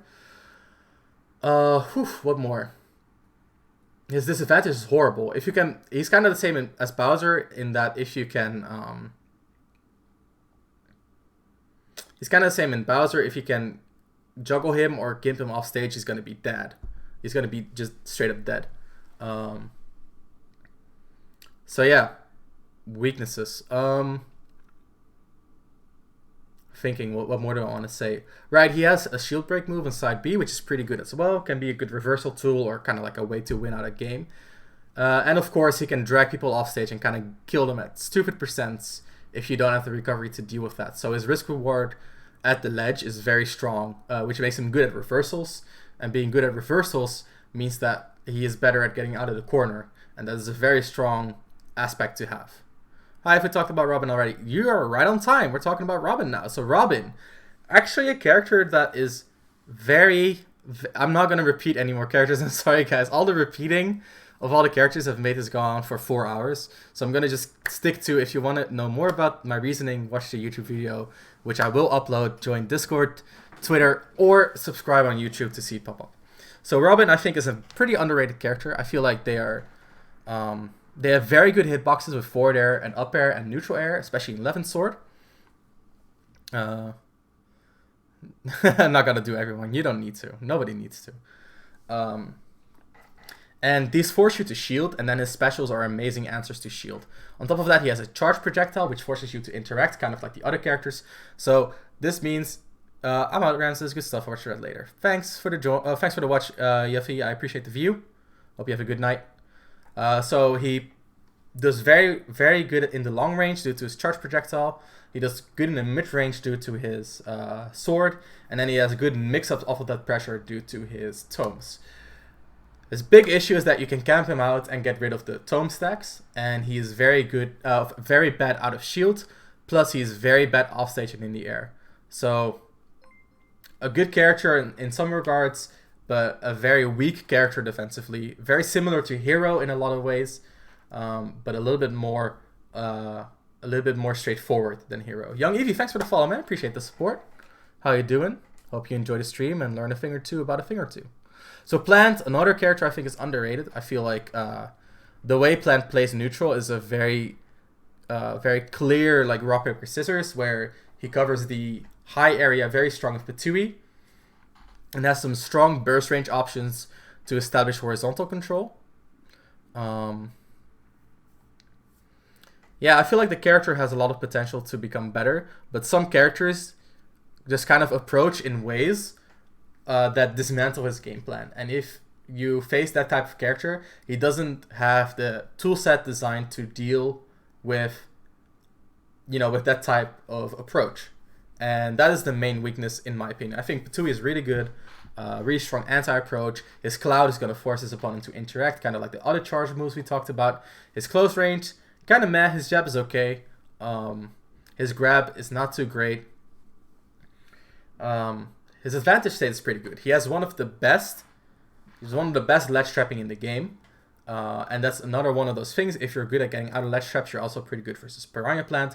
So a character with high airspeed like Wario, like Cloud, like Shulk can kind of just get back to center stage and not even go to the ledge. And that's gonna make it very hard for Plant to to counterplay that, to make the best of his tool set. So in neutral, it kind of depends on the type of character you're playing against, and in advantage, he's very, very strong in my opinion. His disadvantage is kind of normal. It's kind of a standard disadvantage. He has a decent up B, which helps a lot, but it's very easy to 2-frame, which is a shame. And altogether, I think that makes a character that's like lower mid tier. Like, he has matchups in which he does well, he has matchups in which he struggles a little bit, and because he doesn't have the tools to deal with all sorts of scenarios, he, when he struggles, he definitely struggles a fair bit. Byleth is much the same in that when she struggles a lot. She has a lot of issues with... I'd say Plant is one of the best advantages in the game. That might be praising character too much. On the ledge, I would say for sure. In juggles, I would not agree with that. Definitely because sword characters do a little bit better than Plant. But yeah. So Byleth loses very hard to rush down, but does very well when the game pace is a little bit slower. Poor out of shield options, poor close range options. Very baitable mid-range, very poor long range. But yeah, if you are like MK Leo, who's like a god of the mid-range, very good at controlling the neutral, Byleth definitely works very well. Very similar type of game plan, just whereas Joker controls the mid-range with his speed, Byleth controls mid-range with her hitboxes. On top of that, she has one of the best nairs in the game, with a good landing hitbox to boot. So yeah, overall, a character with some decent strengths, but just the weaknesses are too much. Falco has no neutral. He just kind of has really high reward and kind of throws his face at you until he gets his high reward. He's basically a heavyweight, kind of like Ness or Bowser, but he does it worse than both of those. Also has a really poor disadvantage. Not much to say about him. His long range is poor, his mid range is poor, his close range is really good, but you're never going to get into close range versus a good opponent. And if you do, I mean, is it worth as much as the guaranteed damage from like the Shotos or Bowser or Ness or Terry or Luigi or Mario or any of the other like close range brawlers like Fox? It's not. So Falco... Byleth is good at juggling. She kind of is, but her poor speed means that some characters with higher air drift can kind of land without her even being able to contest it, and that is a shame. That caught me off guard. It's true though. Simon, on the other hand, is very much a counterpick character. If he can get his neutral set up, his neutral is very strong, but if you rush him down, he's kind of weak. He's basically like a Byleth in a lot of ways in neutral. His advantage is a little bit better because of his... the worst disadvantage in the game. Yeah, so... his advantage state is a bit better because his ledge traps are amazing. His juggles are also pretty decent, but his disadvantage is just so bad, so very bad that they don't deserve a higher placing than this. That said, if you don't know how to abuse their disadvantage, of course they're going to do extremely well, which is why they were such a good pick at the beginning of the game. And some characters that cannot rush him down in neutral, he will do well against because they... when they don't win neutral often, he won't be put in disadvantage often. He has a good out of shield options. Yeah, his close quarters it's decent because of his up B out of shield, and his nair, which wishes it was Byleth nair. Bayonetta has some of the best hitboxes in the game. Some really good callouts on movement because of her afterburner kick, her aerial afterburner kick. Really covers the mid-range spacing game extremely well and forces you to play grounded. Like, you have to play grounded versus Bayonetta, and that is where the character becomes very lacking because she doesn't have good throw reward, her advantage state is not as great. But yeah, I mean, there are going to be times where the way you are limited by her afterburner kick or her other tools that kind of change the way you play neutral, like her up B out of shield or her guns, which you can cancel at any times. The way that you play around these tools are going to open up other tools for her in the neutral, especially if you're not ready for them. So on top of that, her recovery is amazing. So that's a really good thing to have in this game. When you can just when she gets juggled, she just goes off stage, recovers back to the ledge, and then mixes you up from the ledge, and that's going to help her a lot as well. Plus, Witch Time, just still a really strong tool. How can you say Belmont disadvantages sucks when Shuton recovered versus Nubba so well? Because Shuton is a genius. Like, honestly, like Shuton could recover with Little Mech. So yeah, Bayonetta, pretty interesting character in my opinion, but at the end of the day, if you play the right way against her, her tools are not too strong. Jigglypuff is a character that has really good combos, and I think that saves her. Like, if she gets a hit, she can often push a decent amount of damage out of it. Like a landing up air can push them into a rest, or even more up airs. She can push you off stage relatively easily. Her issues are, of course, she has no way to deal with range. She can try to play the way Wario does, but it's less effective for her. Because her moves are just that much worse than Wario's. Her reward is also that much worse than Wario's. And because she doesn't have like a recovery move with a hitbox, she also is a little bit vulnerable during recovering as well, though that can be mitigated in certain ways. So yeah, overall not a great character, but I feel like Jigglypuff has some potential for like a random top tier that she does well against, like Pikachu. But overall she just kind of struggles with everything that has a disjoint. And yeah, if the opponent camps, she's pretty fucked. If she can camp, she does pretty well though. She's pretty good at platform camping as well, using vertical spacing and vertical control with her great aerial momentum. I mean, Puff for a year and approaching versus this character for sure. So Falcon's disadvantage is really bad, and that's the main reason why he's this low. On top of that, he relies on close quarter combat wins, which makes him inconsistent. His long range is absolutely unspeakably bad, and his mid range, he doesn't really have any mid range tools. That said, when he does get a hit, he gets a good amount of reward out of it. So he is still he's still a threat in a lot of ways. But if he's off stage in a lot of situations, he should kind of just die in some matchups, and especially a lot of the top tiers can kind of just exploit the hell out of his offstage game, and there's not a lot of counterplay or no counterplay at all to it. Very swingy character, which is a bad thing. Let me remove this. Very swingy character, which is a bad thing, but yeah, his saving grace is high reward, and his good speed, which lets him, he can control the neutral if the opponent cannot disrupt him at the mid or long range. So if the opponent's like a Lucina who only plays like a mid to close range, he has a lot of control over the neutral. But when his opponent's like a young Link who has a lot of mid to long range control, plus speed that is comparable to his own, he struggles a lot more. Villager is one of those characters I cannot really place accurately. I don't really know what to say about Villager. I just know that his walling has been nerfed rather hard. His advantage state is not too good. His disadvantage is not so good.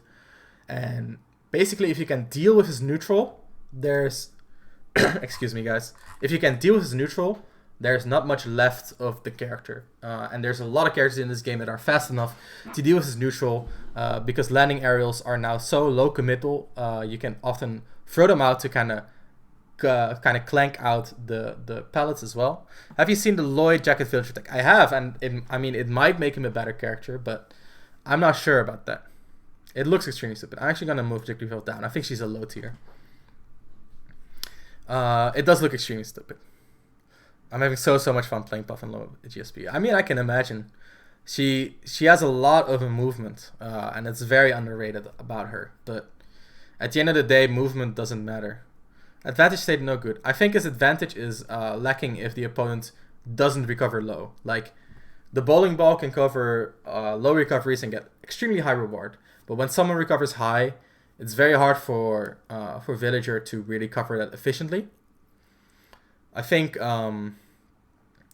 his up air can be good, but for a lot of characters it just doesn't do it because he doesn't have the movement stats to really pressure them and get good hits out of advantage state. That is my opinion. But once again, I don't have too much experience with Villager, and I haven't seen Villager too much. They might be better than this. I'm not sure. I mean, you're free to tell me what you think, because I'm willing to change my opinion on everything. So DDD's issue is that he has relatively lacking long range because the Gordos are way too easy to counterplay. His mid range is pretty okay, and his close range is kind of bad. His out of shield is pretty lackluster. But versus in slower matchups, much like Byleth, he can control the mid range very well. But any character that has any zoning capabilities, he has a lot of issues against. Inhale can mitigate a little bit, but it's still a hard commitment. And we've seen it a lot when we saw Pelly play versus Mr. R at Valhalla. He tried to use Inhale to counter grenades, but when Mr. R faked him out, that would be a hard punish. And a lot of stuff like that. So he has a lot of issues with zoners. And his mid-range might be decent, but it's not better than a lot of the mid-ranges above him. And that is the main issue. He's also very slow, which means he has relatively little control over space. On top of that, because he doesn't have kill throws, he can have issues killing as well. If someone just kind of shield camps, he can have a little bit of issues with that. His strong kill moves are relatively hard to hit. They're pretty read-based, I would say. Sometimes they kind of just happen, but not often. His disadvantage is really bad.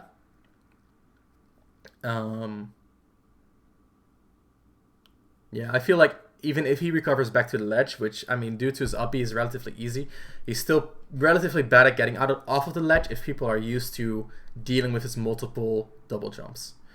With how you talked about controlling space vertically, why do you think DD should not be higher, though? Because, so if any of these characters have long range, they basically win. If any of these characters have good long range, or short range, they basically win. And most of these characters have better mid range than DDD. And because he is so constricted around the opponent's moveset, and he has such poor speed, his vertical control automatically becomes a lot more harder to... becomes a lot less enabled, I should say. I don't think disadvantage is that bad. Multi-jumps with landing and armor would be healthy recovery. That's true. I mean, he has some things to get out of it, but part of the disadvantage is what I talked about with Rob as well, because he's so heavy. After you hit him, he's going to still be close to you, and that's going to give him less time to kind of double jump out of the situation, or fast fall air dodge, or fast fall aerial, stuff like that. But yeah, I think he has some mix-ups. He has like multi-jump, fast fall, and then air dodge. If he does have the time for that, it's very strong. Same goes for like fast fall, back air, stuff like that. But it's definitely not. It's definitely a subpar, a below average disadvantage in my opinion. I also see Puff and Plant replaced because people went nuts after Pound got buffed. I can see that, but I don't think there's evidence for Plant to be in low tier still. I think after Brute's performance in Japan, it's pretty fair to say he's at least lower mid tier. Her tools and how much they matter. She's a good secondary, and her matchup spread is good, especially okay, yeah, that's fair enough. I mean, you're more experienced on Puff, so I will take your word for it. The thing is, I haven't seen Puff perform on that level yet, so that's why she gets the placing that she does. I think her main issues is that anything with a disjoint is just a real issue, and if you look at these characters, like over half of them have disjoints that are accessible. Here's so much on Brute Drop Plant for Banjo. Yeah, poor Plant mains. So kind of a hypocrite. I get it. She's still a subpar character. So Mewtwo, theoretically a really good character, but the way he works out just not so good. Very light, which makes him very swingy. His neutral can be strong, but I feel like at the end of the day, his rising forward air is just that much weaker compared to the previous game. His down tilt is still a really good tool, but because his rising forward air is weaker, it's easier to play around his down tilt due to his huge hurt box and light size. It's very easy to like kind of oops kill him, just kind of cover the space. He also has a slow double jump, which means he is worse than most characters at getting out of disadvantage, because when you do hit him, he doesn't have double jump as an answer to getting out of the situation. He kind of has to air dodge, and that's a huge weakness. Mewtwo suffers from being poked. Yeah, exactly. Like you kind of throw out coverage moves versus Mewtwo, and a lot of the times the coverage moves are very hard for him to deal with. That said, Shadow Ball is good, Down Tilt is good, Rising Fair is still decent, Rising Nair is also pretty decent. So I feel like Mewtwo is like he has the potential to make waves, but he will never make it far in bracket due to his big size, his hurt box issues, and his lightweight status. All right. Incineroar is way too slow. Basically, if you play correctly, he will never approach you, and even if he does, it's relatively low reward. You can camp out Revenge vertically very well on platform stages. I would never go to a flat stage versus Incineroar. I would ban like Final Destination because that leaves you cornered. If you are cornered versus Incineroar, jump on a platform, then jump over him. It's going to be very hard for him to do anything about that. What else is there to say? His recovery is really bad. And that is going to make him, his poor speed plus his poor recovery, definitely huge weaknesses. There are some matchups in which he can thrive versus characters that rely on close range, like the Shotos, like Mario. He can do well because he if the opponent wants to be close range, that is where he shines. Unfortunately, most of the times, that is not the case. So yeah. Talking about Jigglypuff. I see. Yeah, you can play like the Wario playstyle that we discussed before with Jigglypuff, and I think that's what gives her some potential to be better. But versus Jigglypuff, it's very easy to wall her out without committing, whereas versus Wario, you kind of have to commit eventually, especially if he has Waft, which adds a big fear factor. Plus, he has a command grab. Better aerials as well, in my opinion. So Little Mac, one of the strongest ground games in the game. I think some comparable ones are like Chrom, but like a lot of players up here. So very strong ground game. Very good at hitting you when you want to leave your shield, because shield is a limited resource. Very bad advantage, very bad disadvantage though. Makes him one of the worst characters in the game. Corrin, kind of just a bad character. She has some good normals. She has a good back air, good neutral air. Her side B is sometimes useful, but most of the times it's not. But yeah, her recovery is bad. Her disadvantage is her downer makes her disadvantage a little bit better, but when she's off stage, she's basically fucked. Corrin. Yeah, free your girl Corrin. That's my girl. But yeah, she just has nothing going for her. Like her advantage state is pretty okay due to up air and neutral air, but her neutral is very limited due to just having no great options. She can kind of go for like back air spacing, a few neutral airs as well. Side B is relatively punishable, but you can get away with it now and then. But when your neutral is like 3 tools and they're not as strong as Palutena's tools, then you have issues. She's slow, so she struggles with long range. Her mid range is pretty good, so she does pretty okay in like slower matchups. Her close range is bad. Her outer shield is pretty okay due to neutral outer shield, but her really lacking recovery is just really bad. And I think a lot of these characters, like a common theme is that their disadvantage is really bad. Corrin deserves this. Okay, you know what? You guys stay hating. Can we talk about Greninja again? Can we say fuck Greninja just to like shift the blame? But yeah, she's way too one-dimensional. She loses automatically to long range. Her close range is okay due to neutral air shield and her good dash shield frame data. And her mid range is also pretty okay. But her really lackluster recovery is just like a death dealer. Plus, yeah, just too few tools to deal with all the exactly. There we go. Fuck Greninja. Let's go. She has too few tools to deal with all the situations in the game, and well, the system mechanics allow her to still kind of make up for that. You're still better off playing like any of the sword fighters above. So Kirby can literally not approach, can literally not camp. I don't know what Kirby does. His disadvantage sucks. His advantage sucks. His neutral sucks. I don't know what this character is. Dr. Mario is too slow. He should never get in close range. He is pretty good in close range, kind of like Incineroar. He can win close range matchups if he gets there. But his long range is bad, and his mid range is also pretty bad. His disadvantage is bad. His offstage is bad. Yeah, I don't know I don't really know what Dr. Mario does, except for when he does get in close range, he kind of fucks you up, which is kind of the same as Kirby. But Dr. Mario at least has like pills to help him get there and a cave to help him camp if he wants to. So yeah, Dr. Mario can do things, but more often than not, it's because the opponent is not used to the character.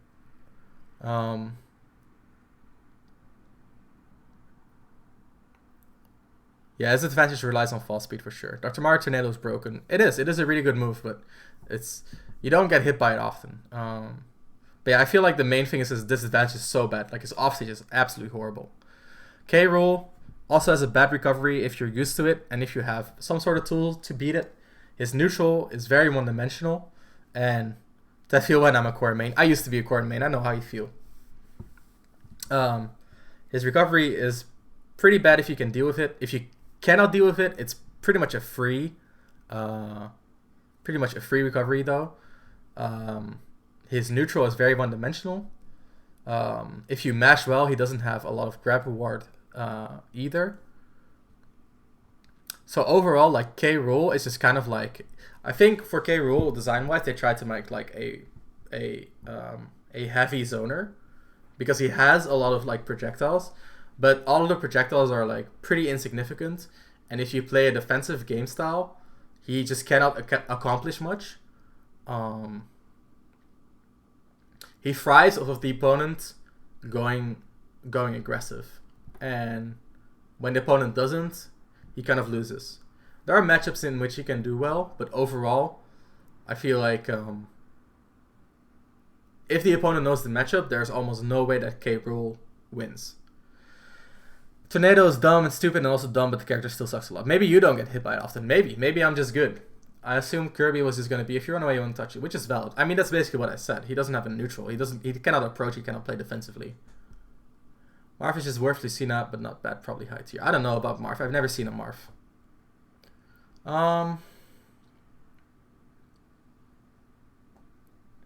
So yeah, K. Rool. I think K. Rool has some potential to be better than this. But I just don't know what he's supposed to beat. Because he loses to zoners. Because his counter is just that bad, in my opinion. And his projectiles just don't cut it.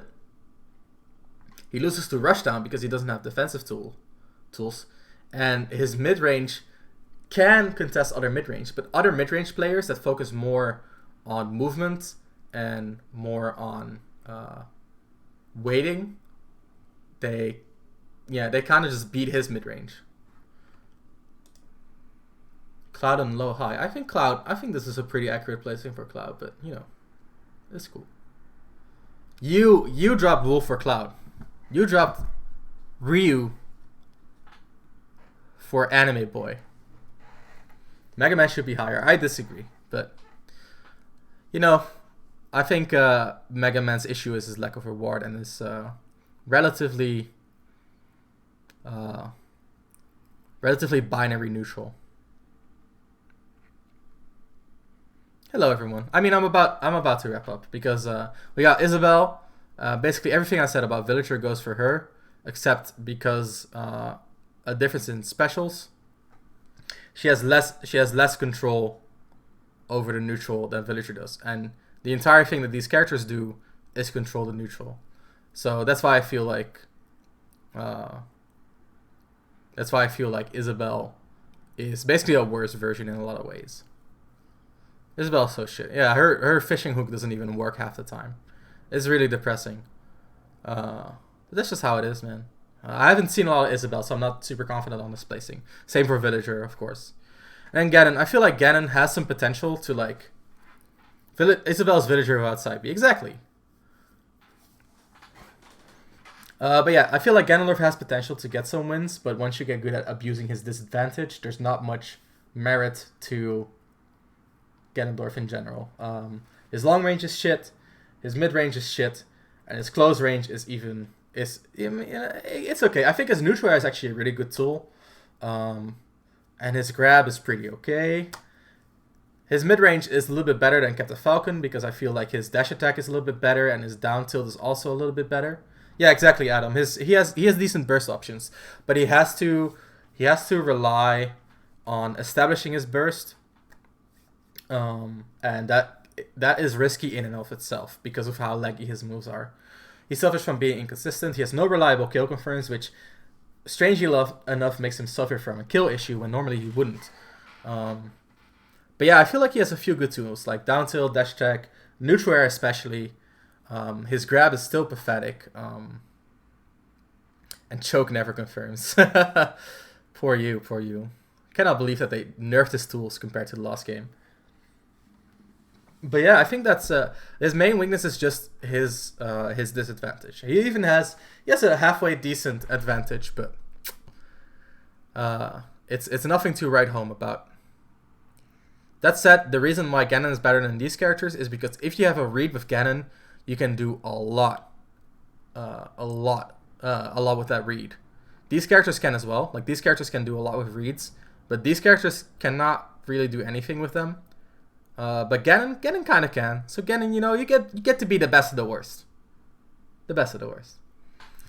All right. Any more questions? You should ask them now because I'm about to round up. We've been at this for almost 5 hours, guys. Almost 5 hours.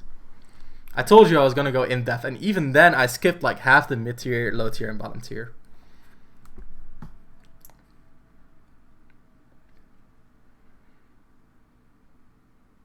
Dude, I have opinions about everything. So I can do this no problem. That's why I'm a commentator, because like anything happens, I have an opinion about that. It's like my strength and my weakness. When are you changing your tag back to Zonar? It was never Zonar, McGriddle. I have opinions on everything. Yeah. I love pineapple on pizza. I main Shulk. I used to main Pokemon Trainer, now I main Shulk.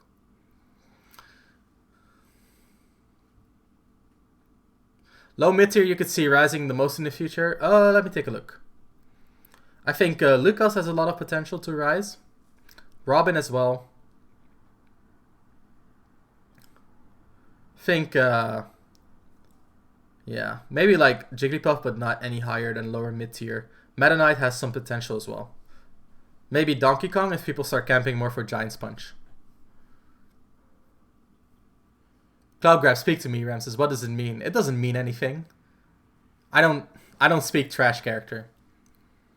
What do you think about JoJo's Bizarre Adventure Hatchers from the Future? Lovely. Is that the fighting game? I main Maria, I think.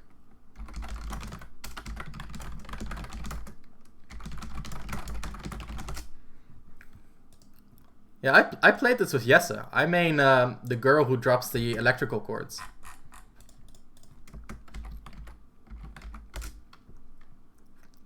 Okay, yeah.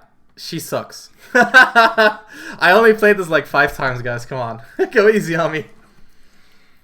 Alright, if you have no more questions, we're going to end it here. Guys, I really appreciate everyone who stuck around to the end. I appreciate the like 60 viewers that we had. And oh my god, it's been such a huge undertaking. But we did it. If you enjoy the content, bro, give me a follow on Twitch. Be sure to join the Discord. Share the content around on Twitter. I try to make a lot. I try to make daily tips. Yeah, thank you guys so much. And I hope to see you guys for the next stream. The next stream is going to be Sunday. Let me check my agenda. Because I think we're going to go live with our first live coaching session on Sunday. So be sure to... be sure to join in for the first time we're coaching. Yeah, Patoriku, we're going to coach him around 3:30 p.m. So that's going to be in the afternoon for the Europeans. If you're interested, be sure to join and you can get a sneak preview at how the coaching is going to happen. Guys, for now, I'm going to be gone. I hope you guys had an amazing time. I definitely did. Thank you guys for the support. Thank you for the hearts. Appreciate it. And I'll see you all next time. Bye-bye, guys. Stop streaming.